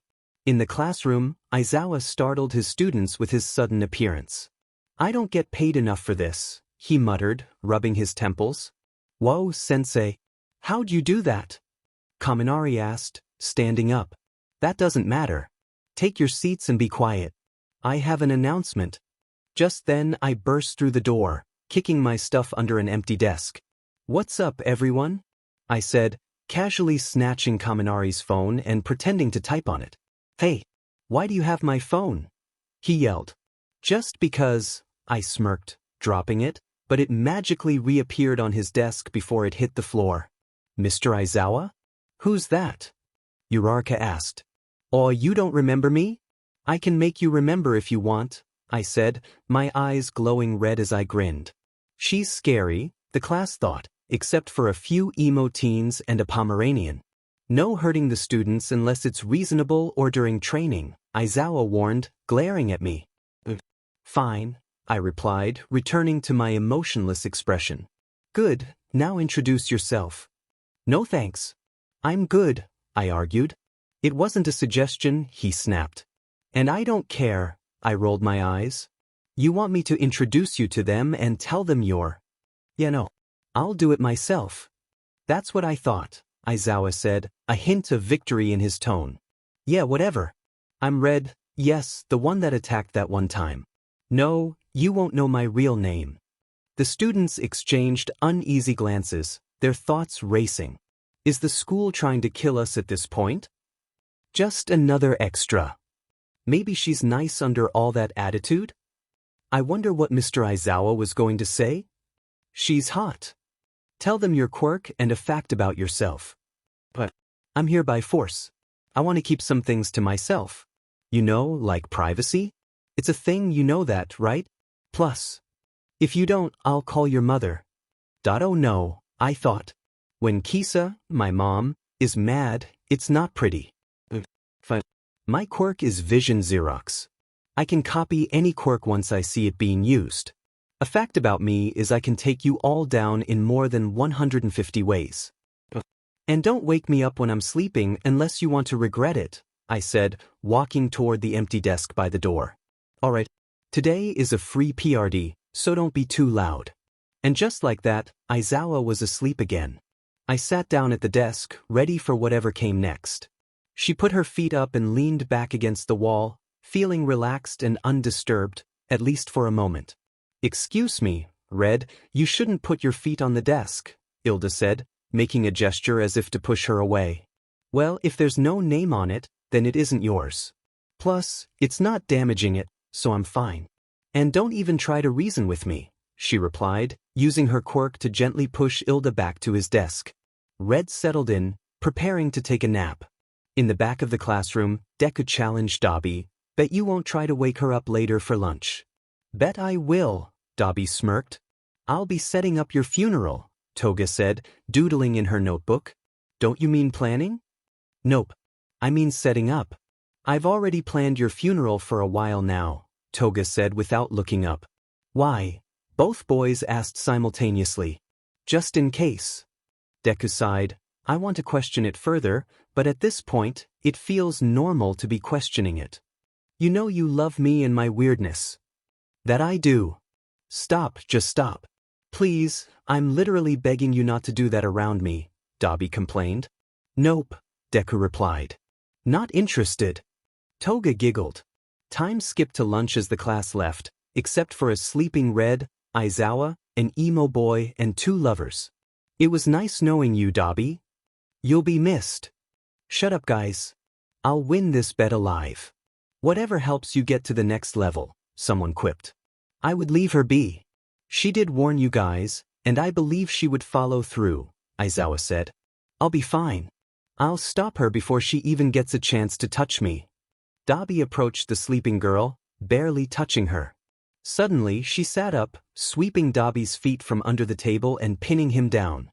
In her hand she conjured a butter knife. She lifted it over her head, ready to make a point. Until Dobby escaped her grasp, pinning her down. Instead, "You know you made a butter knife?" he said, slightly amused. "Still a knife," Red shrugged. "I warned you all to never wake me up." "You know it's lunch?" "No, I didn't. I'm hungry, so can you get off me?" "You gonna hurt anyone?" Red glanced over to Aizawa, who looked surprised, then to Deku, who wore a similar expression. "Not anymore." "Well, not yet."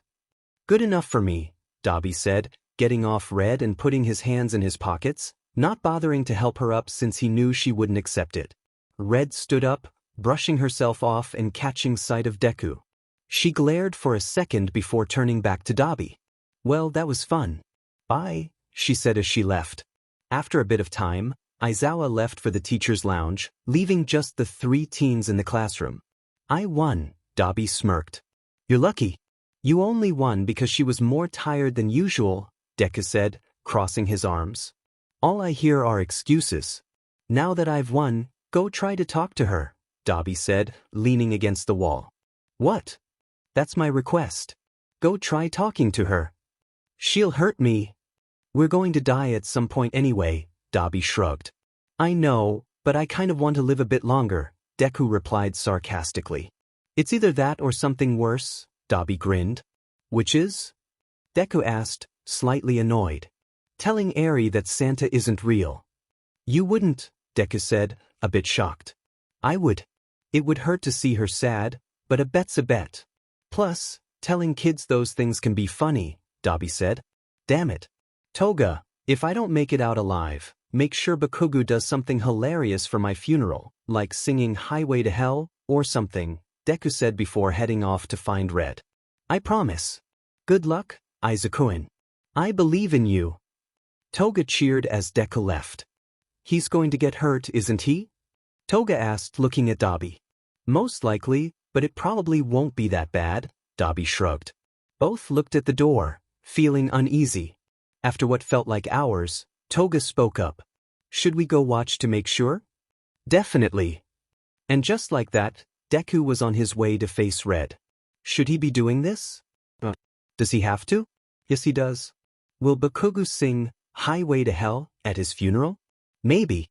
At the cafeteria, Red walked inside and got some food. People stared. Some thought it was normal by now, while others didn't even notice. But Red didn't care. All she wanted was food. After grabbing some from the lunch rush, not bothering to pay, she made her way to a table. Most of the cafeteria was full, so she approached a table with barely anyone. "Leave before I get angry," she warned, and they quickly complied. Smiling to herself, she sat down and began to eat her soba. She finally felt free, at least for a few minutes. Deku sat down across from her, looking slightly scared but trying to maintain a neutral expression. "Leave before I use these chopsticks to poke your eyes out," she said. "I just want to talk. I just wanted to leave the country, but we don't always get what we want, do we?" Red, "Stop right there. Not today," she said, getting up and walking away until he grabbed her arm. Red, "Let go before you regret it," she threatened. "Not until you let me talk," Deku said sternly. "This was your choice," Red replied, her tone dark. She then broke free from his grasp, turning to face him, and used her quirk to push him against the wall. "Deku!" "Red, stop. Let him go." "I told you to leave me alone," Red said, ignoring the onlookers. "I don't want to hear anything from you, Deku. Got that?" "This was just a warning," she said, releasing him from her quirk. Dobby and Toga finally arrived, pushing through the crowd. They found Deku on the floor, gasping for air. "Never again, Dobby. Never again. Do a bet." "Like that?" Deku said, still trying to breathe. "She went easy on me. Thank goodness, or I would have been in real trouble," he thought as he struggled to catch his breath. "Yeah, that's fair," Dobby said, receiving glares from both Deku and Toga. Dobby didn't notice the glares as he looked over to Red. Red began to walk away, but the side effects of her quirk hit her. She started feeling dizzy until everything faded to darkness. Just before she collapsed, Dobby caught her in time. At the end of the school day, Red woke up in the nurse's office with Aizawa leaning against the wall and Recovery Girl sitting at her desk. "You're all good, sweetie," Recovery Girl said. "I healed you up," Recovery Girl said, offering a bowl of sweets. "Thanks," Red mumbled as she sat up. "You shouldn't overexert yourself," Aizawa lectured. "You shouldn't have left, Mom," she retorted, retying her loose boot. "Look, I'm trying to help. That's the thing. I don't need help. I don't need you or anyone. I'm only here because I got caught. So back off," Red snapped as she walked out of the nurse's office. "Give her some time, Shota. She was raised by her mother and then by villains. She went through things no child should have to endure," Recovery Girl said, standing next to Aizawa. "I know it's just difficult." "She is difficult," Aizawa sighed. "Time will tell, Shota," Recovery Girl replied as she walked away. As Red stepped outside, she noticed Dobby leaning against the wall with his bag slung over his shoulder. "You know he wants to be a part of your life," Dobby said, pushing himself off the wall. "I told you to leave me alone," Red said, continuing to walk. "But do I care? No. You seem cool and all, but like I said, I'm not here to make friends. I will leave this place soon, unlike you three who stayed for some reason," Red said, turning to face Dobby. "How is us staying stupid?" he asked, slightly confused. "Have you guys even thought about the future after all of this? This situation won't last forever," she suggested. "No, we haven't, but don't even say that you have each other." "I hate sappy stuff," she interrupted.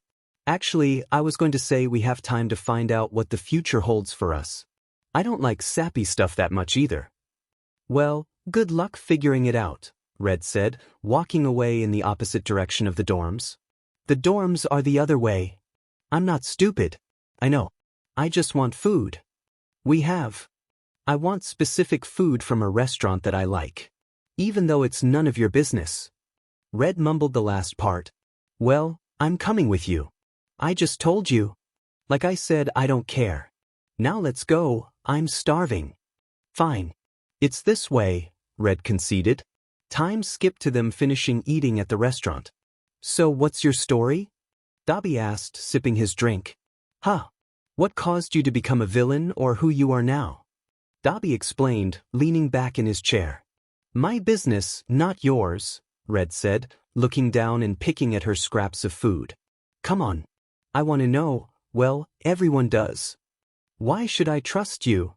Red asked, looking up at him. "I don't see any reason you shouldn't," Dobby shrugged. "I have plenty of reasons," Red retorted. "Which are?" "You'll tell Deku, the class, Aizawa, etc. You could use it against me." "Those are the main two," Red said, holding up her fingers. "Why would I do that in the first place?" Dobby asked, leaning in a bit. "Why wouldn't you?" Red said, also leaning in but glaring. "You don't trust people much, do you?" Dobby said, sitting back in his chair. "Wow, someone get this guy a Nobel Prize.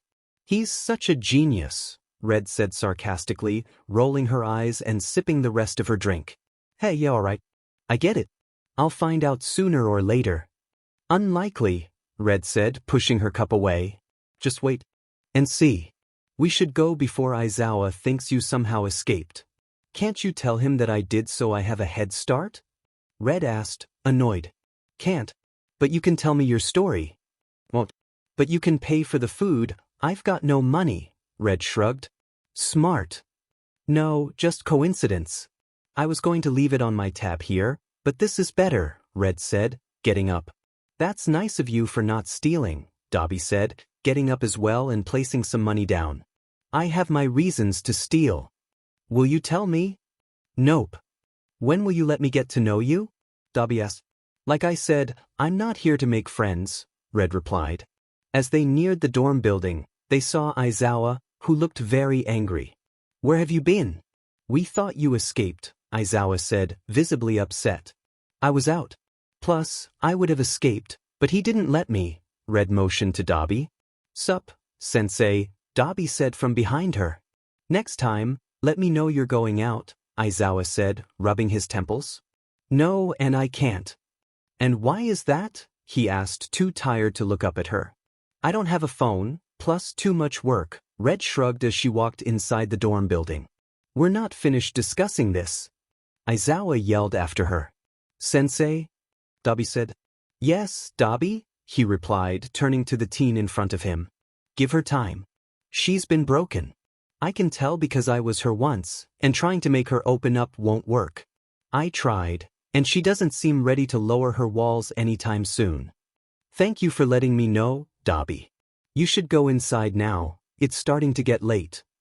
Yes, Sensei, and no problem, Dobby said as he walked inside, unaware of someone hiding nearby.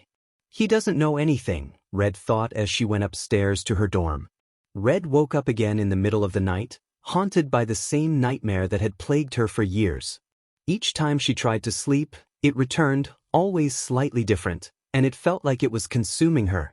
The next morning, she made her way to the coffee machine, unaware of the figure lurking in the shadows, watching her. Dobby waited outside Red's dorm, eager to walk with her to school. When she finally emerged, she scoffed at him and continued down the hall without a word. Hey, Red, Dobby called out, but she remained silent. Wow, not talking to me now? What did I do? He asked, stepping in front of her. She brushed past him using her quirk, leaving him momentarily stunned. Oh. Hey, wait! Dobby exclaimed, quickly regaining his composure and catching up to her. What do you want? Red snapped. And she speaks.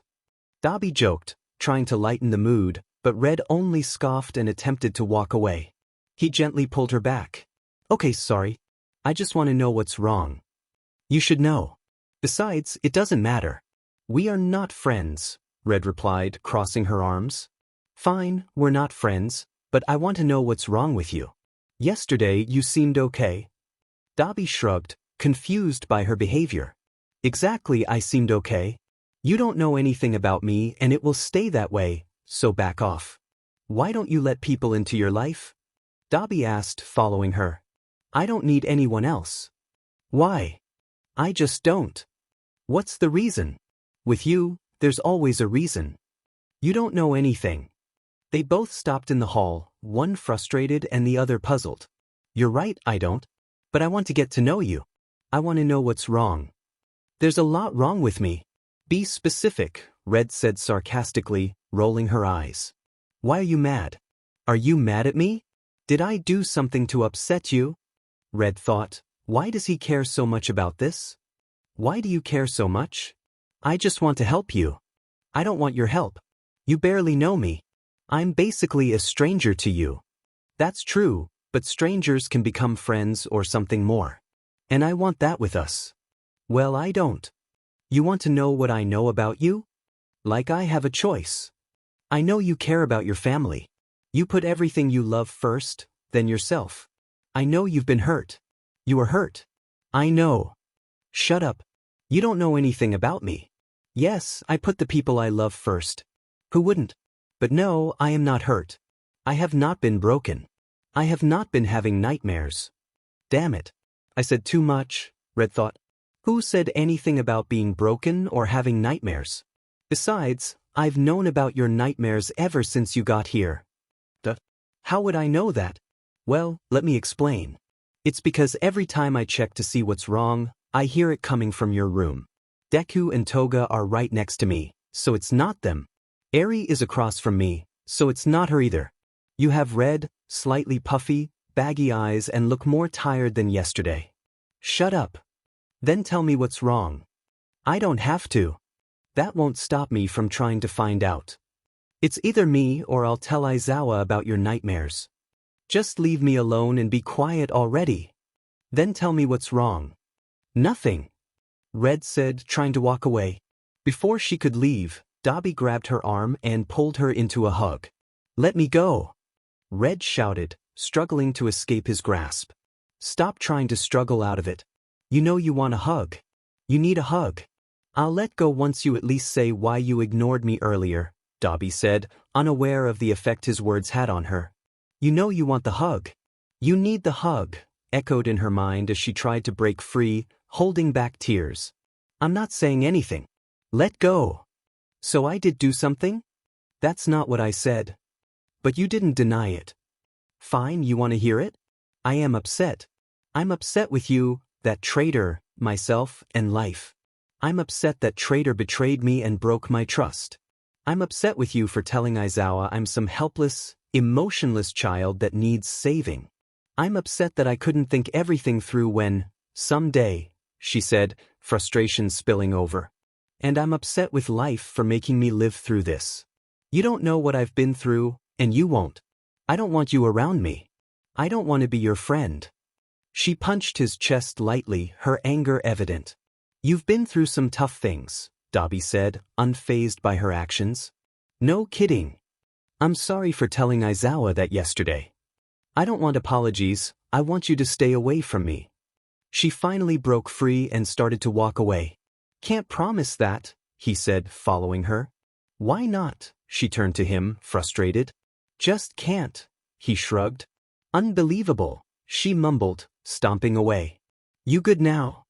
Slightly, she thought but would never admit it out loud. Never was. I find that hard to believe. Is that so? She replied sarcastically, rolling her eyes. You seem like someone who used to be sweet and innocent until something bad happened. You don't know anything, she grumbled as memories of her past crept into her mind. So I'm right, he smirked. Didn't say that either. You'll tell me one day. About your past. No, I won't.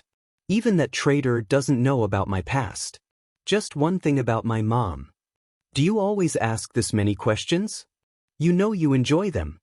No, I really don't. Then why do you reply? Why do I reply? I could hurt him right now to make him leave me alone. I could ignore him to get him to stop talking. But I don't. Why? See, I'm right. Now tell me, who's your mom? Ex-villain copier. Like everyone knows, she's in prison. And your dad? You don't need to know. So you tell me that but nothing else about you? Everyone knows about her and will eventually know about me, so it doesn't matter. Not everyone in this school is clueless, so they would have found out eventually, she said. Is that why you asked Deku for the money? To get her out of prison? He replied. Yeah. You know why he did that, right? What? To betray me? Break my trust? Yeah. He didn't betray you. Yes, he did. If it wasn't for me, he wouldn't even be here today. All I needed was the money, and I would have been out of here. With my mother. He had his family to think about too. He could have done this.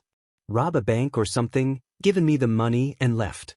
He's robbed a bank before without getting caught. He didn't have to tell anyone about the deal, and that would have been it. 1. He couldn't rob a bank without making it suspicious. 2. Like you, he was also thinking about his family. 3. He feels really guilty about turning you in. Yeah, right? It's true. Just think about his side of it.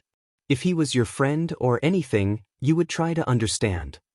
She thought for a moment before replying, whatever, and mumbled as she walked into the classroom. She's going to think about it, he thought before entering as well. During class, Red didn't bother paying attention since they were teaching things she already knew. Her mind drifted back to what happened earlier with Dobby.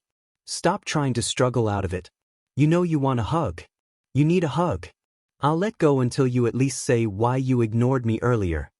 That specific line brought back memories. Memories she wished would stop causing her pain. Flashback. Akari? What's wrong? I'm fine. No, you're not. Was it the girls again? Or was it the boys this time? It's nothing, she said, trying to push him away. The boy, of course, didn't let that happen and wrapped his arms around her. I'll let go. I said I'm fine. No, you're not. You know you want the hug. You need the hug. Just tell me what's wrong. That's when Red felt a tear stream down her face. Snapping out of her thoughts, she wiped it away harshly. Bathroom, she said before getting up and walking out of the classroom, not noticing the 2 pairs of eyes watching her the whole time. At lunch, someone asked, "What happened during class? Why are you following me? You have friends over there. Go to them. Stop following me," she replied. Quit trying to change the subject. It's a general question to ask, she shrugged. Well, you looked lonely. That's how I like it. Being alone is my thing. Not anymore. I'm going to be around you for a while. Great, she said sarcastically, rolling her eyes. Red, may I speak with you? Aizawa said, catching most of the attention. Sure, hobo, she replied. I'll see you at lunch. We're not done talking about this, Dobby said to Red. Yeah, whatever you say, stalker, Red said as she walked toward Aizawa. What do you need, old man? She asked, sitting on a desk. You are able to see your mother today after school if you want. It's every 2 weeks, no more, no less. That's the best they said to me, he said, ignoring her remark. All right, I'll visit. Is that all?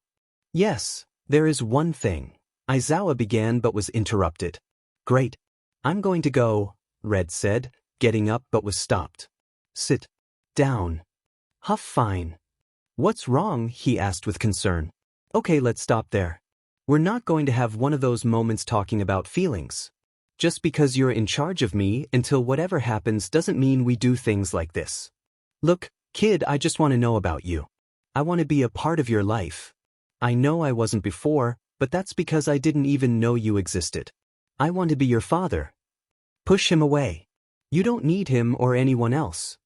Red thought negatively. I don't want you to be a part of it. I don't want anyone else. I don't need anyone else. I just don't need anyone else. That won't stop me, kid. Just explain what happened earlier. I saw the tear and the look on your face. So just tell me that. Nothing else, unless you want to say more. Tell him. Don't tell him. He needs to know. No, he doesn't. He's your father. No, he's not. Red thought, conflicted as different thoughts roamed her mind. I'm fine. I don't need to talk about it. Not now at least, Red mumbled, the last part loud enough for Aizawa to hear. He gave a small smile in return. You know where to find me when you feel ready to talk. Now go get lunch. Of course, Dobby, being curious, followed Red and heard the whole thing. He left just in time before Red exited the room. So that's her dad.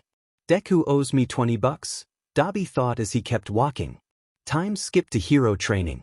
Today we'll be sparring with each other. 2 at a time and at random. No quirks. As Aizawa called names, one by one, people went to their sections. Finally, Red and Deku. Finally some fun, Red thought. Oh no, I'm going to lose, Deku thought nervously. Hey Red, can you hold back a bit for today? I know you're upset with me, but could you spare me for today? Deku asked, a bit nervously. What? Deku can't handle some training like old times? Red teased with a grin. I'm kind of rusty, so maybe next time? Deku hesitated. You'll be fine. It'll kick in once we start, Red said, getting into a battle stance. And begin. At the end, Red stood tall while Deku was on the floor, coughing. He had bruises and scratches all over him, while Red only had a few. Overall, Deku was not as bad off as he thought he would be. You weren't awful, but you could use some work, Red said, hands in her pockets, looking down at Deku. Thanks. Deku replied, slowly getting up. That's all for today. Go get dressed and head back to the dorms. Aizawa announced. After school, before Red visited her mom, she asked Dobby, where is he? Where's who? Dobby smirked, knowing what was coming. You know who I'm talking about, Red said, tapping her foot impatiently. Actually, I don't. Could you explain? He asked, still smirking. Where is Deku? She replied coldly, but it didn't affect Dobby at all. He's in the kitchen downstairs with the others. You're not going to hurt him, right? Dobby asked cautiously. As long as he doesn't annoy me, Red said, walking away. I'm coming just in case, Dobby said, following her.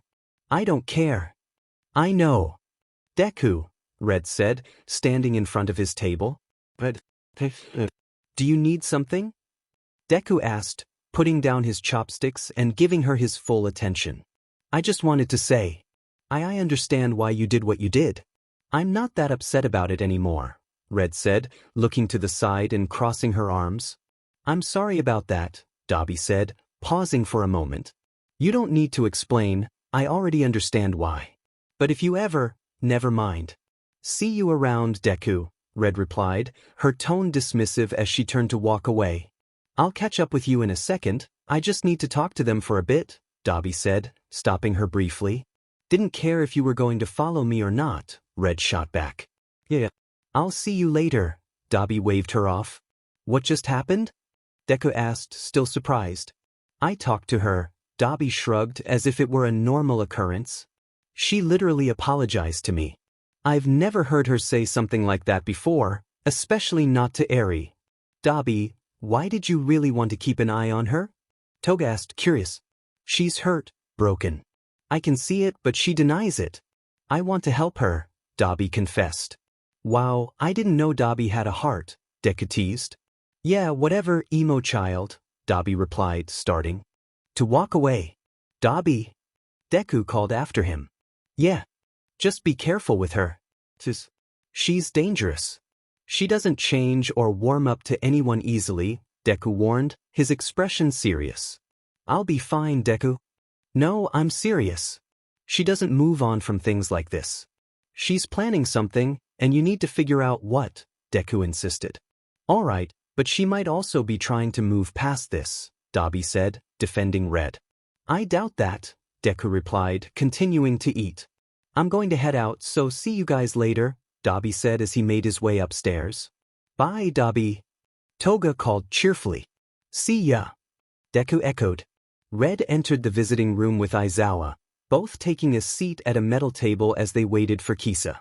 Akari, I missed you so much, Kisa exclaimed, her eyes lighting up. Missed you too, Mom, Red replied, her tone lacking the usual warmth. What's wrong?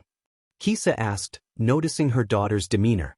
A brief silence fell between them until Red spoke again. Who's my father? She asked, already anticipating the answer. I told you Kisa began, but Red interrupted, her frustration bubbling to the surface. Why are you still lying? I'm not stupid. I just wanted to protect you, Kisa said, reaching for Red's hands, but Red pulled them away. I don't need protection from the truth. I need to hear it from you, Red insisted, crossing her arms defiantly. Your father is Shota Aizawa, also known as Eraserhead, Kisa revealed, glancing at Aizawa for a moment. But why didn't you tell me or tell him? Red's hands clenched into fists, her knuckles turning white. I didn't know what would happen if I let him find out about you. But you let me have a difficult childhood instead? You allowed me to be raised by those people you call allies. Red shouted, pounding her fist on the table, not caring if she attracted the guards as she glared at her mother. Sweetie, let me. No. Don't sweetie me or try to explain. Mom, I love you, but this is messed up even for you, Red said, trying to calm herself as she paced by the table. If he found out about you, who knows what could have happened? I wouldn't have been able to see you. I still didn't. I didn't even get to see you until I turned 12. That was 4 years ago. Red argued, turning to face her mother. Honey, just hear me out, Kisa said, standing up. I'm listening, Red replied, sitting down, her mother following suit. If he found you, I wouldn't know what would happen. I just didn't want you to get hurt again, especially not after what happened to, Kisa explained. Stop. You don't need to say it, Red interrupted, looking away with her arms crossed. Silence enveloped them. Eventually, Red stood up and walked around to hug her mother goodbye. I'll see you next week, Mom, Red said, still feeling the anger simmering beneath the surface as she embraced her mother. All right. Just take care of yourself, okay? Kisa replied, standing up to hug her back. I've been doing that most of my life, Red retorted. I know, and I'm sorry for everything. Love you, Kisa said, kissing the top of Red's head. Bye, Mom, Red said, leaving Kisa feeling guilty by the metal table. Meanwhile, at the dorms, Toga wanted to get some fresh air, so she decided to take a walk. She would have invited Deku, but she insisted he get some rest after looking exhausted from their sparring exercise at school. As Toga happily skipped along the sidewalk, someone called out to her from behind. Well, if it isn't little Himiko. How's it going, little sis? Manoma said, approaching her. Oh, hi, Nieto, Toga replied, trying to sound cheerful as she turned to face him. Why so hesitant? Scared? Just like old times, right? Manoma laughed. No. I'm not scared of you anymore, Toga declared, attempting to mask her nervousness. You sure about that? Or do I need to remind you where your place is? Manoma stepped closer. Go ahead. I'm not scared anymore, Toga said, bracing herself for whatever Manoma had planned. Just as Manoma was about to lift his arm, Kendo came running up to them. Manoma! There you are. I was looking for you. Oh, hi Toga. Do you mind if I take Manoma? Kendo asked. Not at all, Toga said, relieved that Kendo had arrived in time. Hold on a second, Kendo. I need to talk to Toga real quick, Manoma said, causing Toga's nervousness to resurface. Okay, but hurry. The movie marathon will start soon, Kendo replied. Don't worry, I'll be there in no time. Save me a seat, Manoma said. For sure. See you, Toga, Kendo said as he ran off. Bye, Kendo, Toga called after him. Just because your life is getting better doesn't mean things will stay that way, Himiko, Manoma said once Kendo was out of earshot. What are you saying? I have friends who care about me, unlike you and our parents, Toga argued. Our parents? Not even close. Sure, they brought you into this world, but that doesn't mean they are your family. No one would want to be related to someone like you, Manoma retorted. That doesn't affect me anymore. I have my own family who loves me for who I am, Toga replied, hoping her confidence would make him leave. You call your little group a family? Please, they'll leave you just like we did. That Dobby guy is already moving on with that new girl. Sooner or later, it will be Deku too. Face it, Himiko, you'll be alone, Manoma said, causing Toga to lose her confidence. Stop it, Toga pleaded. But it's true. He might say he loves you or will never leave, but those could be lies. He can leave right now if he wanted to. Stop it, she cried, collapsing onto the ground. Manoma knelt beside her and brushed some hair away from Toga's ear, causing her to flinch in fear as memories of pain flooded back. Just face the truth, Himiko. Know your place in this world. You will always be alone, and no one will ever love or care about you. Always alone, he whispered, wearing a smirk. Stop it, she stammered, looking down. Don't you miss our talks, Himi-chan? I know I did, but I have to go now. I hope you forget this, because then we can have another chat, Manoma said, patting her head as he taunted her. With that, Manoma walked away without another word. Toga sat there, crying silently until curfew approached. After a few moments of calming down, she began walking back to the dorms. Upon entering, she noticed the common room and kitchen were empty, which relieved her for a moment. Just then, Deku came downstairs from the elevator, looking worried. Himiko!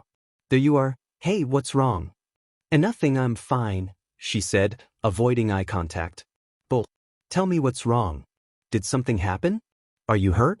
Did someone do this? He pressed. It was. But before she could finish, Toga broke down. Deku pulled her into his chest as she cried, feeling anger rise within him at the thought of someone hurting her.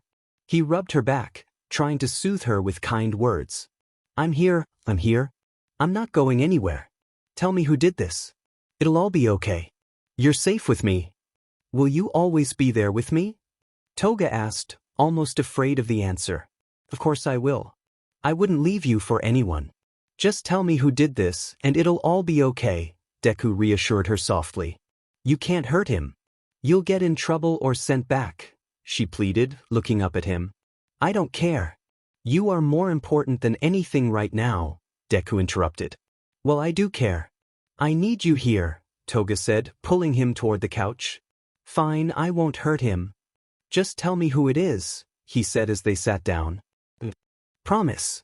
Cross my heart, Deku said, crossing his heart. You swear on your mother? Toga asked, raising an eyebrow. All right. Yes, I do, he grumbled. It was Nieto. I can't promise not to hurt that guy. He's done for, Deku said, standing up from the couch. Izuku, wait. Don't, Toga said, grabbing his arm. Why not? He asked, turning to her. It'll just cause more problems. Please don't. I need you right now, she pleaded. But even I won't. Let's go upstairs and watch some of your favorite movies. You get some blankets, and I'll get food. All right. Deku sighed, wrapping an arm around Toga's shoulders. Thank you, Izuku, she said as they walked to the elevator, unaware of the plan Deku was forming. After watching movies for 5 hours, Toga eventually fell asleep. Around that time, Deku noticed Red walking into the kitchen. At first, he hesitated but then decided to approach her to discuss his plan. Hey Red? Deku asked a bit nervously.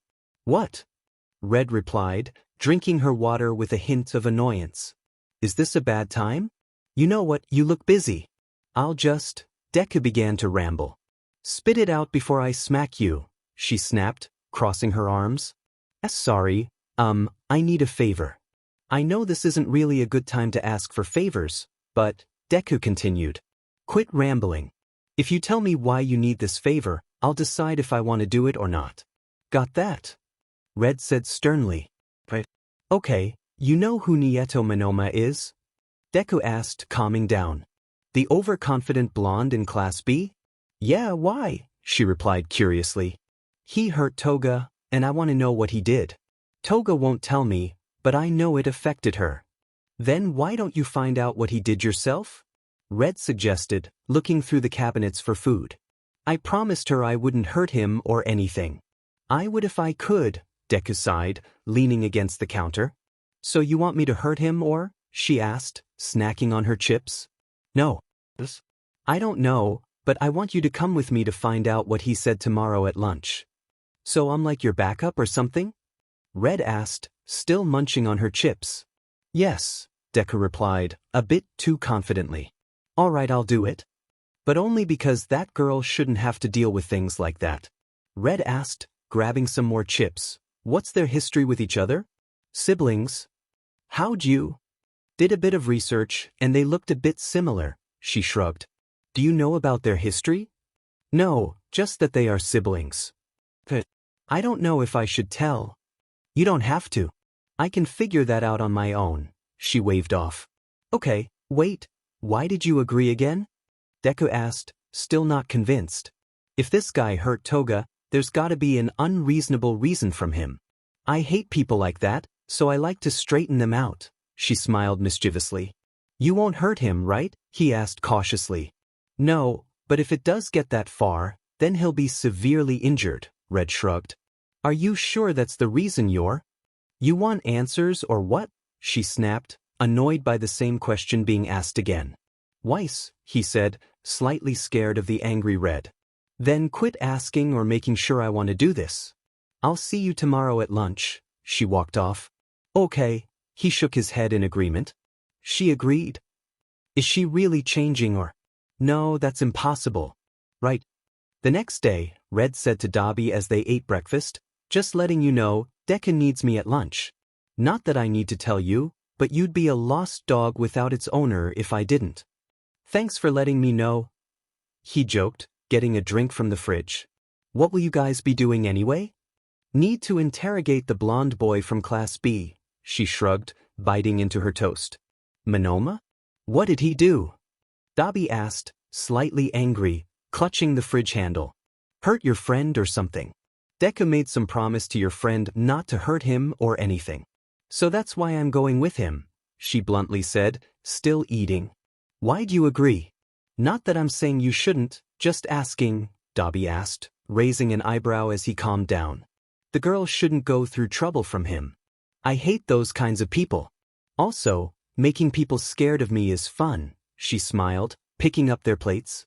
You didn't tell Deku that last part, did you? Dobby chuckled, unaffected by the sinister smile Red made as he drank from the carton of milk. Nope. Why didn't he ask me? Dobby asked, not really expecting an answer. Your friend needs a distraction while we're gone. That's when you come in, Red said, surprising Dobby with the comment as they walked to the elevator. Now I understand, Dobby nodded. Yeah, so don't tell her anything. If you do, my fun will end early, she said, turning to him. I'll try not to. Hey, how was seeing your mom, by the way? He asked, trying to change the conversation. Doesn't matter, Red grumbled, her mood slowly going down as she turned back around to keep walking. Hey, none of this doesn't matter talk. Tell me what happened, he said, stopping in front of her. Why? she asked, trying to get around him. I want to know, Dobby said, stopping her once more. Well, I don't want you to. That's when Red's breathing was cut short. Her chest felt tight, and she struggled to breathe. A wave of dizziness washed over her, and she sank to the floor. Seeing Red in this state, Dobby didn't know what to do but ask what was wrong. Hey, what's wrong? What's going on? He asked, panicking as he knelt down to her level. Fine, she forced out, still hyperventilating. No, you're not. Just then, Aizawa entered their floor. Mr. Aizawa. Something's wrong with Red. Dobby yelled, getting his attention. No. Don't, she wanted to protest, but her breathing wouldn't allow it. Dobby scooped back. I know what to do. Look at me, Aizawa said, grabbing onto Red's shoulders. Her glossy eyes looked at him as she tried to breathe properly. Look for 4 things you can see. Say them out loud, Aizawa instructed calmly. The couch. Dobby. And the floor. Red said, confused but listening. 3 things you can taste. Coffee. My breakfast. And my tears, she said, feeling the tears she had let out. 2 things you smell. My breath. The air? She said, confused. I'll take it. 1 thing you can touch. My hair. Okay, now breathe with me slowly through your nose. Then out through your mouth, he said, doing it with her. Red followed his instructions and gradually calmed down. Her breathing returned to normal, and she wiped away the remaining tears as she started to stand up. Dobby, go to class. Tell everyone it's a free PRD until I return, Aizawa said, turning to the teen. Yes, sir. I'll see you later, Red.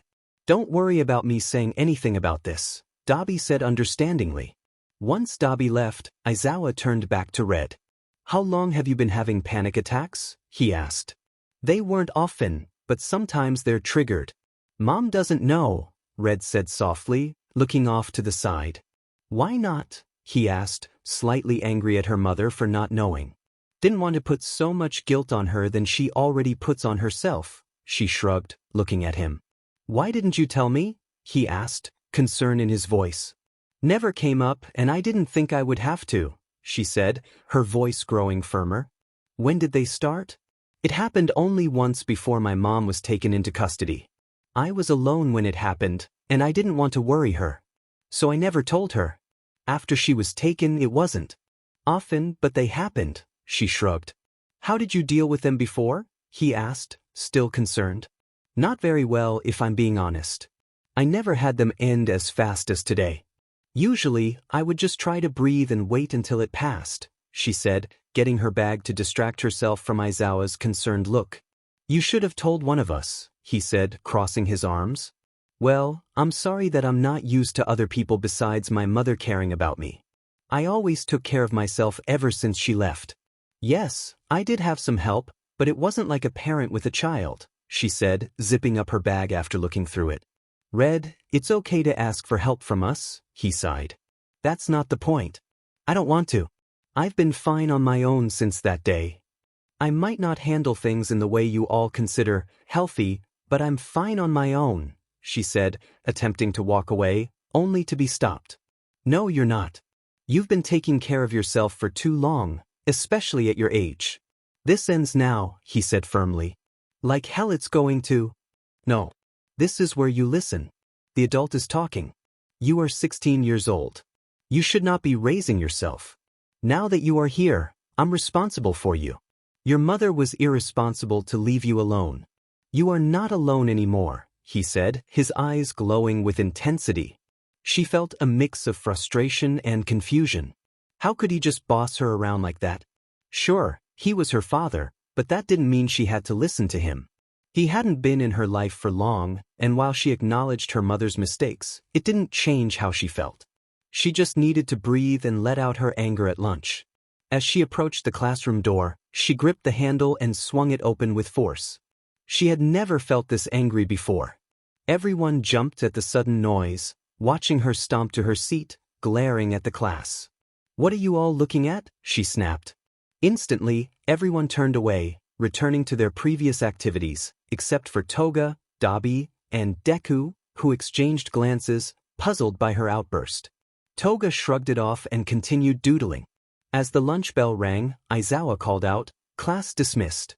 "Red, I need a word with you." "Sorry, I have things to do," she replied, trying to leave, but Deku stepped in front of her. "It wasn't a question." "Sit down," Aizawa insisted, leaning against his desk. "Hey!" "Red, it's fine. I'll see you after," Deku reassured her as he exited. "All right, fine," she sighed, reluctantly walking to a desk. "What did you need?" she asked, crossing her arms. "I wanted to give you this," he said, handing her a phone. "I meant to give it to you this morning, but—" "Yeah, I know. Is that all?" she interrupted, still feeling emotionally conflicted. "Yes, that's it. Just don't break it, lose it, or contact anyone you shouldn't," he said seriously. "Got it? Thanks for this." "And for this morning," she mumbled, loud enough for him to hear. "It's my job to make sure you're safe," he replied with a faint smile. "Right, forgot you were a teacher," she said, her mood slightly dimming. "As a father, it's my job," he added. "All right. I have to go," she stuttered, unaccustomed to this level of care from someone else. As she walked out of the classroom, her mind wandered. She wondered how different things could have been, what might have happened if her parents had stayed together, and why they had left each other if they still loved one another. Lost in thought, she didn't notice she had bumped into Deku, who was trying to get her attention. "Red? You good?" he asked, concerned. "I'm fine. Let's find him and get this done with," she said, pushing her thoughts aside. "Right, just don't do anything drastic," he cautioned. "I wasn't going to." "Dad would ground me if I did," she mumbled. "What was that last part?" he asked as they walked. "Nothing important. Found him," she said, pointing to Manoma. "Okay, here's the plan. We'll try to talk to him first, but if that doesn't work, we'll handle it. Just don't kill him." "Got it," she nodded. They approached Manoma, who was alone in the empty hallway. "Manoma, we need to talk," Deku said, his tone serious. "Well, if it isn't the former villain and the new girl. What do you want?" Manoma smirked. "What did you say to Toga?" Deku asked directly. "Ah, so she told you about our encounter? How delightful," Manoma replied, annoyance creeping into his voice. "What did you say to her?" "That's all we want to know," Red pressed, trying to keep her composure. "Just ask her yourself," he shrugged. "She won't tell us, which is why we came to you," Deku explained. "Well, I'm sorry, but I've completely forgotten what I said," Manoma said innocently, a smug smile on his face. "Fine. If you won't tell us willingly, we'll make you." "Deku," Red said with a mischievous grin. "Go ahead," he nodded, stepping back. With that, Red swiftly kicked Manoma in the gut and punched him in the face, pinning him against the wall. "Now will you tell us?" she asked innocently. "Why yes," he gasped. "Good," she said, smiling triumphantly as she released him. Coughing, Manoma took a moment to recover before speaking again. "I told her to know her place, that she would always be alone, and that no one would love her," he said, a smile still on his face. "That's awful," Red said, kicking him again. "Thanks." "Deku, what did you do?" Toga interrupted, with Dobby trying to pull her back but arriving too late.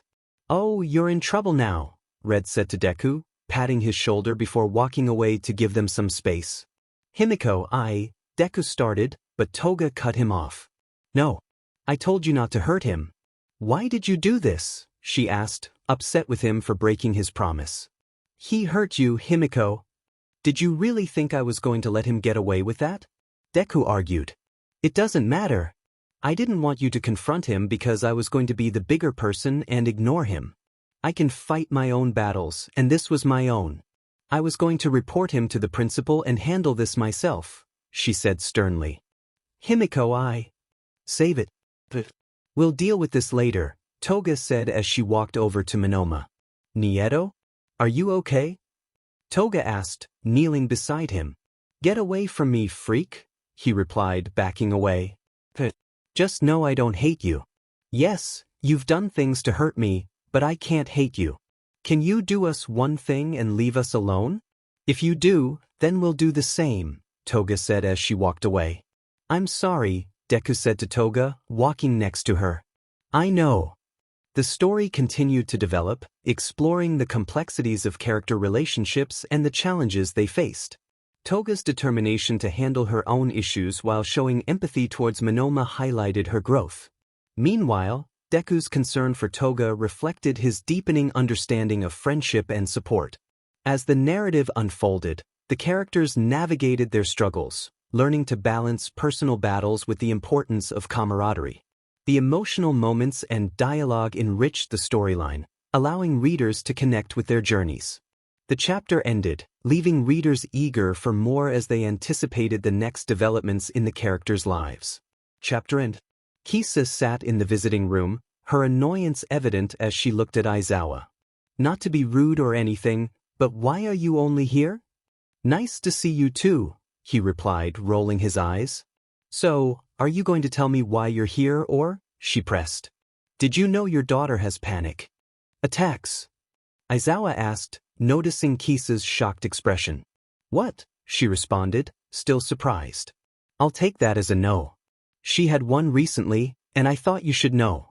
She didn't tell you because she didn't want you to worry. I thought you would have noticed something was off, he said, sounding almost lecturing. I couldn't have known in this prison you put me in. How long have they been happening? Kisa asked, her worry evident. Apparently, some time before you were taken into custody, Aizawa replied, a hint of frustration in his voice. I swear if I had known. Would have what? Told her about me? What went through your mind when you decided she should be raised by villains instead of her father? He said seriously.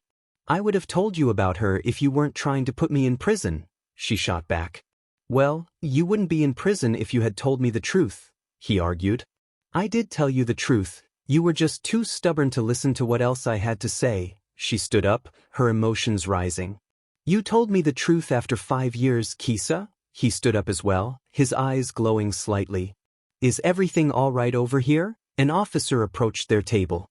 Yes, officer, it is. Just a small disagreement, that's all, Aizawa said, calming down. Just making sure. Carry on, and if you need anything, I'll be over there, the officer said, eyeing Kisa as he walked away. Thank you, Aizawa replied, sitting down again. What happened to us? Kisa sighed, resuming her seat. A lot, that's what, Aizawa replied, sighing as well. What would have happened if the things that happened to me never happened? Would I still have met you? She asked. I don't know, he admitted. Do you regret it? Did you ever? No. Maybe once when I was angry, but no. You never did. Silence fell over them as they reminisced about the good times from their past. After a moment, Kisa broke the silence again. How is she? Besides the panic attacks. She's stubborn like you, so she isn't letting her guard down anytime soon, Aizawa said with a chuckle. That's expected. She's been through too much over the years, from something that happened to someone close to her all the way to now, Kisa said, smiling sadly. What exactly happened that started it? Aizawa asked, curious about Red's past. Isn't my story to tell. But I'm glad she's somewhere safe and normal, even though she could have had that a long time ago. Is she causing trouble? Some pranks here and there with a companion of hers, he said, a bit annoyed by their antics. A friend? She raised an eyebrow. He's trying to be, but she isn't letting him in that easily. Oh, it's a boy? The next time she comes, I might tease her about this. How are you and her? Any father-daughter moments? She asked. If you mean being a parent and telling her what to do, then yes, he replied bluntly. No, I mean have you guys spent time together that doesn't involve school or hero stuff? Have you? She clarified. No, we haven't. Either she doesn't want to get to know me for putting you in prison, or she just doesn't want to let her guard down. A bit of both, really, he said, disappointment creeping into his voice. I know it's my fault she was raised the way she was and didn't meet you until now. But I want her to have a connection with you. To be her father. She's been through enough to earn that at least. Even if you didn't want that or she didn't, I still would try to have a connection with her. I'm her father and always will be. I'm glad you haven't changed. Well, it's getting late, and I think you still have a class to teach tomorrow? I forget what the days are in here, so don't judge if I'm wrong. No, you're right. I still have stuff to grade anyway. I'll see you soon, Minato. Kisa is fine. I'll see you soon, Shota. Because of this one interaction, the dark clouds that once covered them cleared. All the anger that filled them when they saw each other was now replaced with a hint of happiness. Things were starting to look up. A few days later, Red still hadn't visited her mother since their argument. When the day came for her to visit, she didn't go. She didn't want to do anything that day, and that was the plan. But avoiding Dobby to do nothing for the rest of the day was harder than she thought. Hey Red, come here, Dobby shouted from the living room. If I don't, she called from her room, then I'll drag you over here anyway, he said, appearing in the doorway. Fine. Only because I don't want to deal with you today, she said, getting up from her bed and putting her manga down. You wouldn't kill me, Dobby said, walking toward the living room with Red behind him. Try me, she threatened. Rather not. Anyway, play Mario Kart with me, he said, grabbing a controller. No thanks. Red tried to walk away but was stopped again. Come on. Just one game? At least, he pleaded, putting a controller in her hand. No, she said bluntly, handing it back. Just one game and I'll stop asking. Will you? Promise on my non-existent heart. Fine. Only one game, she relented, taking the controller back. Red won. Of course, Dobby wanted a rematch, but he kept his promise and let her leave to her room. That was 5 minutes ago. But open the door, Dobby shouted, knocking rapidly. What? I thought you said you'd stop asking, she said, getting agitated as she opened the door. I did stop asking to play Mario Kart. Now I'm asking for you to play Super Smash Bros., he said with a mischievous smile. Really? Mitchum. It's no fun by yourself. Routines like these continued throughout the day. Ask something, promise, do whatever was asked, and 5 minutes later, ask for something else. Knock knock knock. I swear if you ask for one more thing, I will make sure you regret it, she threatened, her eyes narrowing. I swear this is the last thing. Could you tell me the answers for the math worksheet we have? He asked sheepishly. No. Because I don't want to, and just no. Plus, I didn't do it. Now bye, Red said as she slammed the door shut right in his face. Laying on her bed, she absorbed the quietness in her room, but that peace lasted only 5 minutes. Knock knock knock. I swear, Dobby, I will. Oh, it's you, she said, putting down the bat she had picked up. Put some shoes on, we're going out, Aizawa said, not bothering to question the bat. Why? Red asked, a bit annoyed. Just do as I say, he replied, walking away. Fine, she conceded, grabbing some shoes and following him. As they walked, Red tried to ask where they were going, but she only received vague responses like, quit asking, you'll see when we get there, and just wait. Eventually, they approached a building with a sign that read, The Rage Cage. Where are we? Is this an anger management therapy place? If anything, that Pomeranian kid needs this more than me, she remarked, looking around. Just come on, Aizawa said as he entered the building. All right, but don't expect me to spill my feelings, she shrugged, following him inside. Hello, welcome to the Rage Cage. How may I help you? A worker said from behind the counter. Give us the car package, Aizawa said, sounding like a regular. How many bats? Tools? Both, the worker asked, inputting some information into the system. Bats, tools, and some glass bottles too, Aizawa replied, searching through his wallet. That has a charge. Will that be fine? Yeah, that's fine. How many hours do we have? Max is 5 hours. You can leave any time before that. All right. Much. Red thought to herself, what is this place? Am I going to die here? Is this like the Hunger Games? Follow me and we will get you both your safety gear. Then we can take you to the room, the worker said, leading them through another door. Once they donned their safety gear, goggles, gloves, hard hats, and coveralls, they entered a room. Inside was a broken-down car, bats and tools against the wall, and some glass bottles on a nearby table. What is this place? Red asked, bewildered. It's the Rage Room, Aizawa explained, grabbing a bat and hitting it against the side of the car door. What the hell? Red jumped back. What are you standing there for? Grab a bat, Aizawa urged her.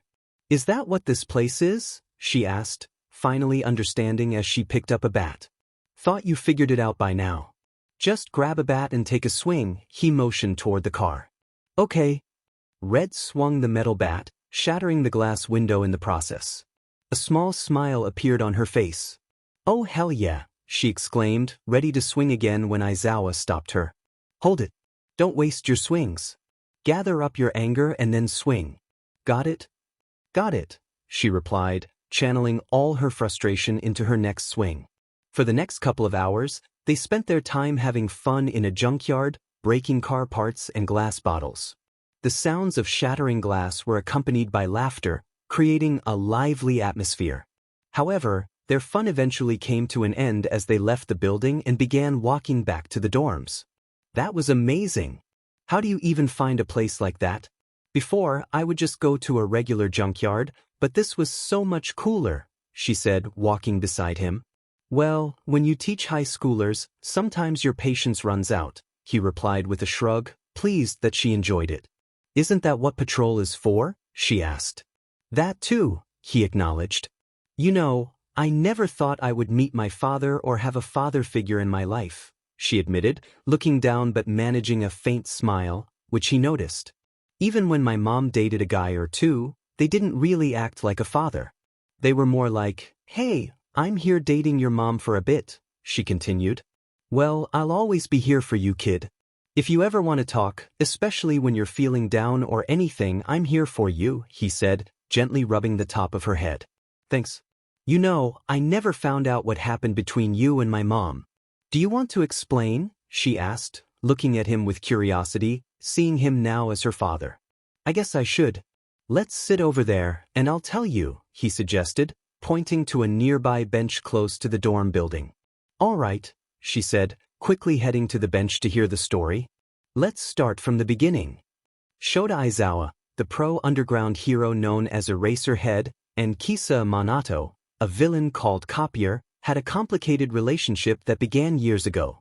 They first met outside a club, both reluctantly dragged there by their more extroverted friends. Kisa noticed Shota leaning against the wall, looking weary.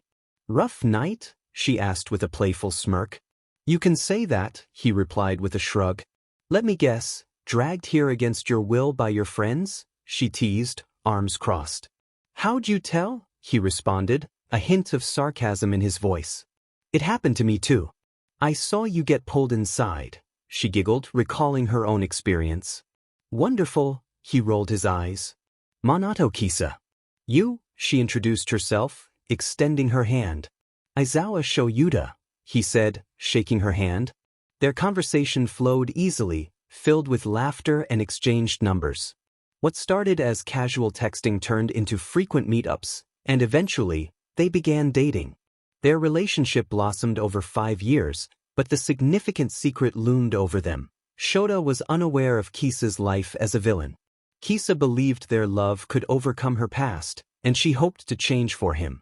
Almost 6 years later, after a long day of patrol, Shota returned home to find Kisa looking serious and nervous. Shoyuta, can we talk? She asked, her usual energy replaced by a somber tone. Of course, Kisa. What's on your mind? He replied, sitting beside her on the couch. I need to tell you something serious that could affect us, she said, taking his hands in hers. Whatever it is, I'm here to listen, he assured her, sensing her anxiety. Just remember, I love you more than anything, she said, her grip tightening. Kisa, what's wrong? He asked, concern etched on his face. Shota, she hesitated, fear evident in her eyes. What? Just tell me. I'm here, he urged. I'm a villain, she confessed, closing her eyes, bracing for his reaction. Silence filled the room as Kisa waited for Shota to respond, hoping for understanding. Please say something, she pleaded. Is this some kind of joke? He asked, pulling his hands away. And no, it's not. But let me explain. Explain what? Do you really think there's an explanation for being a villain? He interrupted, his voice rising. Yes, there is. If you just listen, she insisted. What could you possibly say to justify this? He demanded. I know it sounds bad. Bad?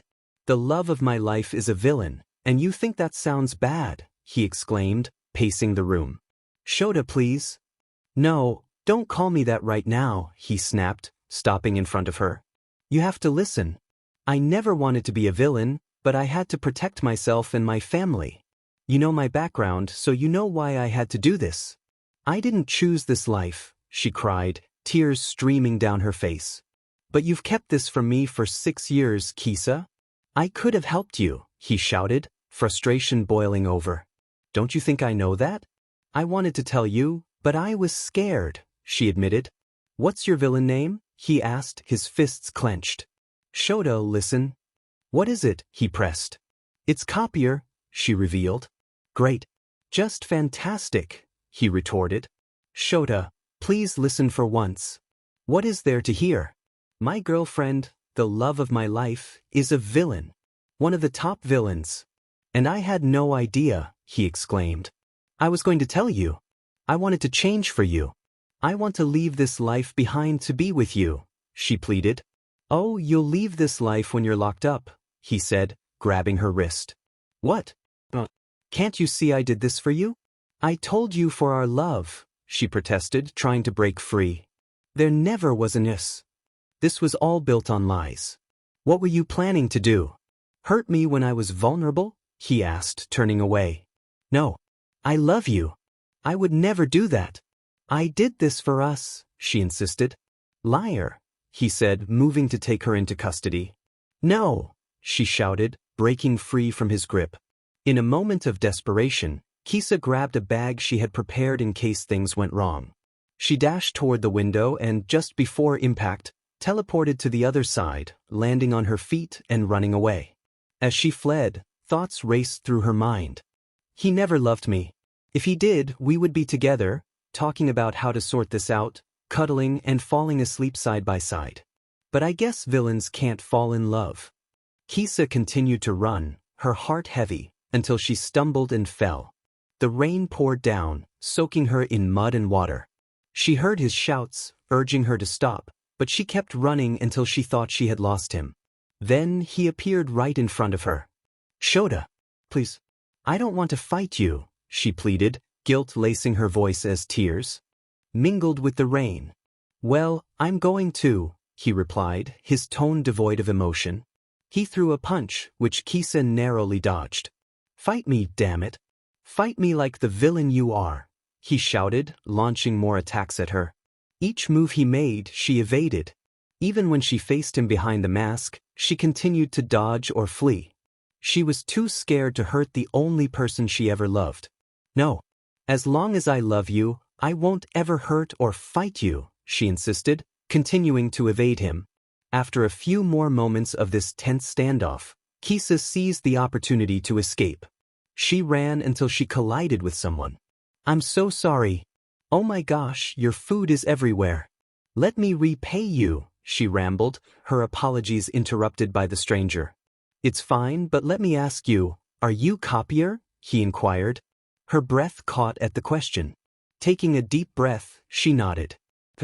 I see you're being chased. You're welcome to come with me until things calm down, he said, creating a purple portal. Thank you. I'll repay you soon. You have my word, she replied, stepping into the portal.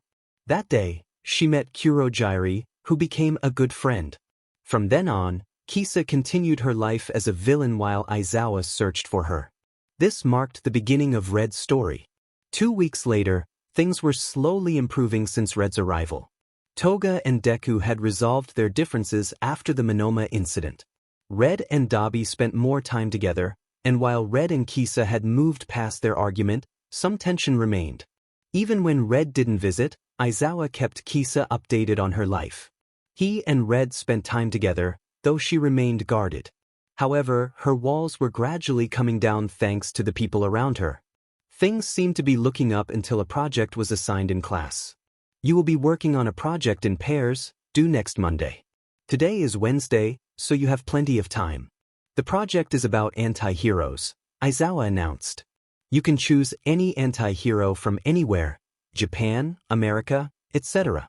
Discuss whether they should be labeled as heroes, villains, or something else. Present your argument in a format of your choice. Now for partners.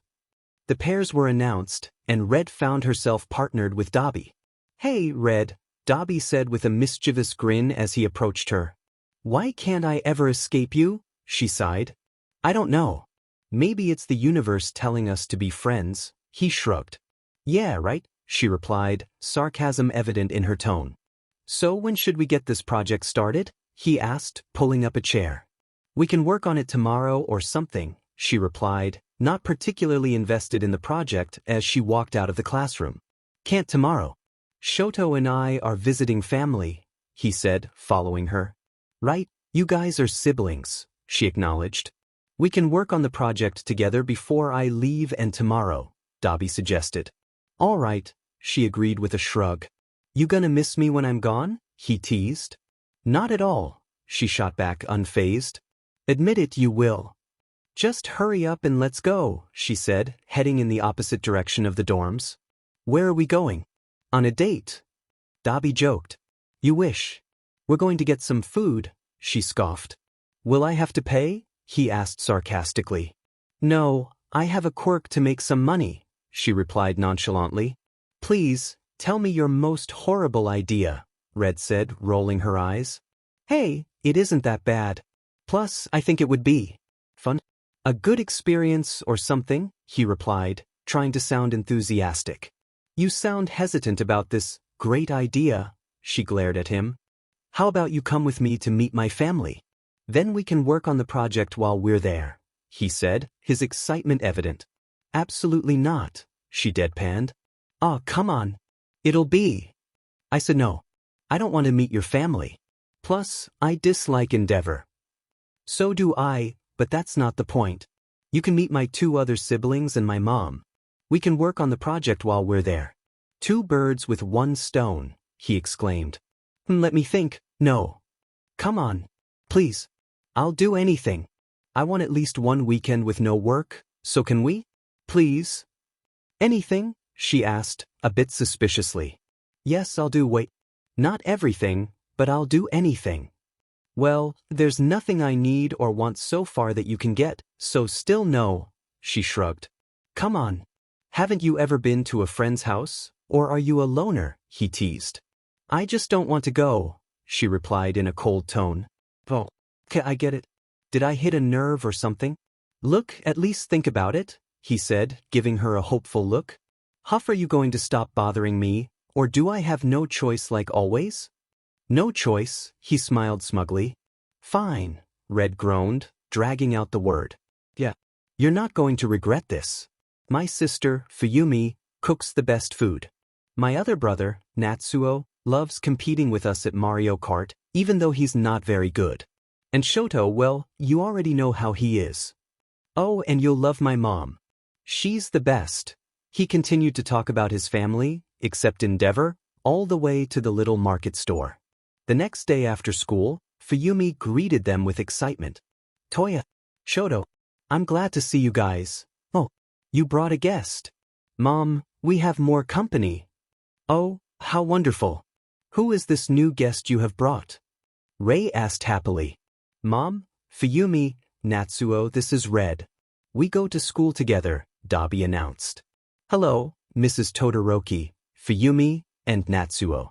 Dobby has told me a lot about you all, especially you, Mrs. Todoroki," Red said sweetly, surprising both Dobby and Shoto. Red had always been fond of kind mother figures in her life, especially since her own mother was not with her. She was respectful to them whenever she met them. "Well, isn't that sweet of him? I have also heard of you, Red," Rei said kindly. "You have?" Red asked, a bit surprised. "Very much. Toya has told me a lot about you. Shoto has as well, but not as much as Toya." She wasn't supposed to know about that," Dobby said, a bit flustered. "There is nothing wrong with talking about your friend to your family, Toya." "You are just overreacting," Shoto said, watering a plant for his mother. "Says you talk about Momo all the time. More than I talk about my friends." Dobby teased. "That's different," Shoto mumbled, getting flustered. "Oh, Shoto has a crush." Natsuo chimed in. "I do not. She is just a very good friend to have," Shoto protested a bit too quickly. Whatever you say, bro, Dobby said, giving him a playful noogie. Guys, we shouldn't bother Shoto with all this. Fuyumi said with a nervous smile, trying to intervene. Red, sweetie? Rei asked, catching Red's attention. Yes, Mrs. Todoroki. Rei is fine, dear. Rei, was there something you wanted to ask? Yes, there was. Was your mother Kisa Monato? Yeah. How did you? I see the resemblance. She and I were good friends at school, but then I moved away. You have her nose. Really? Red asked, a bit of joy in her voice. Since Red didn't often meet anyone close to her mom, she was glad to hear things like this. Comparisons and stories from her mother's past that she had never heard before. Really? How is she? Your mother? She's holding up. You know that she's in prison? I've known for a while now. We've kept in touch, she said, motioning to the letters. Has she told you everything? She asked a bit nervously. Everything? Well, she has told me about you, Aizawa, and I believe I've heard everything up until now, Rei replied, counting on her. Fingers. Well, that's my whole life story, you know. Well, almost my whole life story. I hope to get to know you more, Red giggled. Sorry, Mom. I just got a little carried away, Dobby said, rubbing his neck. It's all right, dear. Now go on and head home to eat dinner. I'm sure our guest is starving by now, Rei said. You have no idea. This one over there didn't let me get a snack before we left, Red pointed at Dobby with her thumb. You wanted a microwavable cup of soba. I told you we were going to have soba for dinner in about an hour, he tried to reason.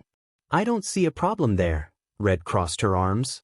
You're impossible, you know that? Yes, I am. And so are you. Me? Yes, you are almost as stubborn as I am, and that's saying a lot. I guess you got me there. Michim. Now let us go, Todoroki siblings. The great legend of Fuyumi's food awaits us at the house, Red said, turning on her heel as the others chuckled. Otoe. A word before you go. He will be with you all in a moment, Rei said softly. Yeah, Mom? He asked with some concern. As they talked, the other siblings started walking to the car to head to the Todoroki household. The older siblings were ahead of the UA students, so Shoto thought it was a good time to ask Red some questions. Why did you act differently just now? Shoto asked, looking toward her. I'm hungry, your family hasn't done anything to me, and I have manners, she shrugged, still looking ahead.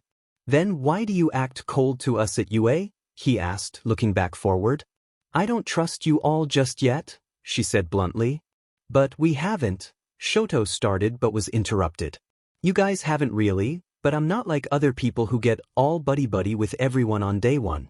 I'm still kind of upset that I'm slightly trapped there, she said, stopping with the others by the car. But you're not, he said, though he felt unsure since he was confused by her statement. Are you sure?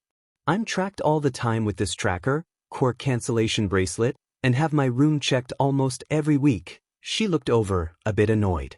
It's your choices that led you here, he said. Don't give me that. Most of my life, choices were made for me and still kind of are. Since day one, she rolled her eyes. I guess we have that in common, he chuckled. What do you mean? I know some stuff that Dobby went through, but you guys didn't have it that bad, right? Well, as Shoto explained his side of his childhood to Red, she felt a lot of emotions. One thing for sure was that she thought, Endeavor will face consequences once I see him. I knew he was difficult, but I didn't think he was that bad to his family. She knew about some things from Dobby's childhood, but she didn't think Shoto's would be this bad either. Just as she was about to respond, she was interrupted. We ready? Dobby asked, running to them. Yeah. What took you so long? Fuyumi asked, unlocking the car doors. Nothing, just some private catch-up with Mom, Dobby said, getting in the car. All right, then let's go and eat some dinner. Natsuo shouted happily since he was hungry. Time skipped to the Todoroki residence. Red and Dobby worked on their project together until dinner was ready, but they found themselves distracted by video game competitions with Natsuo and Shoto. This is really good, Fuyumi. Better than Toya's cooking, Red praised. Hey! Dobby protested. Thank you, Red. I'm glad you like the food. And you're kinda right about Toya's cooking. It's not that great, Fuyumi confessed. I'm still here. Dobby whined. Don't take it too personally, Nisan. You're just not very good at cooking, Natsuo shrugged. Well, at least I try. Dobby reasoned. Trying to what? Kill us with food poisoning? Red retorted. Everyone laughed at Red's comment, while Dobby pouted but chuckled a bit. Dinner was going well until someone joined the scene. Who invited this brat into my home? Endeavor said angrily. I did. Now if you'll excuse us, we need to help clean up, Dobby replied, not even glancing in Endeavor's direction. I never gave you permission to invite this villain into my home, Endeavor insisted. Well, I never gave you permission to act like a father to me. Plus, you treated your family like villains, so do you even belong here? Dobby argued. How dare you? Just shut up already. Face it, Endeavor. Your children hate you. You want to know why? Because you struggle at being a father. Now stop being difficult and move out of the way so we can clean up like good people. Unlike you, Red said, her eyes slightly glowing red, becoming brighter bit by bit. You don't speak. I can and I will. You are not my father nor my superior. I can do whatever I please, including standing up to you right now. If you want respect, start by actually being a decent father, Red said as she handed the rest of the dirty dishes to Fuyumi. Dobby Shoto? Can we leave before I create a scene? She asked, turning to the boys, trying to calm herself down. Yeah, we can. Shoto, go get your things please. Thanks again, Yumi, Dobby said, passing Red the rest of her belongings while grabbing his own. Yes, thank you again, Fuyumi. It was really good.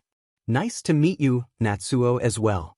Thank you for letting me in your home, Red bowed, surprising Dobby and Shoto with her sudden display of manners. Of course. Thank you for coming. Fuyumi said joyfully, slightly ignoring her angry father. You are more than welcome to come back with them, Natsuo said with a mischievous smile, already approving of her attitude towards Endeavor. Thank you. Red tried to express her gratitude but was interrupted. She is not. Endeavor protested but was cut off. That's it. And I tried to warn him, Red thought as her eyes brightened. Listen here, you little. Hey. Put me down, Dobby. I'm doing you a favor. Red protested as Dobby picked her up over his shoulder, adjusting her belongings onto his other arm. Bye, guys. Dobby waved, running out of the house.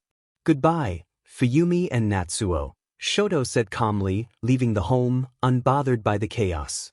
We are not done here. Red tried to yell at Endeavor but was stopped. As much as I want to see you confront Endeavor, you can't for many reasons you know why. Now when I put you down, you are not going to run, Dobby scolded, setting her down but still keeping a grip on her. Better? He asked, slowly letting her go. Yeah, just kidding. Where's that guy? Come out and face me. Fight like the so-called hero you are. Red ran back toward the house. Red, stop. Dobby called after her, passing Shoto. You're not my supervisor, she yelled back. Shoto, help me. Dobby shouted. Sorry, Toy. I have an important phone call, so can you please keep it down? Shoto said calmly, holding his phone to his ear with a mischievous smirk. Really? Red, wait. Don't make me get Aizawa. I'm not a villain. You can't stop me. Come out. Red shouted. Red almost caused a scene that day but was fortunately stopped by Dobby, Aizawa, who was patrolling the area, and the unexpected shock device on her neck. Okay, so hostages are trapped in a warehouse with several villains. There are 4 villains in total and 3 hostages. How do you get the hostages out? Discuss in a group of 4. Deku, Toga, Red, and Dobby formed a group, while the discussions of the other groups faded into the background. Any ideas? Deku asked, looking around the table.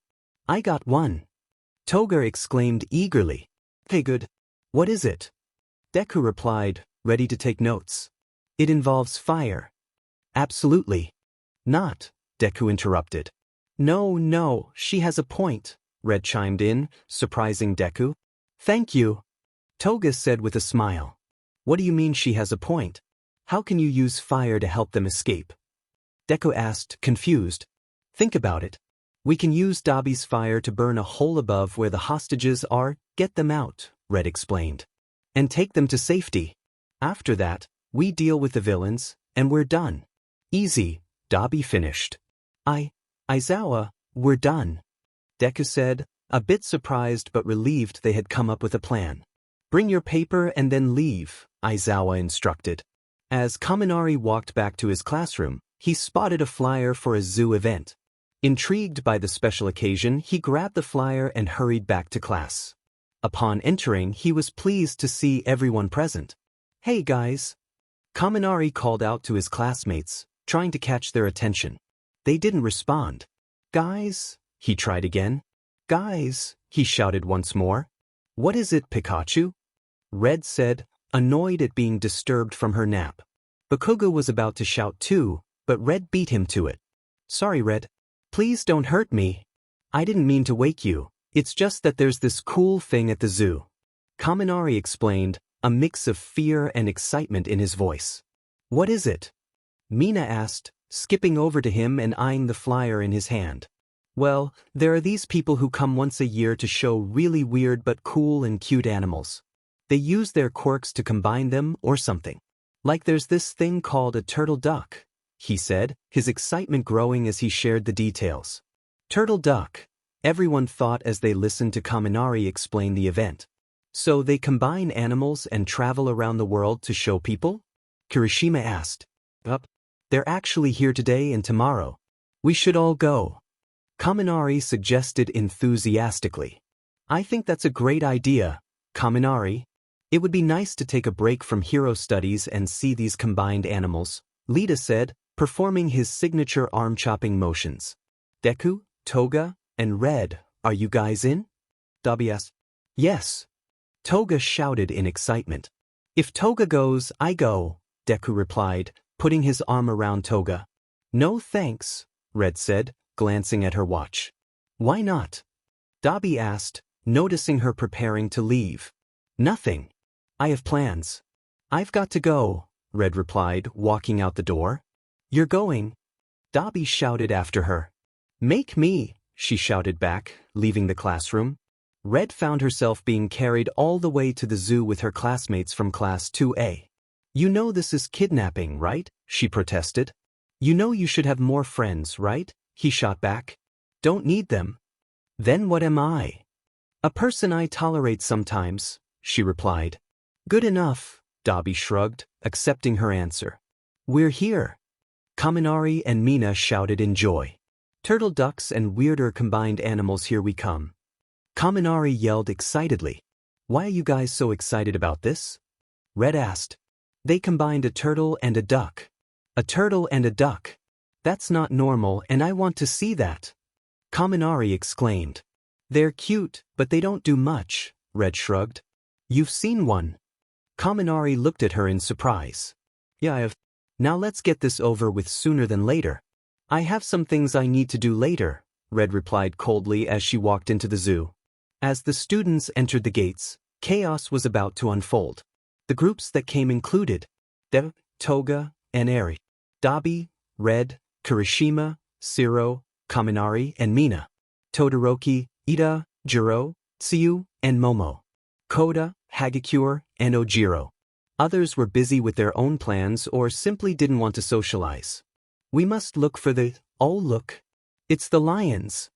Kaminari said, his determination to find the turtle ducks momentarily distracted by the sleeping lions. Kaminari! We came here for turtle ducks, not... Oh my god! They look so cute when they're sleeping. Mina squealed as some classmates stared at the lions while others wandered off on their own. Aizakuin! Aizakuin! Look at the penguins! Toga yelled excitedly. I see, Himoko. I think they're going to do a show right now. Let's get a churro or something to eat while we watch, Deku said, picking up Eri. Oh, churros. Can I get a candy apple, Deku-kun? Of course, Eri.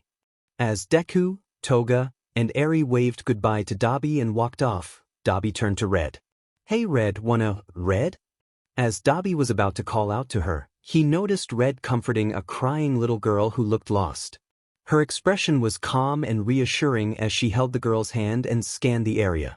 After a moment, Red pointed in a direction that Dobby couldn't see. The little girl's frightened face lit up with happiness as she let go of Red's hand and ran to some adults. Red spoke with the adults and bowed, leaving the little girl with her parents. Dobby smiled, seeing a side of Red he rarely witnessed. "Stop that," Red said as she walked back over to him. "Stop what?" he smirked. "Stop looking at me like I did something you were watching. And you actually have a heart," Dobby said genuinely. "Just because I show no emotion, was a villain, and almost harmed your class but chose not to, doesn't mean I lack morals," she shrugged. "And let me guess, one of those morals is about kids? I don't hurt kids. I help them whenever I can. So you aren't as cold-hearted as I thought. Now what are they doing?" Dobby said, distracted by their friends. "Who? Oh, you've got to be kidding me," Red said in frustration. "You don't think, damn it, Kaminari." "What happened?" Dobby asked, moving toward the others with Red following. "Well, Kaminari thought he would have a better view on my shoulders, and we started losing balance. As you can see, this happened next," Kirishima explained, gesturing toward the lion's den. "Out of all the people here, I thought you, Kirishima, would be the more responsible one," Red said, disappointment in her voice. "I guess I lose that title now from you, huh, Red?" Kirishima asked sheepishly, rubbing his neck. "You think?" she replied sarcastically. "We have to do something before the lions notice him there," Siro said, trying to think of a plan. "What should we do?" Mina asked. "Guys!" Kaminari yelled in fear as the lions began to wake up. "Maybe we can," they discussed. "Guys!" Kaminari yelled again as the lions noticed him. "If we do that, they will wake up," Dobby said, unaware of what was happening in the den, unlike Red. While the others were brainstorming, Red struggled to remove her quirk cancellation bracelet. Since hers was different from the ones Dobby and the others had, it was more difficult and painful to take off. "Guys!" Kaminari screamed as the lions moved closer. "Move," Red said, finally ripping the bracelet off her wrist despite the pain.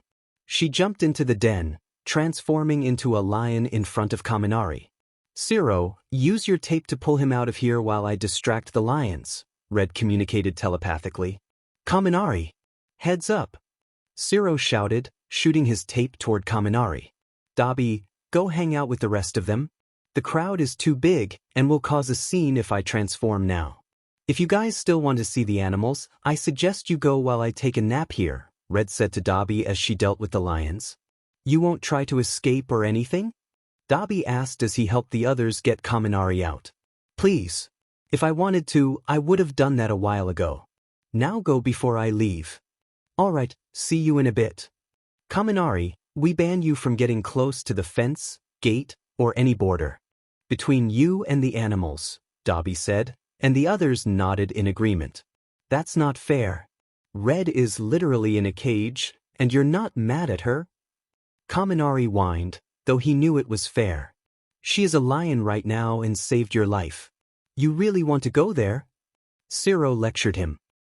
"You're right," Kaminari conceded. As they explored the rest of the zoo, leaving the unusual animals for last, Red took a nap as a lion until she could escape. Things were calm for the moment. Eventually, Red was able to break free and searched for the others, finding them entering the snake exhibit. She thought of a clever idea. Inside, Dobby and Kirishima were ahead, chatting, while Kaminari, Siro, and Mina lingered behind. "Dude, imagine if one escaped," Kaminari chuckled, glancing at his scared friend. "Don't say that, Kaminari," Mina shouted, clinging to Siro, who was laughing at her antics.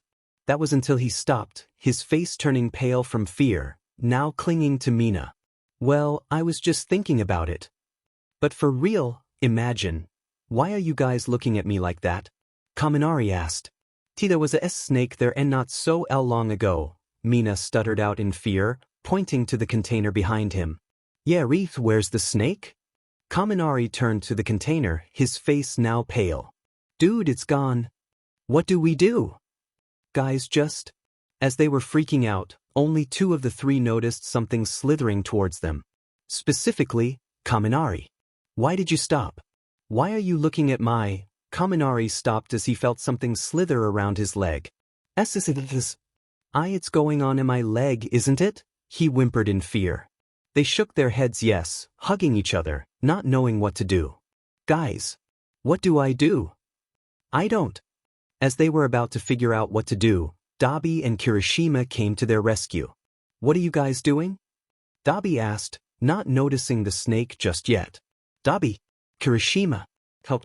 There's a snake on me. Kaminari shouted in fear. Snake? Oh, that one wrapped around your leg. Dobby asked calmly, now noticing the snake. Yes, that one. Help me. Alright bro. Just don't move, Kirishima said, trying to calm him while Dobby was getting the snake. As Dobby squatted down to get the snake from his leg, he noticed a red glow from its eyes. He knew exactly what was going on. Oh, I see what's going on. Heh, let him go before he gets too scared, Dobby said to the snake. Why is he talking to the snake? Mina asked Kirishima. I don't know, Kirishima replied. Come on, joke's over. As the snake slithered off of Kaminari, it glowed red once away from them, revealing Red. Come on. I was just getting started. Red whined. Red? The others shouted in disbelief. You nearly scared me to death. Kaminari yelled. Your fault for falling into the lion's den in the first place. Red shrugged with a mischievous grin. I thought I was going to die from a snake bite. Kaminari argued.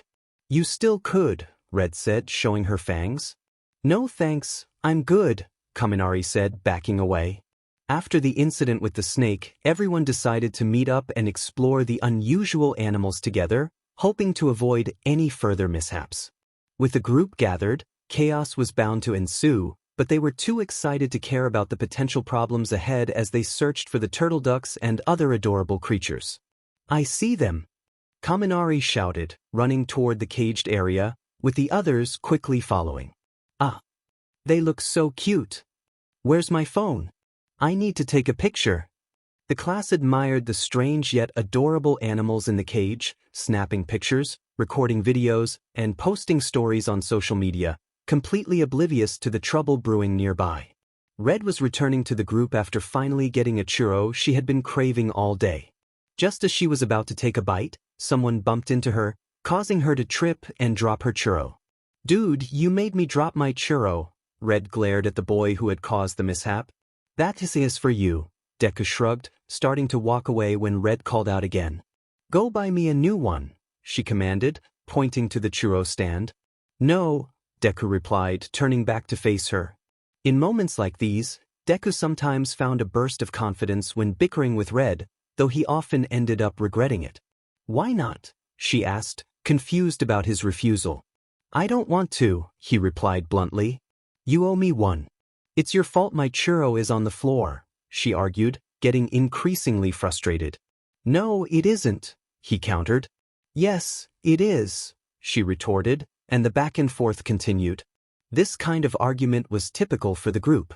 Red and Deku often engaged in silly disputes that could last anywhere from half an hour to even 5 hours. Because of this, those nearby usually chose to walk away or ignore them. You would think they would consider the people around them in a public space, but that was far from the case.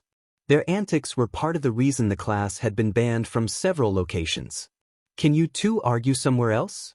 You're disturbing the people around you, a zoo worker interrupted, trying to defuse the situation. If this person gets me a churro, then I'll stop, Red said. If she stops whining about a churro, I'll stop, Deku replied. They resumed their argument, only making the worker more frustrated. When he got irritated, his quirk sometimes malfunctioned, and today was one of those days. Suddenly, a bright flash enveloped them, and the two teens found themselves transformed into 6-year-olds. The flash caught the attention of their classmates, who had been ignoring the bickering. They turned to see a young Deku and Red, with a nervous-looking zoo worker behind them. Hello, I'm Koshi. I'm very sorry that I turned your friends into 6-year-olds, he said, bowing slightly in apology. I was trying to politely tell them they were disturbing the peace, but my quirk malfunctioned. As he finished his explanation, Some classmates burst into laughter while others smiled in amusement, except for Ilda, who looked slightly panicked. After learning that Deku and Red would remain children for the day and the next, the worker left, hoping they wouldn't report him to his manager. Now, the former teenagers stood before Class 2A, still in their clothes but now much smaller. Look at little Red. She doesn't seem scary at this, Kaminari began, but was quickly interrupted. Stranger danger! Stranger danger! Mama! Kyo! There's a stranger! Red screamed, tears streaming down her face as she backed away from the group, moving closer to a bench. Deku was also crying, calling out for his mother. Where's my mommy? Mommy? Mommy, he cried, collapsing to the floor in distress. The class was thrown into a frenzy, unsure of how to handle the situation. With Toga and Deku, Toga calmly addressed Deku, catching his attention. Hey there, little Izuku. Deku stuttered in fear. Do I know you? Kinda, but it's okay. I won't hurt you. I just want to help, okay? Toga reassured him, trying to calm the boy. Can you help me find mommy? Deku asked as he slowly began to relax. Of course. I also know where Bakugo is. Do you want to see him too? Toga replied, noticing the excitement in Deku's eyes. Kaken. Where? Deku asked eagerly, scanning the area. How about you come with me and we'll see him, okay? Toga said, motioning for him to come closer. Okay. Deku cheered, running to her. Meanwhile, Dobby crouched down to speak with a small child named Red. Hey there. Little Red. Mama says not to talk to strangers. You're a stranger, Red replied, turning her back to him. I'm not a stranger. I know your dad, Dobby insisted, trying to get a hold of her. Papa's gone, you liar. Red yelled, kicking his shin. Hey, watch it, kid. Dobby exclaimed, attempting to grab her to stop her from kicking. Stranger danger. Kyo. Mama. Help, Red cried out, but Dobby quickly covered her mouth. Kid, stop yelling. If you cause a scene, you won't see your mama.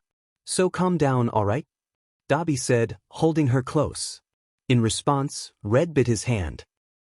You bit me. Dobby yelled in surprise, letting her go.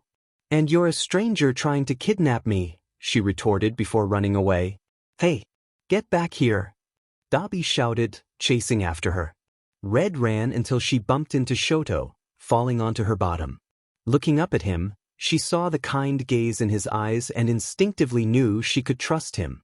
She ran behind his legs, gripping his breathed legs. Help me, mister. That big meanie is trying to kidnap me. Red pleaded, peeking around him to point at Dobby. Is he now? Well, we can't let that happen.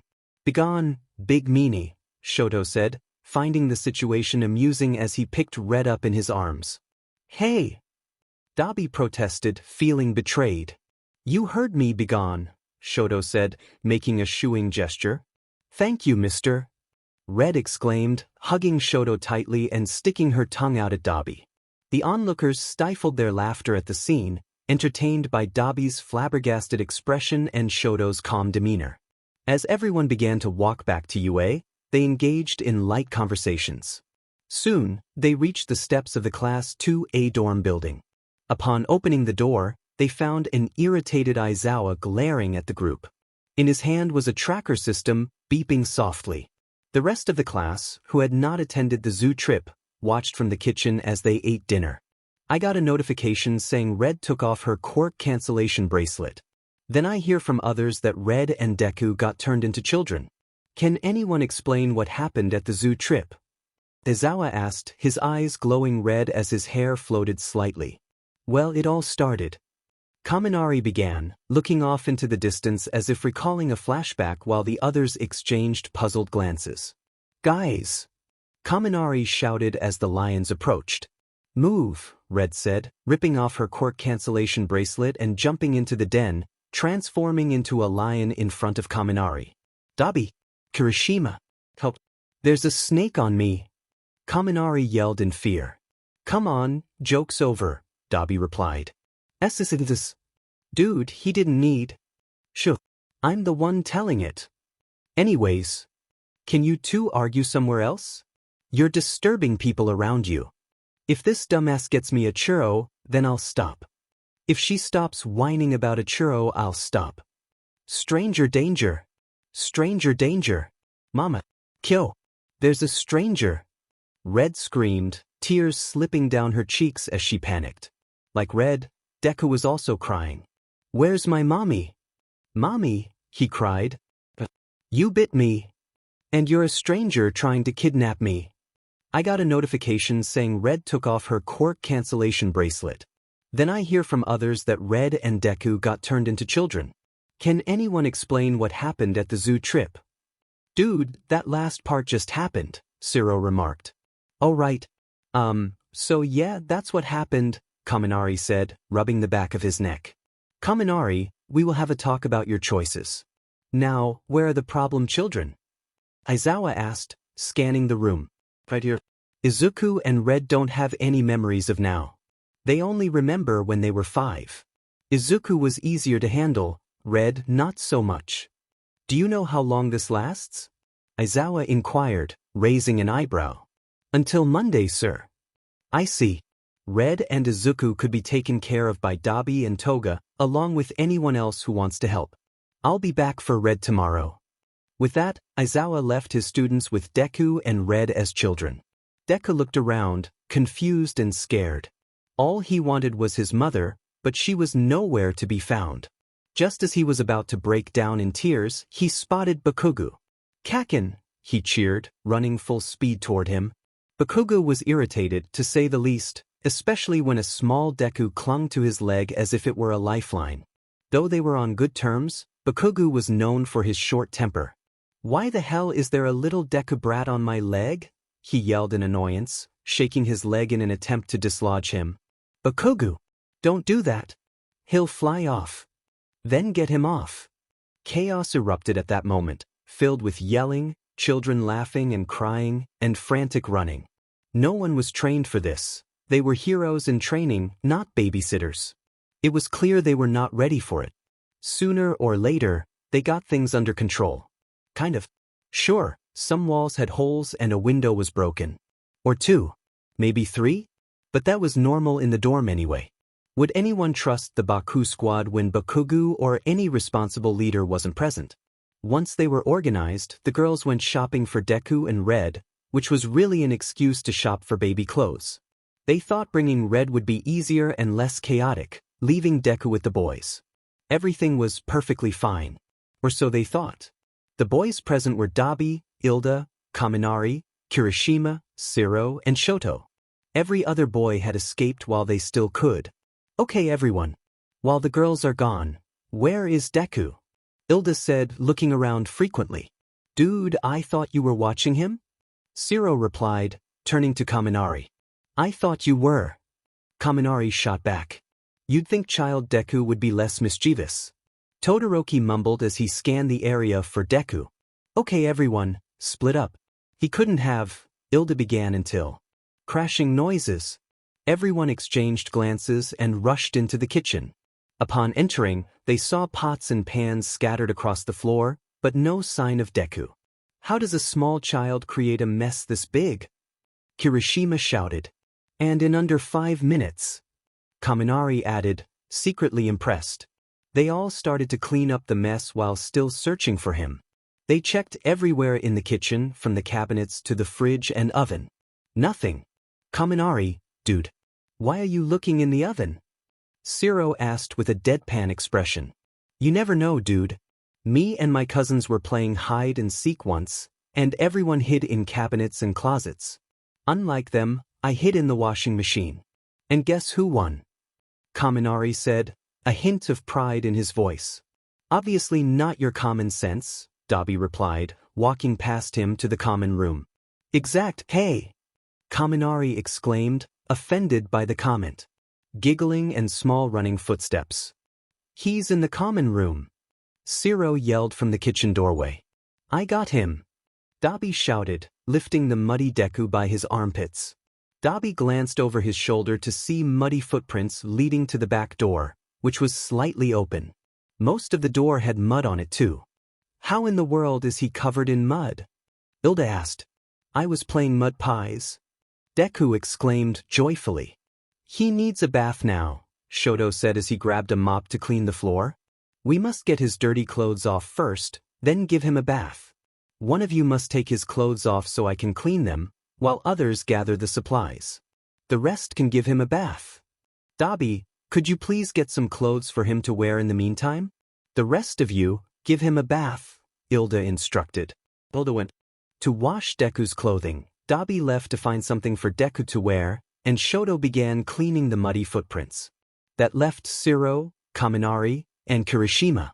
Dudes, we can't do it in the bathtub, Kaminari said, looking at the bathtub since they were now in the bathroom.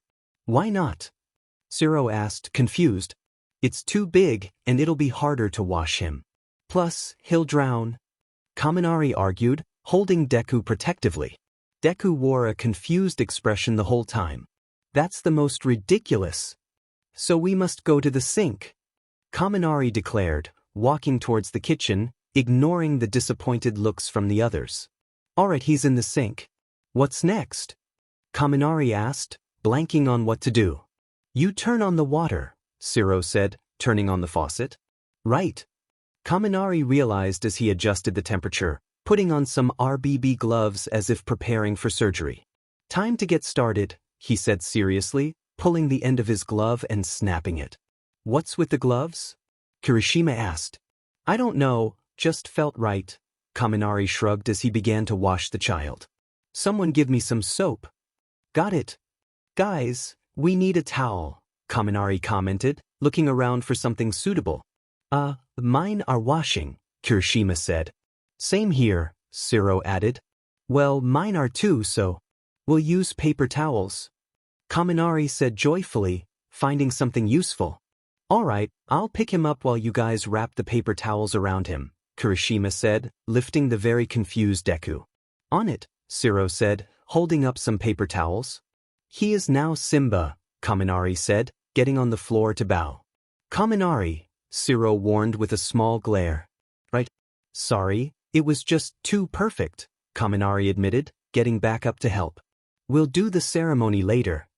As they started wrapping paper towels around Deku, Dobby entered the room with a towel and clothing for the boy. He looked at the three with a mix of confusion, amusement, and slight annoyance. What are you guys doing? Dobby asked. We didn't have a towel, so we're using paper towels, Kaminari explained, cutting the paper towels. As they pinned it together, Kirishima held up a mummy-looking Deku, who had a small smile on his confused face. I was gonna bring one, you know. And you guys washed him in the sink. Dobby said. It was easier, Kaminari shrugged. This is why we have Mina with you guys when you play with Eri, Dobby said, shaking his head in disappointment. Hey! Kaminari protested, but the other two agreed with Dobby. Makes sense. Yeah, I get it now. Dobby then noticed Shoto sitting by the counter with tea and chips, just watching. What were you doing the whole time? Dobby asked. Watching. And it was quite entertaining, Shoto replied, sipping his tea. You didn't try to help? Dobby asked, not surprised that he just watched. It seemed like they had it under control. They know more than I do anyway. You could have at least tried to help us, the three exclaimed in unison. You didn't ask for any help, Shoto shrugged, unfazed by their complaints. Dobby sighed in response. He took off the paper towels and dressed Deku in a big t-shirt while the others cleaned up the small mess they made. As they cleaned, Shoto was put in charge of watching Deku while Dobby prepared some food. After that, they waited in the common room for the girls to arrive. Deku read aloud an assignment to his friends, asking, Your home is on fire and you have 60 seconds to go inside. What do you take? Kaminari replied, I'd take a video for my vlog. Red said, a nap. Toga chimed in, my knives. Mina added, my food. Deku sighed and walked away, wondering why he even tried. Later, Toga and Red walked into the common room from the kitchen. Toga asked, Hey, did you guys eat the powdered donuts? Dobby, Kaminari, Kirishima, and Shiro had powder on their breathes and all replied, no. Red pointed out, then what's on your breathes? Kaminari shrugged, drags. Toga looked disappointed, and you didn't share any with us? Dobby then asked, "What's the first thing you'll say to a villain when you become a pro?" Kaminari confidently answered, well, we yeet again, my dudes." Dobby cringed slightly, saying, "You're gonna do great." Bakugo confronted Todoroki, "Were you dropped as a child?" Todoroki replied, "Bold of you to assume I was held." The rest of the common room fell silent, and Dobby sighed, pulling Todoroki away. "Dude, we talked about this." Dobby handed Red a package, saying, "Hey Red, here's your package." Red exclaimed, "Thank Loki, it's finally here." Dobby stared at her in confusion as she opened it. "Did you just say thank Loki?" "Yes, I did. I believe and worship the god of mischief more than any other god," she said, pulling out a green dagger inspired by Loki. After a one-on-one training session, Deku entered the classroom. Dobby asked, "Why are your hands purple?" Deku, having just finished a challenging encounter, replied, "That's a very good question." During a hero-villain argument, Deku declared, "Excuse me. I was a hero for 10 whole minutes." Dobby retorted, "And you almost had yourself killed, so we had to come save you." Later, Toga and Red entered the dorm building with their hands stained red. Deku asked, "Is that blood?" Toga and Red replied in unison, "No." Dobby pointed out, "That's not a question you're supposed to ask with another question." Red then took Dobby, Toga, and Deku to a surprise location in the woods. Dobby looked around nervously and asked, "Did you bring us here to die?" Red replied playfully, "Obviously." Deku said, "I can't tell if you're being sarcastic or not." Red shrugged, "Maybe, but out of all of you, Toga's not gonna die." Toga laughed, "Ha!" Toga exclaimed in frustration, "This is a disaster. The printer messed up the invitation. It's supposed to say, Dobby's birthday." Red asked, "What does it say instead?" Toga replied, "It says, Dobby's bye." Red shrugged, "Hey, that could still work." Toga reassured, "Don't worry, I've got a few tricks up my sleeve." Kirishima chimed in, "I think you mean cards." Deku added, "She did not." Toga pulled out some knives and said, "I did not." Dobby was teaching Deku how to drive. "Okay, you're driving." Toga and Bakugo walk into the road. "Quick, what do you hit?" Deku answered, "Oh, definitely Bakugo. Toga is my everything. I can't hurt her." Dobby face-bombed, "The brakes, Deku." "You hit the brakes." Toga and Red entered with a big box. Toga asked, "What would you say if we brought home?" Red interrupted, "8." Toga continued, "8 kittens one day?" Dobby and Deku exchanged glances, curious. Dobby asked, "What's in the box?" Toga and Red remained silent. Deku pressed, "Guys, what's in the box?" Suddenly, the box began making meowing noises. Aizawa posed a question, "Name a way to be nice to others." Dobby replied, "Don't set them on fire." Toga added, "Don't stab them." Deku chimed in, "Don't kill them." Aizawa shrugged, "I'll allow it." Deku asked Toga, "How's the most appealing person doing today?" Toga responded, "I don't know. How are yo?" Dobby, watching the interaction with a hint of sarcasm, interrupted, "I'm doing great." Toga sighed, "I wish you could block people in real life." Dobby suggested, "Restraining order." Deku joked, "Murder them." Red added, "If lazy, hire a hit person." Dobby inquired, "Is it hard to maintain a suntan?" Endeavor asked, "Why?" Dobby replied, "Because you live in All Might's shadow." Stain introduced himself, "I'm a serial killer who targets heroes." Todoroki asked, "Do you take requests?" Dobby assured him, "I already requested Endeavor, don't worry." Red mused, "Do you ever just want to place your hands on someone's, look into their eyes and then—" Dobby interrupted, "That took an unexpected turn." Toga added, "So did their neck." Red declared, "I want to sleep for 40 hours. Dobby remarked, "That's called a coma." Red processed this, "That sounds so refreshing. I could totally go for a light coma right now." Aizawa walked by and nodded in agreement. Dobby and Todoroki lounged by the pool, enjoying their day. Fuyumi called out, "Dad's drowning." Dobby and Todoroki replied, "This isn't about him." As Endeavor emerged from the pool, Dobby muttered, "Damn it, he's alive." Todoroki said, "I know someone who can help." He called out, "Red?" Red rushed in, ready for action. Deku asked, "When I get murdered, can you make sure it's an unsolved case?" Dobby and Toga exclaimed, "What?" Deku shrugged, "I want to be on BuzzFeed Unsolved." Dobby cautioned, "Back up a sec." Toga interrupted, "Let's talk about the part where you said when you get murdered." It was the following week after Red and Deku had regressed to childhood for a day and a half. Everyone had survived the two troublemakers during that time, and once they returned to normal, the group took a long nap, relieved they didn't remember anything from their childhood escapade. Back in the present, it was a typical day on the villain floor of the dorm building. Deku and Toga were baking cookies for Eri, who was coloring at the kitchen table. Red was assisting Dobby with some bandages on his arms from a tough training session, while the TV blared a news channel, filling the room with sounds of conversation and laughter. Dobby called out to Red, "Hey, when you were in child form last week, you kept bringing up someone named Kyo." Red's attention was caught, and she closed her book. "What did you say?" "Red, who is Kyo?" Dobby asked, curiosity and concern evident in his voice. "Nobody. Just don't bring it up again," she replied coldly, standing up. "But," Dobby started, but Red interrupted. "Just don't," she insisted, her eyes flashing with anger. Deku stepped in. "Shut up, Dobby. Toga, turn up the news." Toga grabbed the remote and increased the volume. "Breaking news. We report live in front of one of the most secure prisons that held members of the League of Villains," the news anchor announced, capturing everyone's attention. Red calmed down and returned to her spot, while Dobby sat up, intrigued. "Eri, go color in my room," Deku instructed, placing the bowl he was using down. "Okay, Dekuin," Eri replied, running to his room with her coloring supplies. Deku and Toga focused on the TV, hoping for good news. Unfortunately, they were mistaken. According to my sources, there was a breakout at 4:05 p.m. today. Half an hour ago.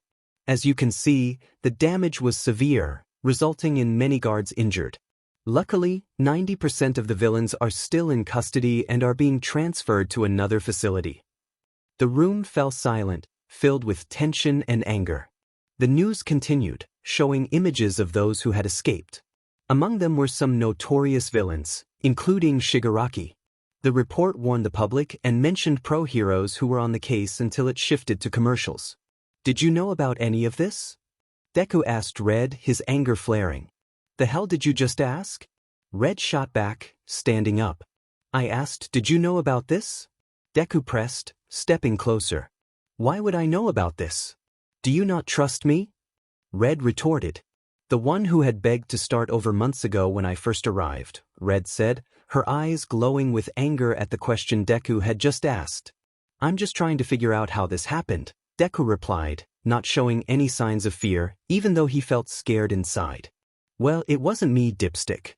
I was with you guys half an hour ago," Red responded confidently. "Well, you do have your quirks back." "Oh my god. Both of you, just stop." Toga interrupted, pulling Deku back as Dobby held Red in place. "Now is not the time to point fingers, even though we were all together when it happened. Shigaraki is out, and we need to find him before he causes any trouble," Dobby continued, glancing between the two as they began to calm down. "Alright, does anyone have any ideas?"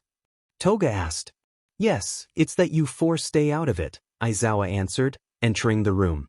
"Sir," Deku said, wide-eyed, turning to Aizawa. "I don't want to hear it. Some already tried to form a team as soon as I entered the building. Everyone is to stay out of this unless they are asked to be a part of it. Understood?" Aizawa demanded. "Yes, sir," everyone replied, not wanting to argue. "But to ensure nothing happens, everyone is going on lockdown. That means no one leaves the building. People will guard the dorms, so don't even think about it," Aizawa said before leaving. Once Aizawa was gone, Dobby spoke again. "I guess we just wait it out." He shrugged and sat back on the couch. "What? No, we're not. Deku, we can't do anything right now. We need to stay out of it," Dobby interrupted. "No, I'm not just going to sit here, Deku began, his anger rising again. Izuku, please. We need to let the pros handle it this time. We're all targets, so it's better to stay safe than risk ourselves, Toga pleaded, not wanting to lose him again. We can't do anything reckless right now, Deku. So there's no point in getting involved, Red said, walking over to the fridge. Alright, I'll stay out of it regarding the patrols looking for them. But that doesn't stop me from researching or making some calls, Deku conceded. Good enough for me, Toga agreed, knowing this was as far as she could push him. Weeks went by, and nothing happened. No robberies, destruction, or no miss at all. It was suspicious. They tried not to worry too much. Even though everyone trained harder than before, they attempted to stay calm and not overthink things. Things were going fine. Breaking news. Shigaraki, the leader of the League of Villains, has brought chaos to the cities of Japan. But never mind. It had been a few weeks since the news broke about Shigaraki escaping prison. It was challenging for everyone to remain calm, but they managed. However, one person had something weighing on him that was different from the rest. Dobby paced in his room, contemplating what he was about to say. Stopping in front of his mirror, he gave himself a determined look to hype himself up. After that, he walked straight out of his room to Red's room. Stopping at her open door, he raised his hand to knock. Red looked up from her bed, where she was reading, and gave him her attention. Red, can I talk to you? Dobby asked, stepping into the room a bit.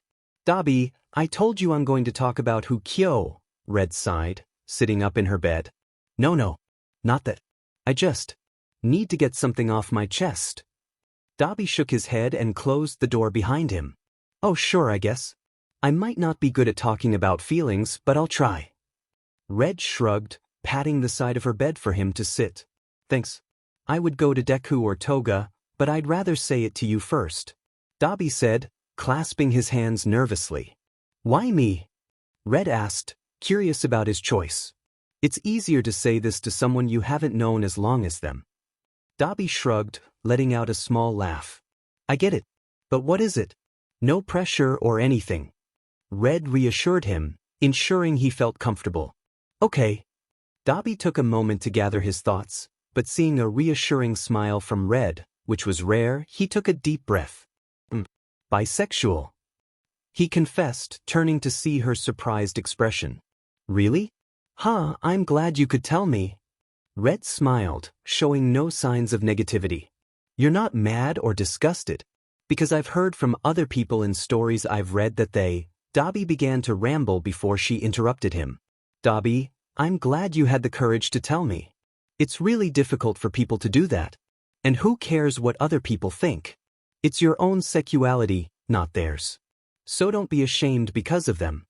Red reassured him, receiving a surprised hug from Dobby in response. Thank you for your support. This helps a lot. Dobby said into her shoulder, and Red hugged him back while rubbing his back. Hey, it's not my right to judge you or others based on your sexuality. Those who judge really frustrate me. When did you know you were bi? Red asked, pulling away from the hug to look at him. There were some signs, I guess, back when I was with Hawks in the Hero Commission. Then some other times in the League. But before we were first captured, I just realized I was bi. It took a while for me to fully understand it, and now I do.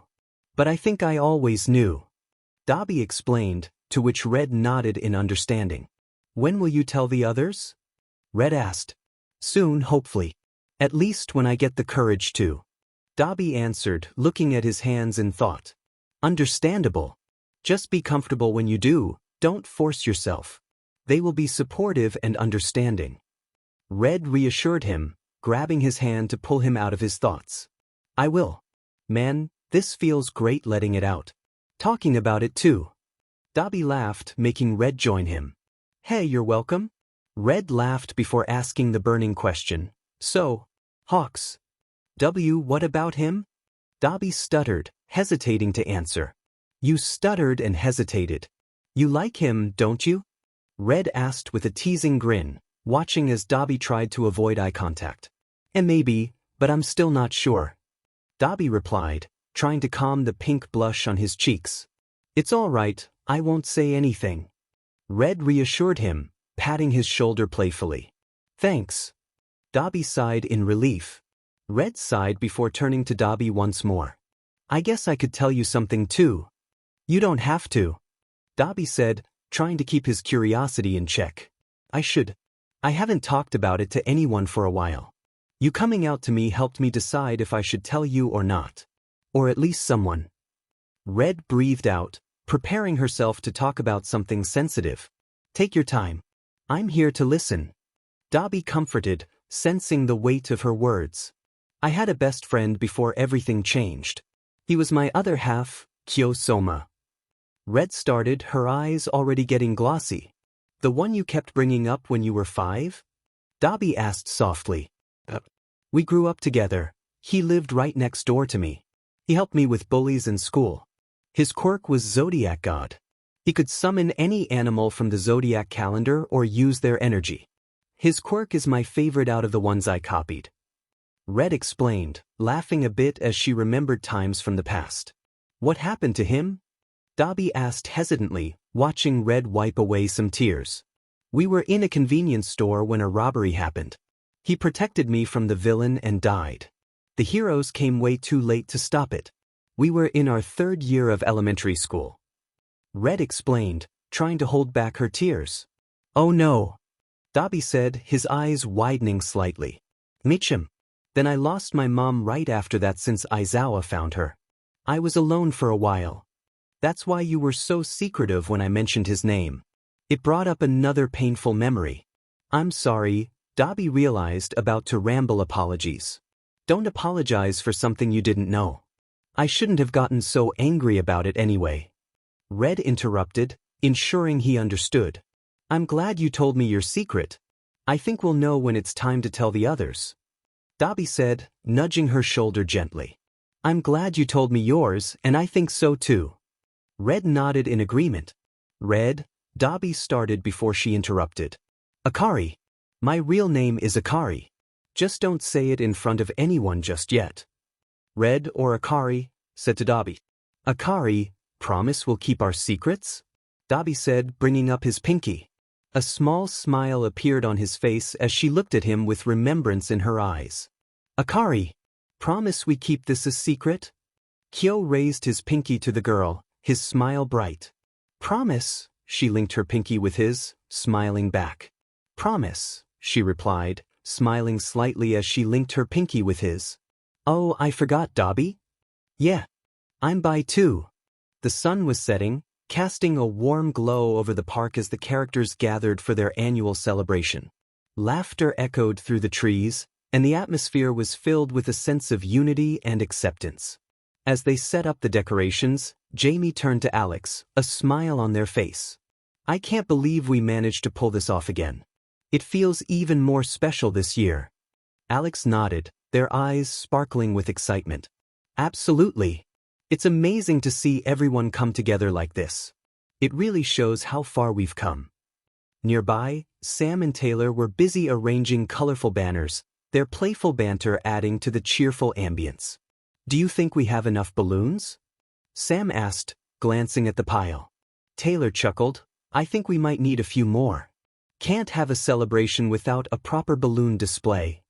As the evening progressed, the group shared stories and memories, each moment reinforcing their bond.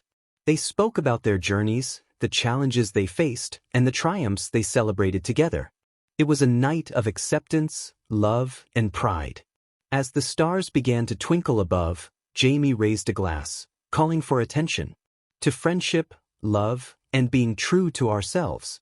Let's celebrate who we are. Everyone cheered, their voices blending into a harmonious chorus of support and joy. The night continued with music, dancing, and laughter, a testament to their unwavering spirit and the strength of their community. Breaking news. Shigaraki, the leader of the League of Villains, has brought chaos to the cities of Japan. Millions of people are fleeing in fear of these Nomu creatures.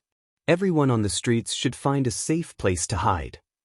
Shigaraki stood atop the tallest building, a Nomu by his side, watching as his other Nomu wreaked havoc in the streets. He smiled sinisterly, anticipating the arrival of the pro-heroes, which would not be long in coming. In Class 2A, Once the students heard about the mayhem in the cities, they prepared for battle. A sense of déjà vu washed over them as they recalled the confrontation they had last year with Deku. But this time, there was no quirk-canceling machine, no Deku as a villain, and no all-for-one fighting All Might. Still, they knew it would be a tough fight. The Nomu attacking the city were more advanced and harder to defeat.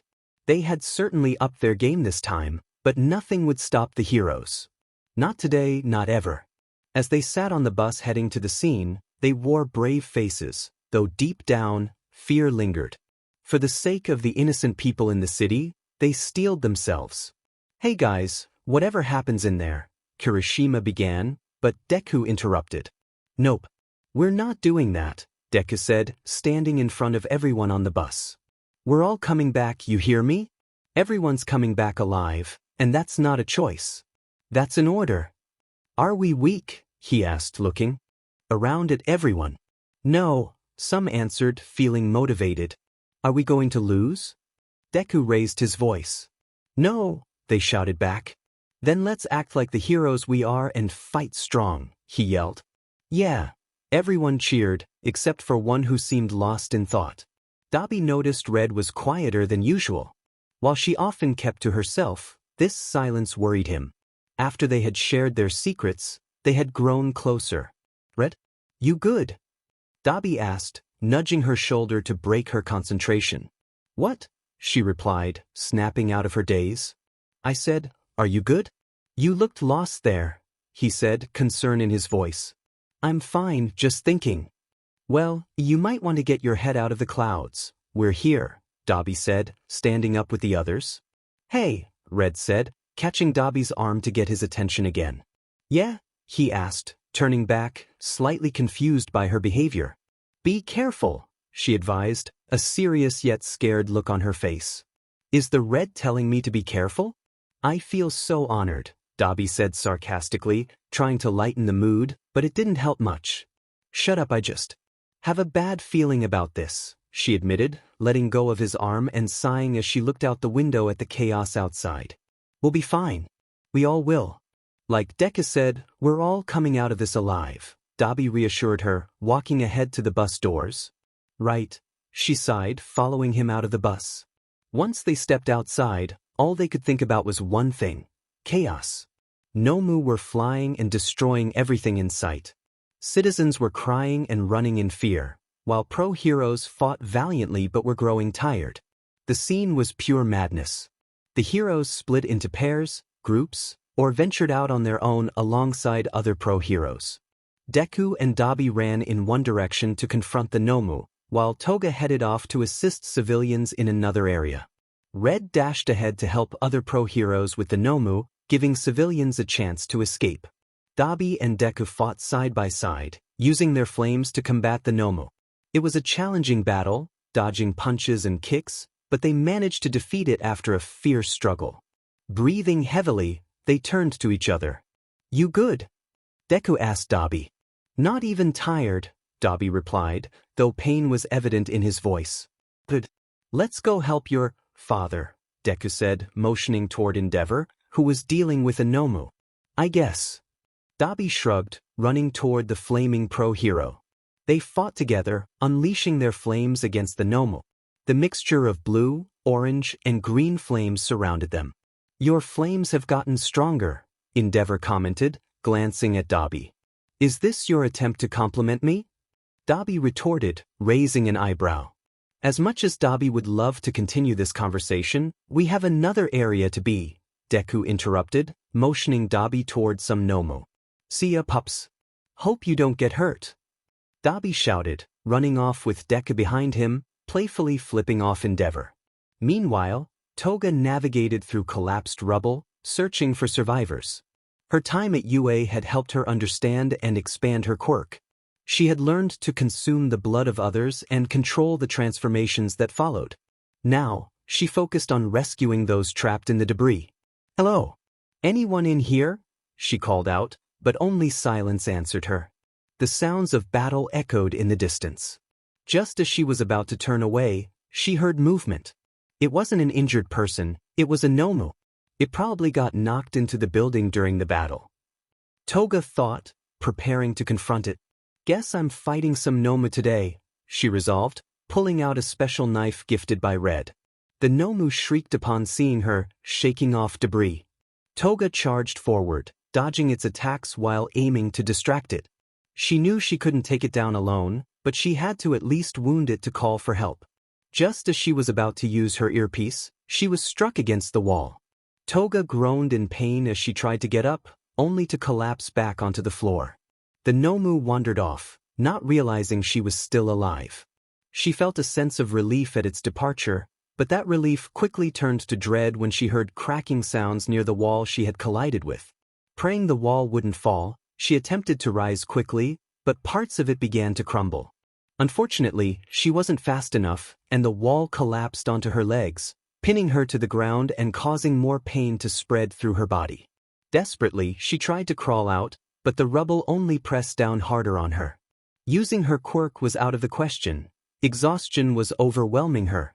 Toga had never felt so vulnerable before. She was trapped, alone, with a powerful Nomu nearby. All she could do was hope that things would get better. Red was exhausted, having fought off nearly 3 Nomus with the help of 3 other pro-heroes. She felt ready to collapse but knew she had to keep going. Just as she was about to run off to assist elsewhere, she heard a cry for help. "Help! Please!" Toga shouted, her leg trapped under a piece of debris. Red rushed towards her, unaware of the Nomu that had also caught Toga's attention. "But, thank goodness! I wasn't sure if anyone was coming. My leg is stuck, and I don't know," Toga rambled, panic evident in her voice. "Toga, please calm down. Is your leg broken?" Red asked, trying to soothe her. "I think so, I can't feel it," Toga replied, fear creeping into her tone. "All right, let me call Deku and Dobby," Red started, but Toga interrupted her. "But, behind you!" Toga shouted. Suddenly, a massive hand struck Red, slamming her into a building and knocking the breath out of her. As she slowly picked herself up, she felt a warm liquid trickling from the back of her head. Despite the pain, she focused on fighting the Nomu until help could reach Toga. "Deku, Dobby, if you can hear me, Toga needs help. Hurry! We're at Karasuno Street by Kaibara Municipal Avenue. Hurry!" Red urgently communicated through her earpiece, struggling to catch her breath. "Hey, Noma, is that all you've got?" Red taunted as the creature screeched in response, charging at her. Determination filled her eyes as she prepared for the incoming attack. Meanwhile, Deku and Dobby raced toward Red and Toga's location. "Dobby, hurry! They need us!" Deku urged, pushing himself to run faster. "Deku, we're almost there." "Just calm," Dobby began, but his words were cut off as they saw Red battling a Nomu. "Come on!" she yelled, launching an energy ball at the creature. "Red!" Dobby called out, wanting to rush to her side but hesitating. "No, just go. Toga needs you," she insisted. "Red! Just go. I can hold it off," she shouted, trying to reassure them. Dobby nodded, and they both hurried to Toga, who was still trapped. They noticed the debris pinning her leg and tried to call for backup, but most heroes were occupied with their own battles. It was up to them for now. "Deku, get ready to pull Toga. I'll lift the debris as much as I can, all right?" Dobby said, determination in his voice. "Dobby, it's too heavy for you too," Deku started, but Dobby interrupted him. "We have to at least try. If we can't get it off, you wait for backup with Toga while I help Red until they arrive."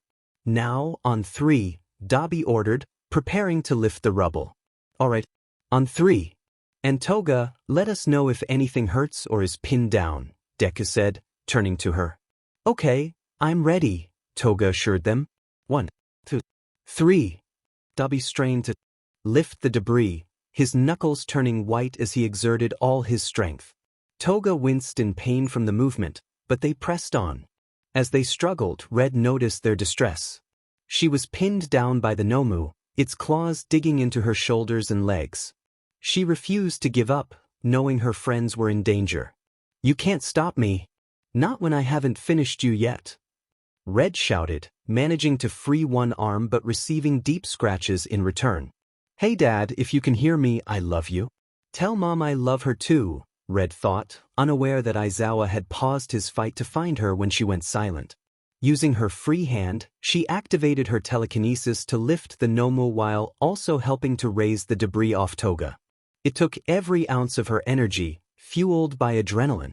"Come on!" Deku yelled, trying to pull Toga free. Once Toga was free, she focused on the Nomu. Using Shigaraki's quirk, she brought the creature close and placed her hand on its chest, turning it to dust. With the Nomu gone, she turned back to her friends. Dobby and Deku supported Toga, who was now safe. However, Red was a different story. She was covered in deep gashes, dirt, and bruises. Red smiled, relieved that they were okay and that Toga was free. But as she tried to step forward, she collapsed to the ground. "Red!" they exclaimed, rushing to her side. Dobby gently let go of Toga to check on Red, kneeling beside her and lifting her head carefully. Red's eyes were heavy, and her breaths were shallow. "Red, you have to stay awake, all right? Say something." "No one's dying today," Dobby urged, emphasizing the last part.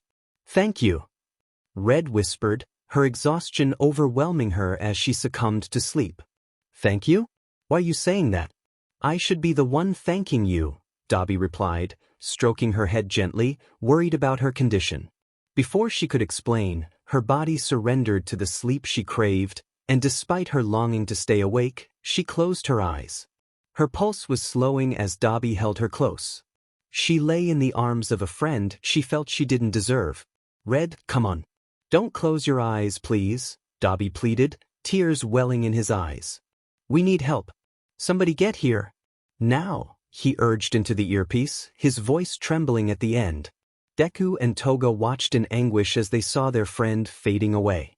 Toga buried her face in Deku's neck, trying to stifle her sobs, while Deku held her tightly, struggling to remain strong, though tears streamed down his face.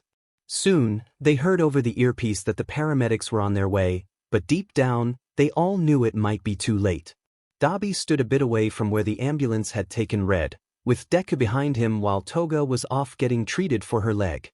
The battle continued, but from their vantage point, there was only silence, a heavy, terrible silence. "Dobby," Deku said, breaking the stillness. "It's his fault," Dobby mumbled, anger evident in his voice. "Dobby, don't even try to calm me down, Deku. Red is dying, and Toga was almost crushed to death by a building because of a Nomu," Dobby said, his voice rising with each word. "I agree. That's why I want you to join me in stopping Shigaraki." "Once and for all," Deku replied, remaining unfazed by Dobby's anger. "Well, what are we waiting for? Let's go!" Dobby yelled, ready to run in Shigaraki's direction. "That's the thing. We need help, and I know exactly who," Deku said, stopping him before running off in another direction. "Who?" Dobby yelled, following after him. They frantically ran across the battlefield, Deku scanning for someone in the chaos. "Where is he?" Deku mumbled under his breath, looking around anxiously. "Who are we even looking for?" Dobby asked, keeping pace with Deku. "Blonde hair, blue eyes, goes by Lemillion," Deku answered, just as he spotted a figure not far from them. "Found him." "Come on," he yelled, running toward the blonde. There stood Lemillion, over a defeated Nomu, barely looking like he had broken a sweat, a golden electric glow flickering around him as he raised his fist. "Lemillion," Deku called out. "Huh, Deku?" Mirio asked, momentarily forgetting his name. "Yes, we talked last week," Deku replied, trying to keep the conversation brief. "I remember. Is it time?" Mirio said, his expression shifting to seriousness. "Now or never," Deku stated, noticing Dobby looking lost. "Can someone explain?" Dobby exclaimed, clearly confused. "Dobby, this is Lemillion or Mirio." "Mirio, this is Dobby. We discussed taking down Shigaraki last week," Deku explained. Knock, knock, knock. A blonde young adult opened the door. "Can I help you?" "You Mirio?" Deku asked. "Yes, why?" "It's better if we talk inside." Deku stepped into the apartment. "Okay, come on in," Mirio said, a hint of sarcasm in his cheerful tone. "So, you're All Might's successor?" Deku observed the room. How did? Mirio began, suspicion creeping in. I've known, just didn't care. That's not why I'm here, Deku said, clasping his hands together. Why are you here? Mirio asked, ready to activate his quirk if necessary. I need your help to take down Shigaraki, Deku said earnestly, and after a moment of silence, Mirio recognized that Deku posed no threat. I'm listening. Flashback. But it's time, Mirio said. Let's do this, he started but was interrupted. You guys aren't taking Shigaraki down without me, are you? Toga asked with a mischievous grin. Toga! Don't say I'm too injured to help. I just got healed, so I'm good to go.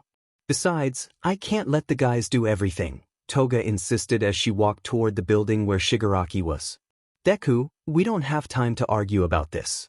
The more help we get, the better, Dobby added, following her with Mirio close behind.